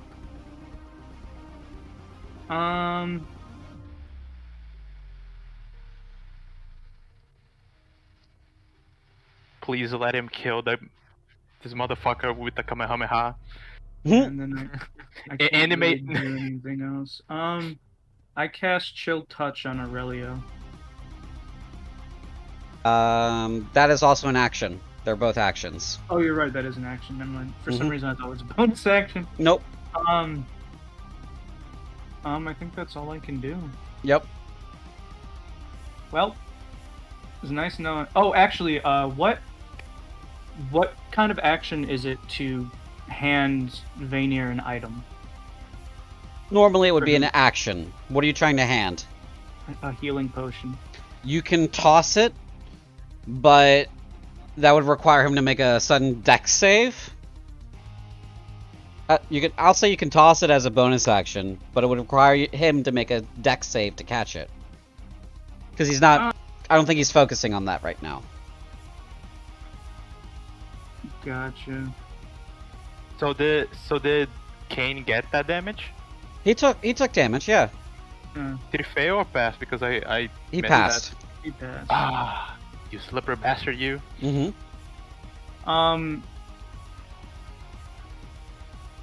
So Boris will tap Vanir and then do like a cork pop and a drinking motion and then point at his bag. And that's the end of his turn. Okay. Aurelio, your turn. Okay, so I realize that Arthur is the reason why Diffidence is still alive. Make an intelligence check. Don't do this to me. Don't do this to us. You're giving him the option to fail, so he doesn't figure this out. I'm gonna say no. I'm gonna say no. Dumbass. I'm gonna say you don't quite realize that this is why Diffidence is still up. Right. You're just very focused on what Baldric told you to do, which is kill him. And you know he's caused a lot of problems. He really has. Yeah, he tends to do that. That's just how Diffidence rolls. It was a hammer. Yes! Yes! Very flustered. Why won't you die? He's still prone though, so I get advantage, right? Yes. Aw. Oh no. 17 will probably That'll hit. hit. Yeah. And I'll use my last spell slot to smite him. Wait. Come on, dude, don't do that. Wait. Dividends, what is your AC? I can increase it by 3. It's 15. I can increase it by 3. He's gonna do it! Yeah. Do it. Do Where it. is it? Where is it? Sorry. There it is. Okay, so yes. you go to swing your hammer down Aurelio, and this metal shield kind of comes into existence and blocks your hammer blow. Your hammer slides off to the side. He attacks again and hits him. God damn it. Arthur, stop! Get out of the way. No! Better Low smite. damage, please. Ooh, 10. Go up. I survived. Alive. He's got 1 hit point left. What? Dividend! Yes! The dividends, it is now your turn, I believe. Aurelio, unless you want to move, it's Dividends' turn. Are you good where you are? Yeah, I was checking my bonus actions to make sure I couldn't bonus action finish this. But I can't. So yeah, I'm good where I'm at. Okay. Dividends, it's your turn now. You're prone. You've Oh, had a boy. hell of a time, but you're awake. Yes. So up here, right? How high is this wall? It's about 10 feet to get up there. Okay. Run away. Yeah. He's still trying to kill you there. Run away. I know. That's exactly what I'm gonna do. I'm gonna get up and disengage and maybe dash. I don't know if I can do that. Yeah, you've got the stuff to be able to do that. So you would burn a key One point key point. on Step of the Wind, or disengage. Actually, wait a minute. If you burn it on disengage, you can then dash and Hold on. dash again. Hold on. I have a thing because I'm a drunken master. Where is it? I can stand up with no extra movement or something from prone. Nice, Before we go any nice. further, I want to know, GM, Mm-hmm. because we've been traveling together for a while. Do they know my fighting style? I'd say so, yeah. You know that even if you disengage, I can still attack you. Yeah, the sentinel. Fuck. Yeah, wait, I Daryl, have a fighting style. Daryl, I will remind you that you, as a drunken master, you also have an ability that's not a disengage, where you can hit him, and you are able to move away with not attack of opportunity. Does it counteract sentinel? That's a good question. Because I know some certain things do. Well, I guess we have to look at the wording, but What is it? whenever Well, what is it called? I'll look at it and I'll do my job. technique. Just a second. Drunken Technique. Whenever you use Flurry of Blows, you gain the benefit of the disengage action, and your walking speed increases by 10 feet. Until the end of the current turn. At 3rd level, you learn how to twist and turn quickly as part of your Flurry of Blows. Whenever you use Flurry of Blows, you gain the benefit of the disengage action, and your walking speed increases by 10 feet. So you've been getting this all the time, but you haven't used it. So if you use Flurry of Blows on Aurelio, you would get 10 feet bonus. You have to stand up first. Tipsy Sway. Starting at 6th level, you can move in sudden sway. You get the following benefits. Leap to your feet when you're prone. You could stand up by spinning 5 feet instead of half your speed. Okay, so you're up at 40 feet. You're up minus 5 feet, so you have 40. Mhm. You can use Yes. Drunken Technique then to increase that back to 50 and get disengage. Yes. The benefit of the disengage action. It's not taking the disengage action. We're rules lawyering this to make it easier on you guys because reasons. I have to hit him, I think. No, you don't. It doesn't say you have to hit him. As part of your flu. Oh, yeah, okay. So you All just right. have to use it. You don't have to hit him. You know what? Well, I am sorry for this then, but flurry of blows. And Sentinel is when you hit a creature with an opportunity attack, the creature's speed becomes 0 for the rest of the turn. Creatures provokes opportunity attacks from you even if they take disengage action when a creature within 5 feet. That makes me think that I gain the benefit of the disengage action when I use Flurry. Right, it's not the disengage action, it's the benefit of. So, I would say Sentinel doesn't apply here. Okay. Alright, I'm gonna... Sorry, Aurelio, I know you're really disappointed about that. I really wanted to kill him. I'm gonna do it Wanted to anyway. go. Alright. And I actually do apologize about this because it looks like I've already hit you once, missed you the other time, and normal damage for that hit. I imagine that does hit. Does a 20 hit 20 you? hits. Yeah, okay. Yeah, okay. Alright, so I hit 4 damage, and now I'm running like a bitch. So you got 50 feet on you. Alright. Actually, so I'm gonna earn myself some distance. I'm gonna like try to go right up here. Okay. Collides with one wall. There's a tree. There you go. Thank you. Trees. Alright. And then I'm gonna get up there, and I'm immediately going to give Aurelio a big ol'. A big ol' what? Did that not come through? I raspberried. I did Oh, that. okay. Yeah. I was like 3 seconds straight of. Okay, yeah. Yes. That didn't come through the mic, but that's what I do. Okay. And yeah, that's what's gonna happen. Do I have to roll anything to get up that cliff, or No, that's only 20 feet, and you have 20 more. Okay, cool. So then No, 30 more, because you got 50 to work with, so... I'm gonna get over here and prepare to jump down after Kane. Okay. And you still have your action. Because that was just your bonus action and your movement. I don't really have anything I can do. You could run farther. You could just yeah. try to leave. And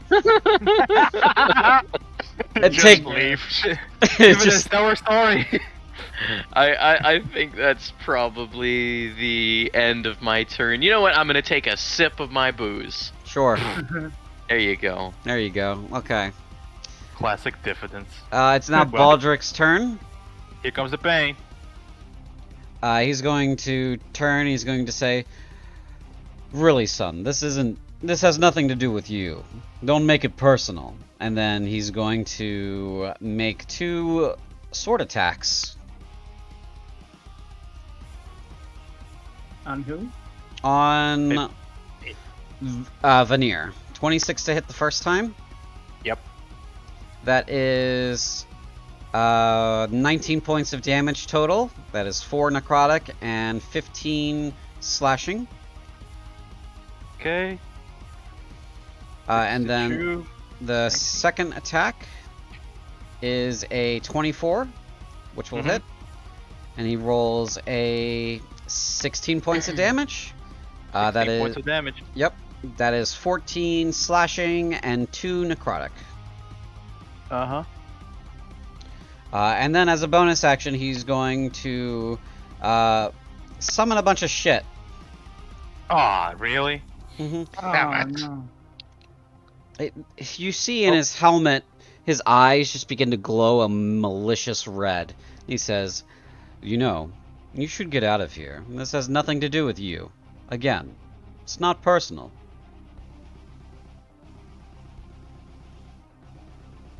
And you guys hear in the background a howl. I do not have my howl sound effect. Sad. Sadness. Oh no.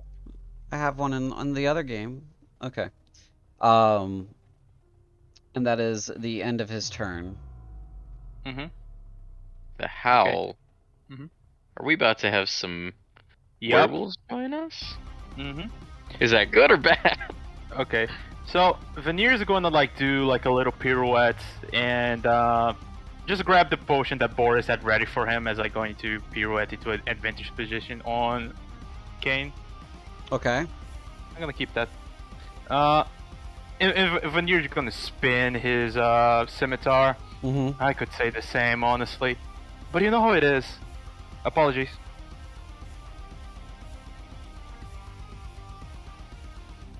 Miss. Oh, that's all bad. Yep. He parries your attack. Natural 20!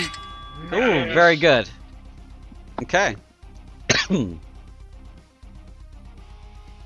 Ugh!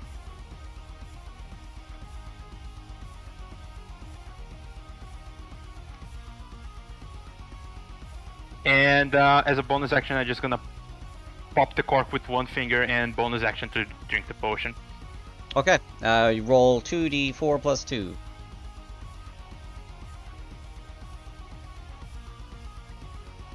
So 6. 6 back. Okay.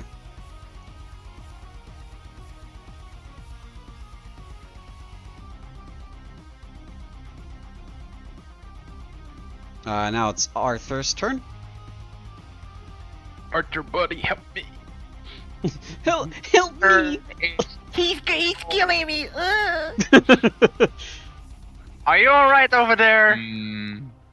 Or should I come and smite the shit out of you? Hmm? You know what? We're gonna spend 30 feet. Okay.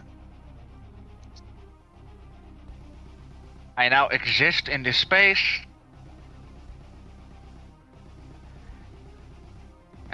And we're gonna do the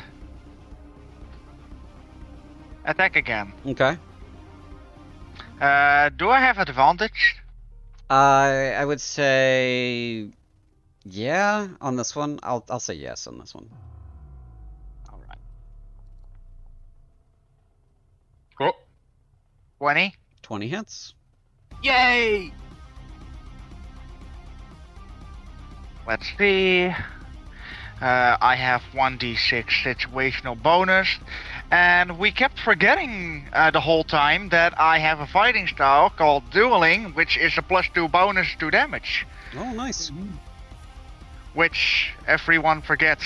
Mm-hmm. Mm-hmm.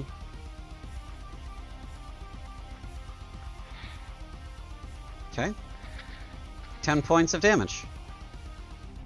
That is my first attack. Okay. And then we have Do it again. my second attack. A 20. He did it again. Do it again.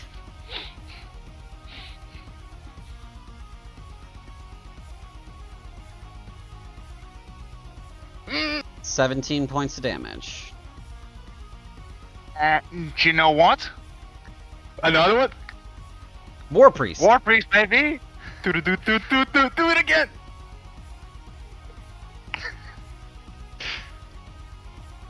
Come on, that's 20. Oh, there it is. Yay. On the money! Let's see, because that activates something. I forgot what it was. That activates something. My features. They're too complicated. There's too many. Let's see. Yeah. Let me first roll damage. Mm-hmm. And it was a critical hit. Indeed. 37 So- points of damage. 37 points of damage. And then we have my right focused. Oh, the When I score a critical hit, that creature and any other creatures of my choice, which will be none for except for Gain, will be frightened of me oh, until the end of my next turn. okay. If he is capable of being scared. Mm-hmm. And I end my turn with this. Okay. You have ended your turn. He is going to turn around and punch Boris in the face. Oh, Yay. there's a reason why, but again. Does he need a reason? No, he doesn't. Boris told him to fuck you and fuck your god. He took that very personally. So what's the effect of Raiden again? I thought it wasn't personal. Oh, it's personal against you. It's not personal against Yeah. Veneer. As you do this, he turns and he says, "It's personal," and he punches you in the face for 9 points of damage. What was the roll to attack? It was 20. Okay. It's immune 9 to points of frightened, I damage? see. Sorry, what? Did you say? For 9 points of damage? did you 9 say? points of damage. He's only frightened against Arthur. Okay. Down. I don't know why it rolled Chill Touch. Yeah, my sheet's been doing that. Like, I'll hit enter to change my hit points, and it'll just try to roll something. Some of them are a little wonky since the recent updates. He's not immune to the frightened, Arthur. He's got Combat Master. It leveled him out. Fair enough. Boris is down. Boris is down. So he punched you in the face and you go down. And Time then to do this again, boys. Not poisoned. Prone. There we go. Okay. That is the end of your turn. Boris, you're out. Roll a death saving throw for me.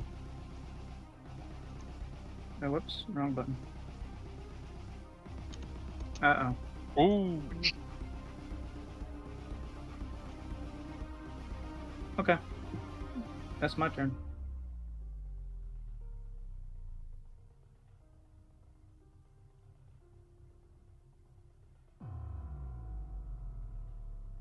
Okay. Sorry, I was posting memes. It's fine. A 2. Ooh, okay. At least it wasn't a 1. At least it wasn't a 1. Aurelio, it's your turn. Run, fat boy, run! Oh, Jesus. Evidence. God damn it. And you won't die. You don't even know where he is. He's gone in the dark. You can't see him. I saw him run up the edge, right? Yeah, you saw him run up the edge. I'm You gonna might use my movement to go chase him. you might run into a tree. There you go.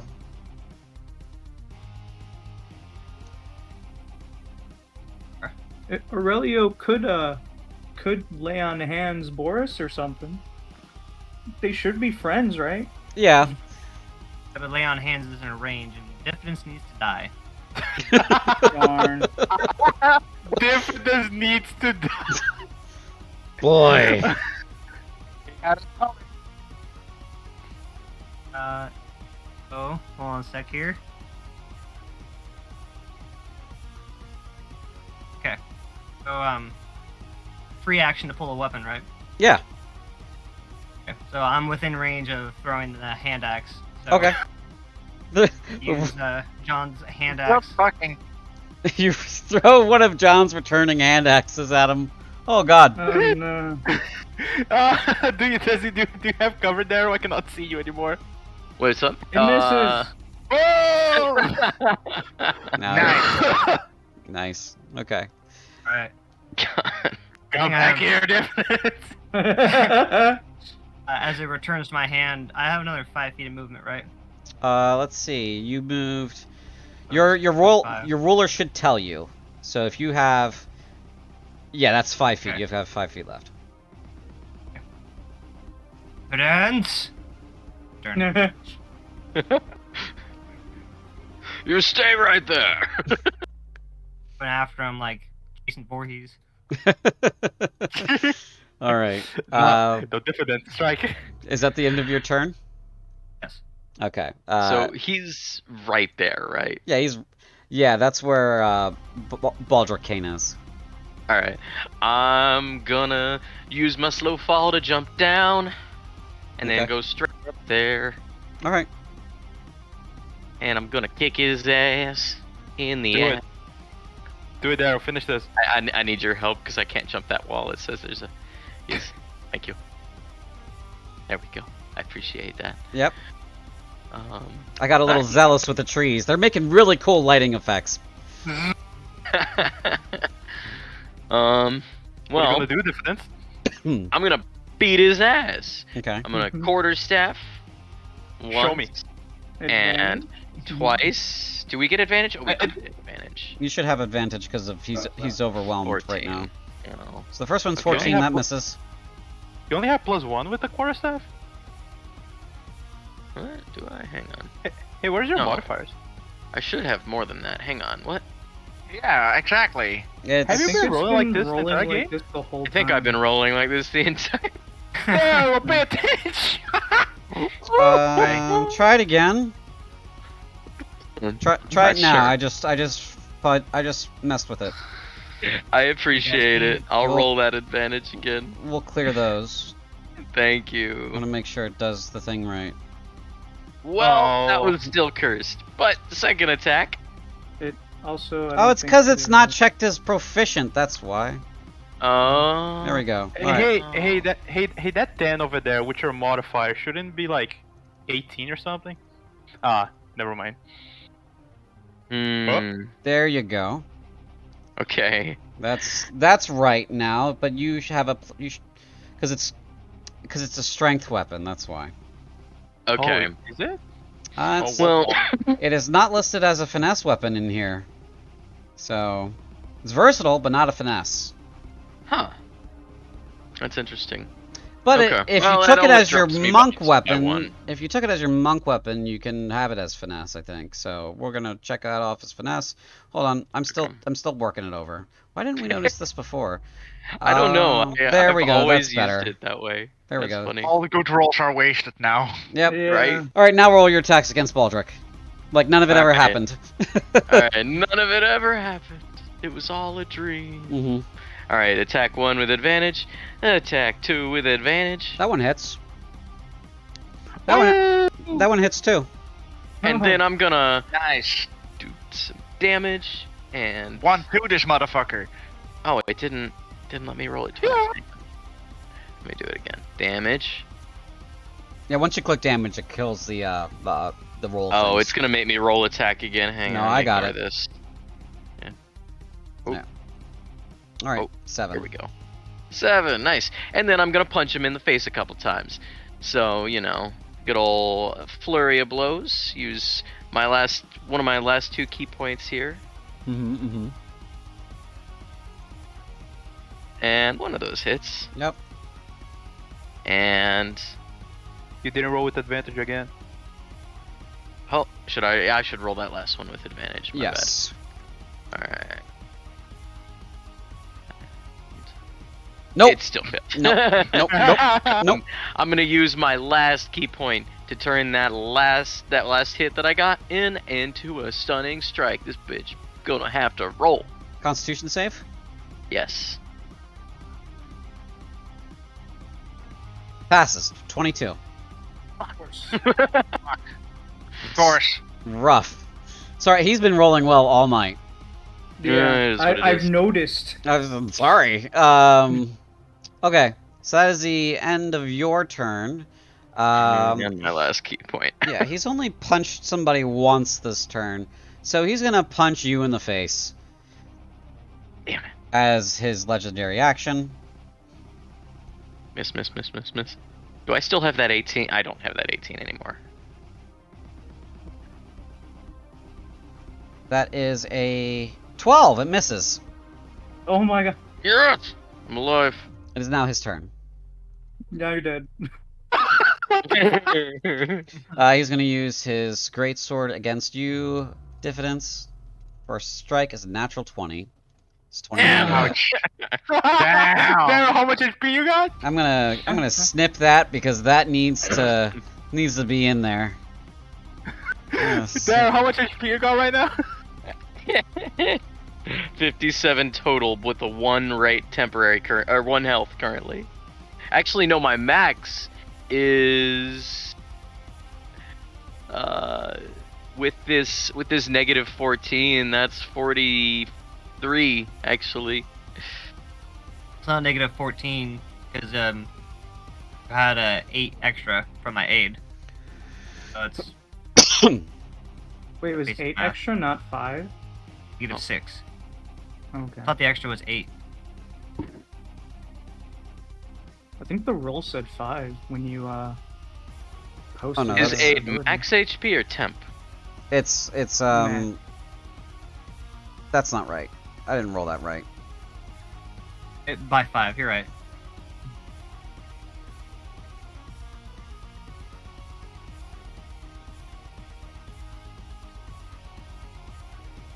If it was 8, I probably still would have There we go. gotten knocked down. That's it. Let's see here. 41 points of damage. As he cleaves into you with the sword, biting deep with it. That's his first attack. So you are unconscious again. Man, you have bounced back from so much crap.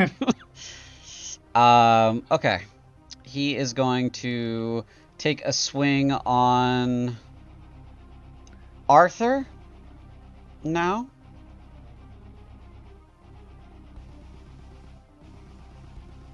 That is a 22 to hit. That hits. That is 13 points of slashing damage. I will use a reaction to cast a spell. Mm-hmm. Hellish Evil of Rebuke. Front. Okay. He did it. Dex save? Dex save. Saving throw. Normal. Oh, what did the fuck no. is that? That's terrible. 5 points of damage, and he saves too. He takes 3. What the crap? How much did I take again? You took 13. 13. Okay. I need a calculator for this. So, you can just, in the box, you can just click on the box and then put minus 13 in, and it'll take it away. Okay, yeah, that never worked for me. So. Oh, sorry, then. So as you hit him with the rebuke, you see a ring, not a ring, his plate armor kind of glow a bit and kind of suck up the fire just a tad. That was my last spell slot. Mm-hmm. Ooh. That is the end of Baldric's turn. It is now your turn, Veneer. Is this weird position good for advantage? No. He can defend against both of you with his back to the wall now. Because Diffidence is down and Boris is down. You want the high ground, Anakin. You want the high ground. Can I get the high ground with my movement? Yeah. There you go. I'll definitely go. That's 15. What the? Okay, CJ, insight to see how bad he is. Sure, insight check. Jesus, if he has regeneration, I'll be so sad. You're unsure. He's got a lot of armor on. There's some black stuff coming out of some of the spots where you guys have cut him and stabbed him. You can't tell how he's feeling. He's not like breathing heavy or anything. He probably doesn't even need to breathe at all. So, based on the amount of ooze, you're not sure how much ooze is in this guy. You don't know. Okay. You don't know how he's doing. Natural 20! Very nice. Nice. 24. Very nice. 24 points of damage. I also need a net 20 now. Mm-hmm. Please, sir, go down. You're just so Do polite. not resist. Do not resist. That one hits too. 12. Okay. So you have the high ground, and you go ahead and you swing at him, poke him. Ugh! Bonus action, last one. Mm-hmm. Oh! Because I'm a champion subclass, I crit again. Oh no! Damn. So much damage. 24 points of damage. Woo! Okay, so that is... You did a total of... 36... 50, I think. No, you did more than that. 60. 60. You did 60 on the money. Please, please. He's still alive. No! Is that the end of your turn? Yeah, Okay. unfortunately. Mm-hmm. Arthur, Alright, Arthur, your turn. your turn. Fuck him up. Finish what I started. Finish what I started. Do I have advantage? Yes, you do. Great. I need it. I suppose that hits. 19, yeah.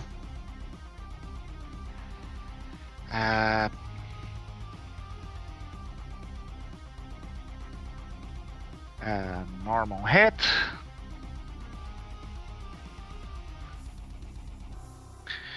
That is my first attack. Okay.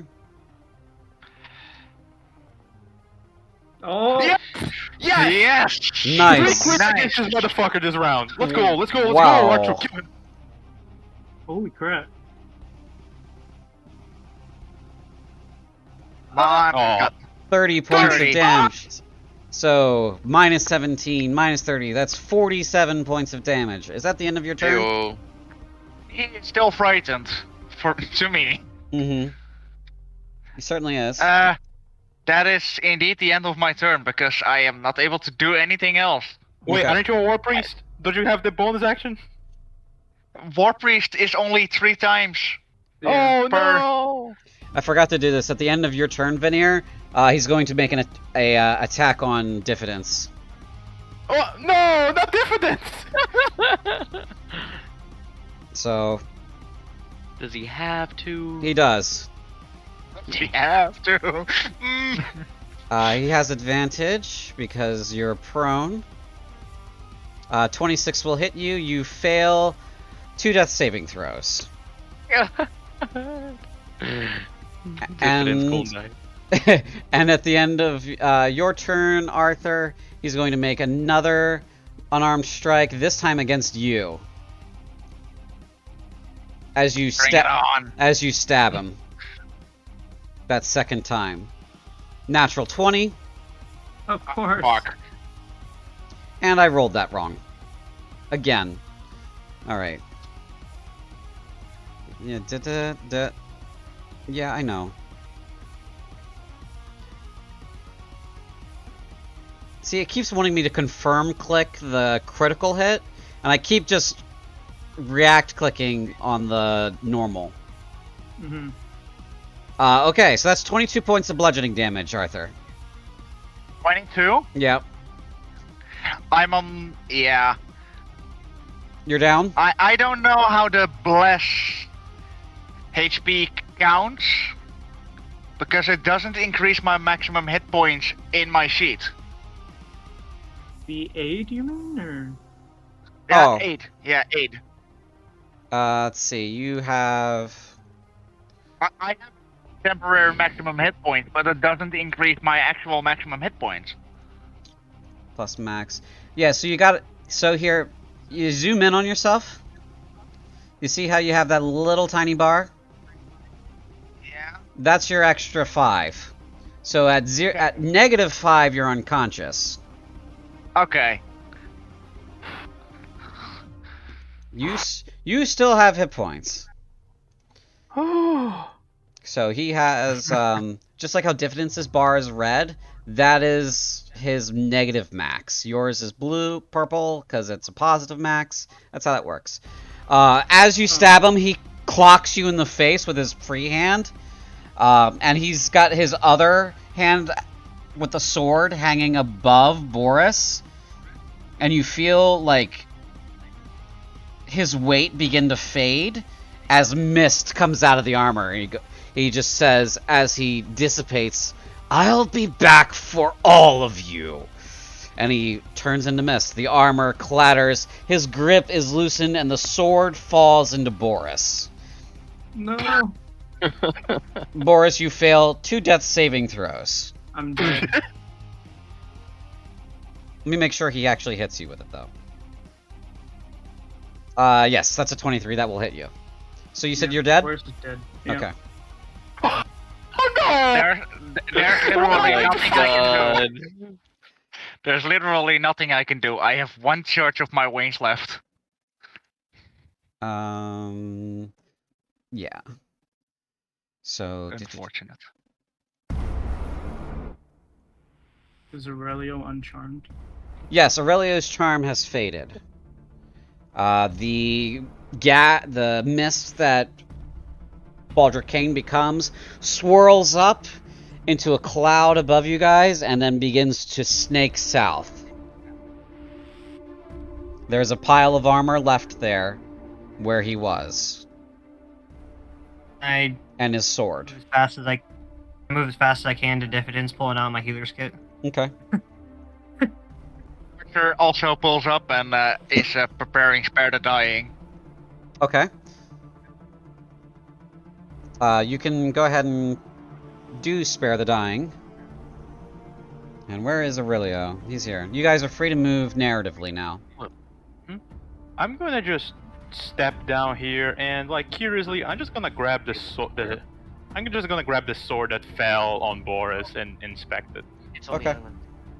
I think it's on the counter of the island. You pick up the sword, and it is not the same sword that he was wielding when you were... Hold on, I need to... Oh, wait, hold up, CJ. I got excited by the end. Can instead of picking up the sword, can I just, like, go and, what is it? Stabilize Diffident? You're all working on that at the same time. Arthur never is mind. casting Spare the Dying, and Aurelio is approaching with his kit. Okay. So... Then I guess I could just stay with the sword in. Okay. So... Boris, you are stabilized. No. Diffidence, you are stabilized. Boris, you're dead. He's dead. Yes. Nice. Well, at least I'm... Jesus. Oh. Okay.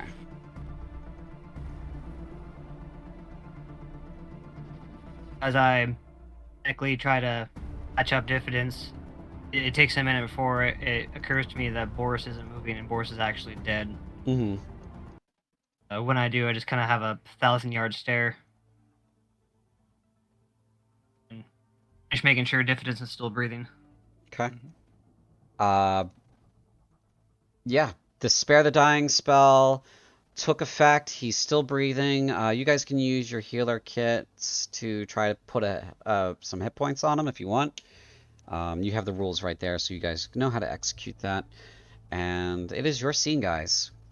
All enemies are gone, and nothing but Baldric Cane's armor remains. I imagine I'm stable, but I'm unconscious, right? Yeah, at the moment, until you Yeah. get hit points. So it's up to your fellows to get you some hit points there. The session is not gonna go for much longer, right? No, it shouldn't. Okay.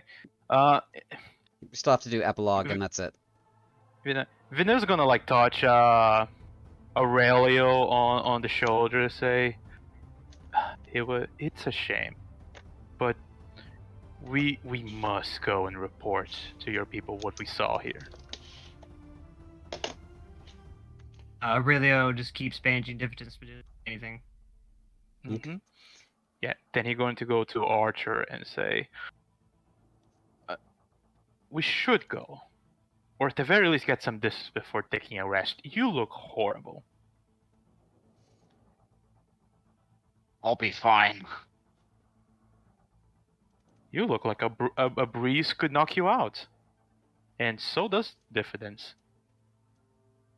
Archer, while talking, is inspecting the armor and the weaponry that our dear undead friend left behind. Okay. There is a interesting ring and his plate armor. You guys do hear the baying of wolves. Wow, this sounds amazing. Anyhow, somebody grab Diffidence. We need to go. You Did can. Diffidence wake up with the healing? Yeah, he's up. Yep. Aurelio, you and me have things to talk about. Sure. I grabbed to- John's body. I'm gonna grab the ring out of Boris' hands. Yoink. Okay. The ring? No, are you talking? No, we were talking about Baldric's stuff. Oh, Baldric. Yeah, Baldric's I- plate I- armor. I'm gonna put that in on Arthur because he was looking at it, and the ring as well because he asked first. So, Okay. I thought it was Boris. No. You have his sword though, because you asked for it first. Boris, you guys can recover his wand if you want, and his spellbook if you want to, or whatever you want to recover from him. But there are wolves closing in on you, and it sounds like a lot of them. Yeah, I'm gonna grab the wand and the spell, and that's it for me before we run. Okay. Anyone else? Diffidence, can you grab Boris's body? Yeah, I'll kind of stumble up, pick up Boris's body, and get going. Okay. All right. John's You guys head are gonna- still here? John's head is on the ground right there, because that's where Kane dropped it. His body is there too. You could take his body with you if you wanted to. I want to. Okay, so you will grab his body. Diffidence, you grab Boris's, and you guys hightail it out of this vicinity because the wolves are coming. You guys manage to make it into a different part of Scaraptica, and you do then manage to make it out of Scaraptica. The nearest town after that is Morith. The nearest actual, well, you could make it to Innersford. That's closer. So you guys do head there. And this is back to where you guys had started this campaign. You report into the local garrison, and let's talk epilogues. So first, who is really pressed for time? Me and Daryl. Okay. Go ahead, Tao. You first. Epilogue. As soon as we, I'm gonna keep the pleasantries up with everybody. But when we finally get to Fort F, I'll accompany people into their debriefing if they allow me as part of this mission. If the people vouch for me, and see if I can get anything out of this. Any thanks from the Corinthian crown. And when this is all said and done, Veneer is going to go to a tavern, buy everybody a drink, and he's going to start the process of reestablishing his contacts in a new town. Okay. The crown pays you a bounty of 1,000 writs for helping in this mission. I think Veneer's going to try to start an establishment. Okay, so you start establishing a new network, and that is where you leave off, yes? Yes. As for John Rosa, his spirit departed his body in the arena, and his spirit was destroyed by shades, sadly, due to being in a high population area where a lot of people die. So unfortunately, he was, or currently still is, being devoured by shades. Because that is a long period of time before you obliterate.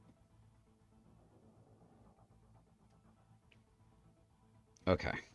So that's you. You're good to go if you'd like to leave. Thank you. Okay. Thanks, everybody. Darrow, diffidence. Yes. What does diffidence's time look like between now and the beginning of the war? The real war. So we're talking all the way out to 1047. So it's 1045 right now. So we're talking roughly 2 years. Honestly, at this point, this would have reinforced Diffidence's faith in his god.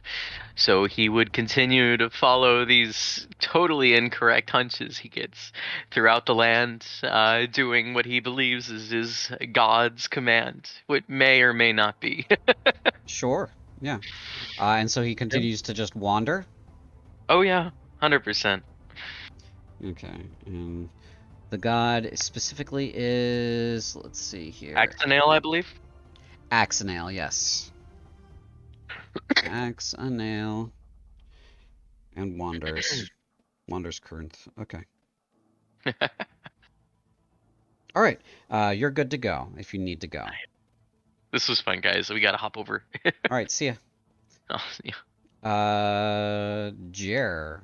Boris perished, unfortunately, in Scaraptica. So, you know what that looks like, unfortunately. What does his spirit do when he is in Scaraptica on his own? I don't know. He'd probably try. That's actually a really good question. He'd probably be kind of terrified at first, but his curiosity would get the best of him. He'd basically try to survive as much as possible, and see if he can gain power in this form. Okay. Like, experiment, test out spells and stuff, see if he can actually cast. But basically, he probably would try and find a safe area away from as many shades as possible. Sure. And just kind of attempt to gather power in his new form if he can. Sure. Yeah, absolutely. Okay. Raven. What do the next 2 years look like for Arthur? Well, Archer would first inspect the armor and the ring that he got. Eventually offering up the armor to Aurelio. Okay. For him to have, because it isn't in use for him. He keeps the ring for himself, and he basically goes back to the front lines. Okay, and then returns to the front line. All right. Aurelio. So I'll take the armor, but not to wear. I'll bring it with me to present my case in the debriefing. Whenever the high command finally is, it takes my debriefing. I'll explain everything as good detail as I can, and express full responsibility for the failure and the deaths. And request if command sees fit to allow me to either go by myself or create a team to go hunt the vampire and others, so there aren't more that get deceived. Okay. Go ahead and give me a persuasion roll if you don't mind.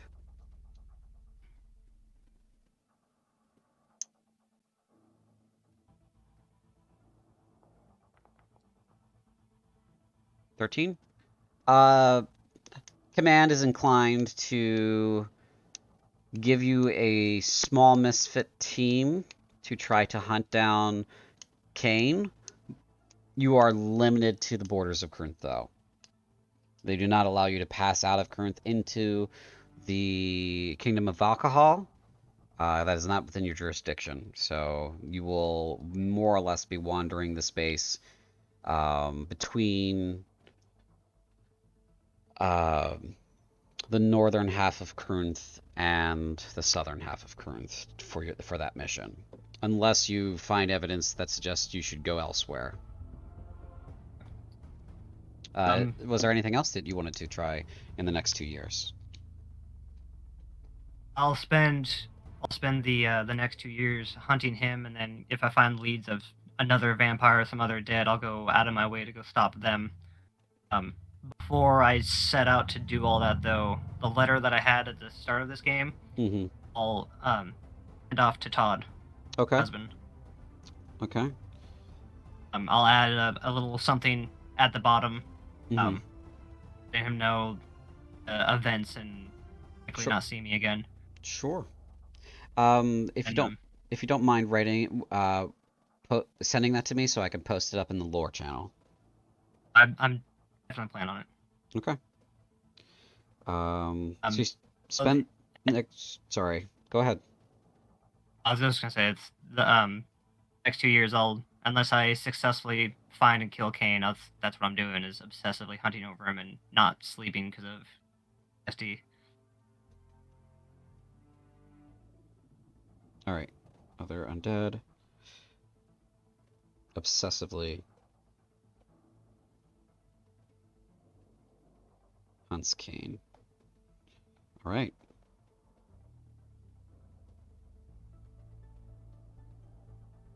We'll find out how that goes. another time. Well done, everybody. Thanks for coming by. I hope everybody had a good time. I hope this was entertaining for everyone. This was a wild ride and a wild fight. And we'll see you again next time for our next game. Tomorrow's game is at 7 p.m. US East. That is Dark Heresy. And then the next Sorry, I just choked on my own spit. Ugh. The next Val'Ghast game is on September 17th. That's the start of Prison of Al-Hadun. That is the last Prologue game. And the next Lost in Theros game is on the 31st of August. So we will see you all then. Don't forget to stop by for Taco Tuesdays on Tuesdays. And thanks for coming. Love you guys. Bye, everybody. Bye. Bye.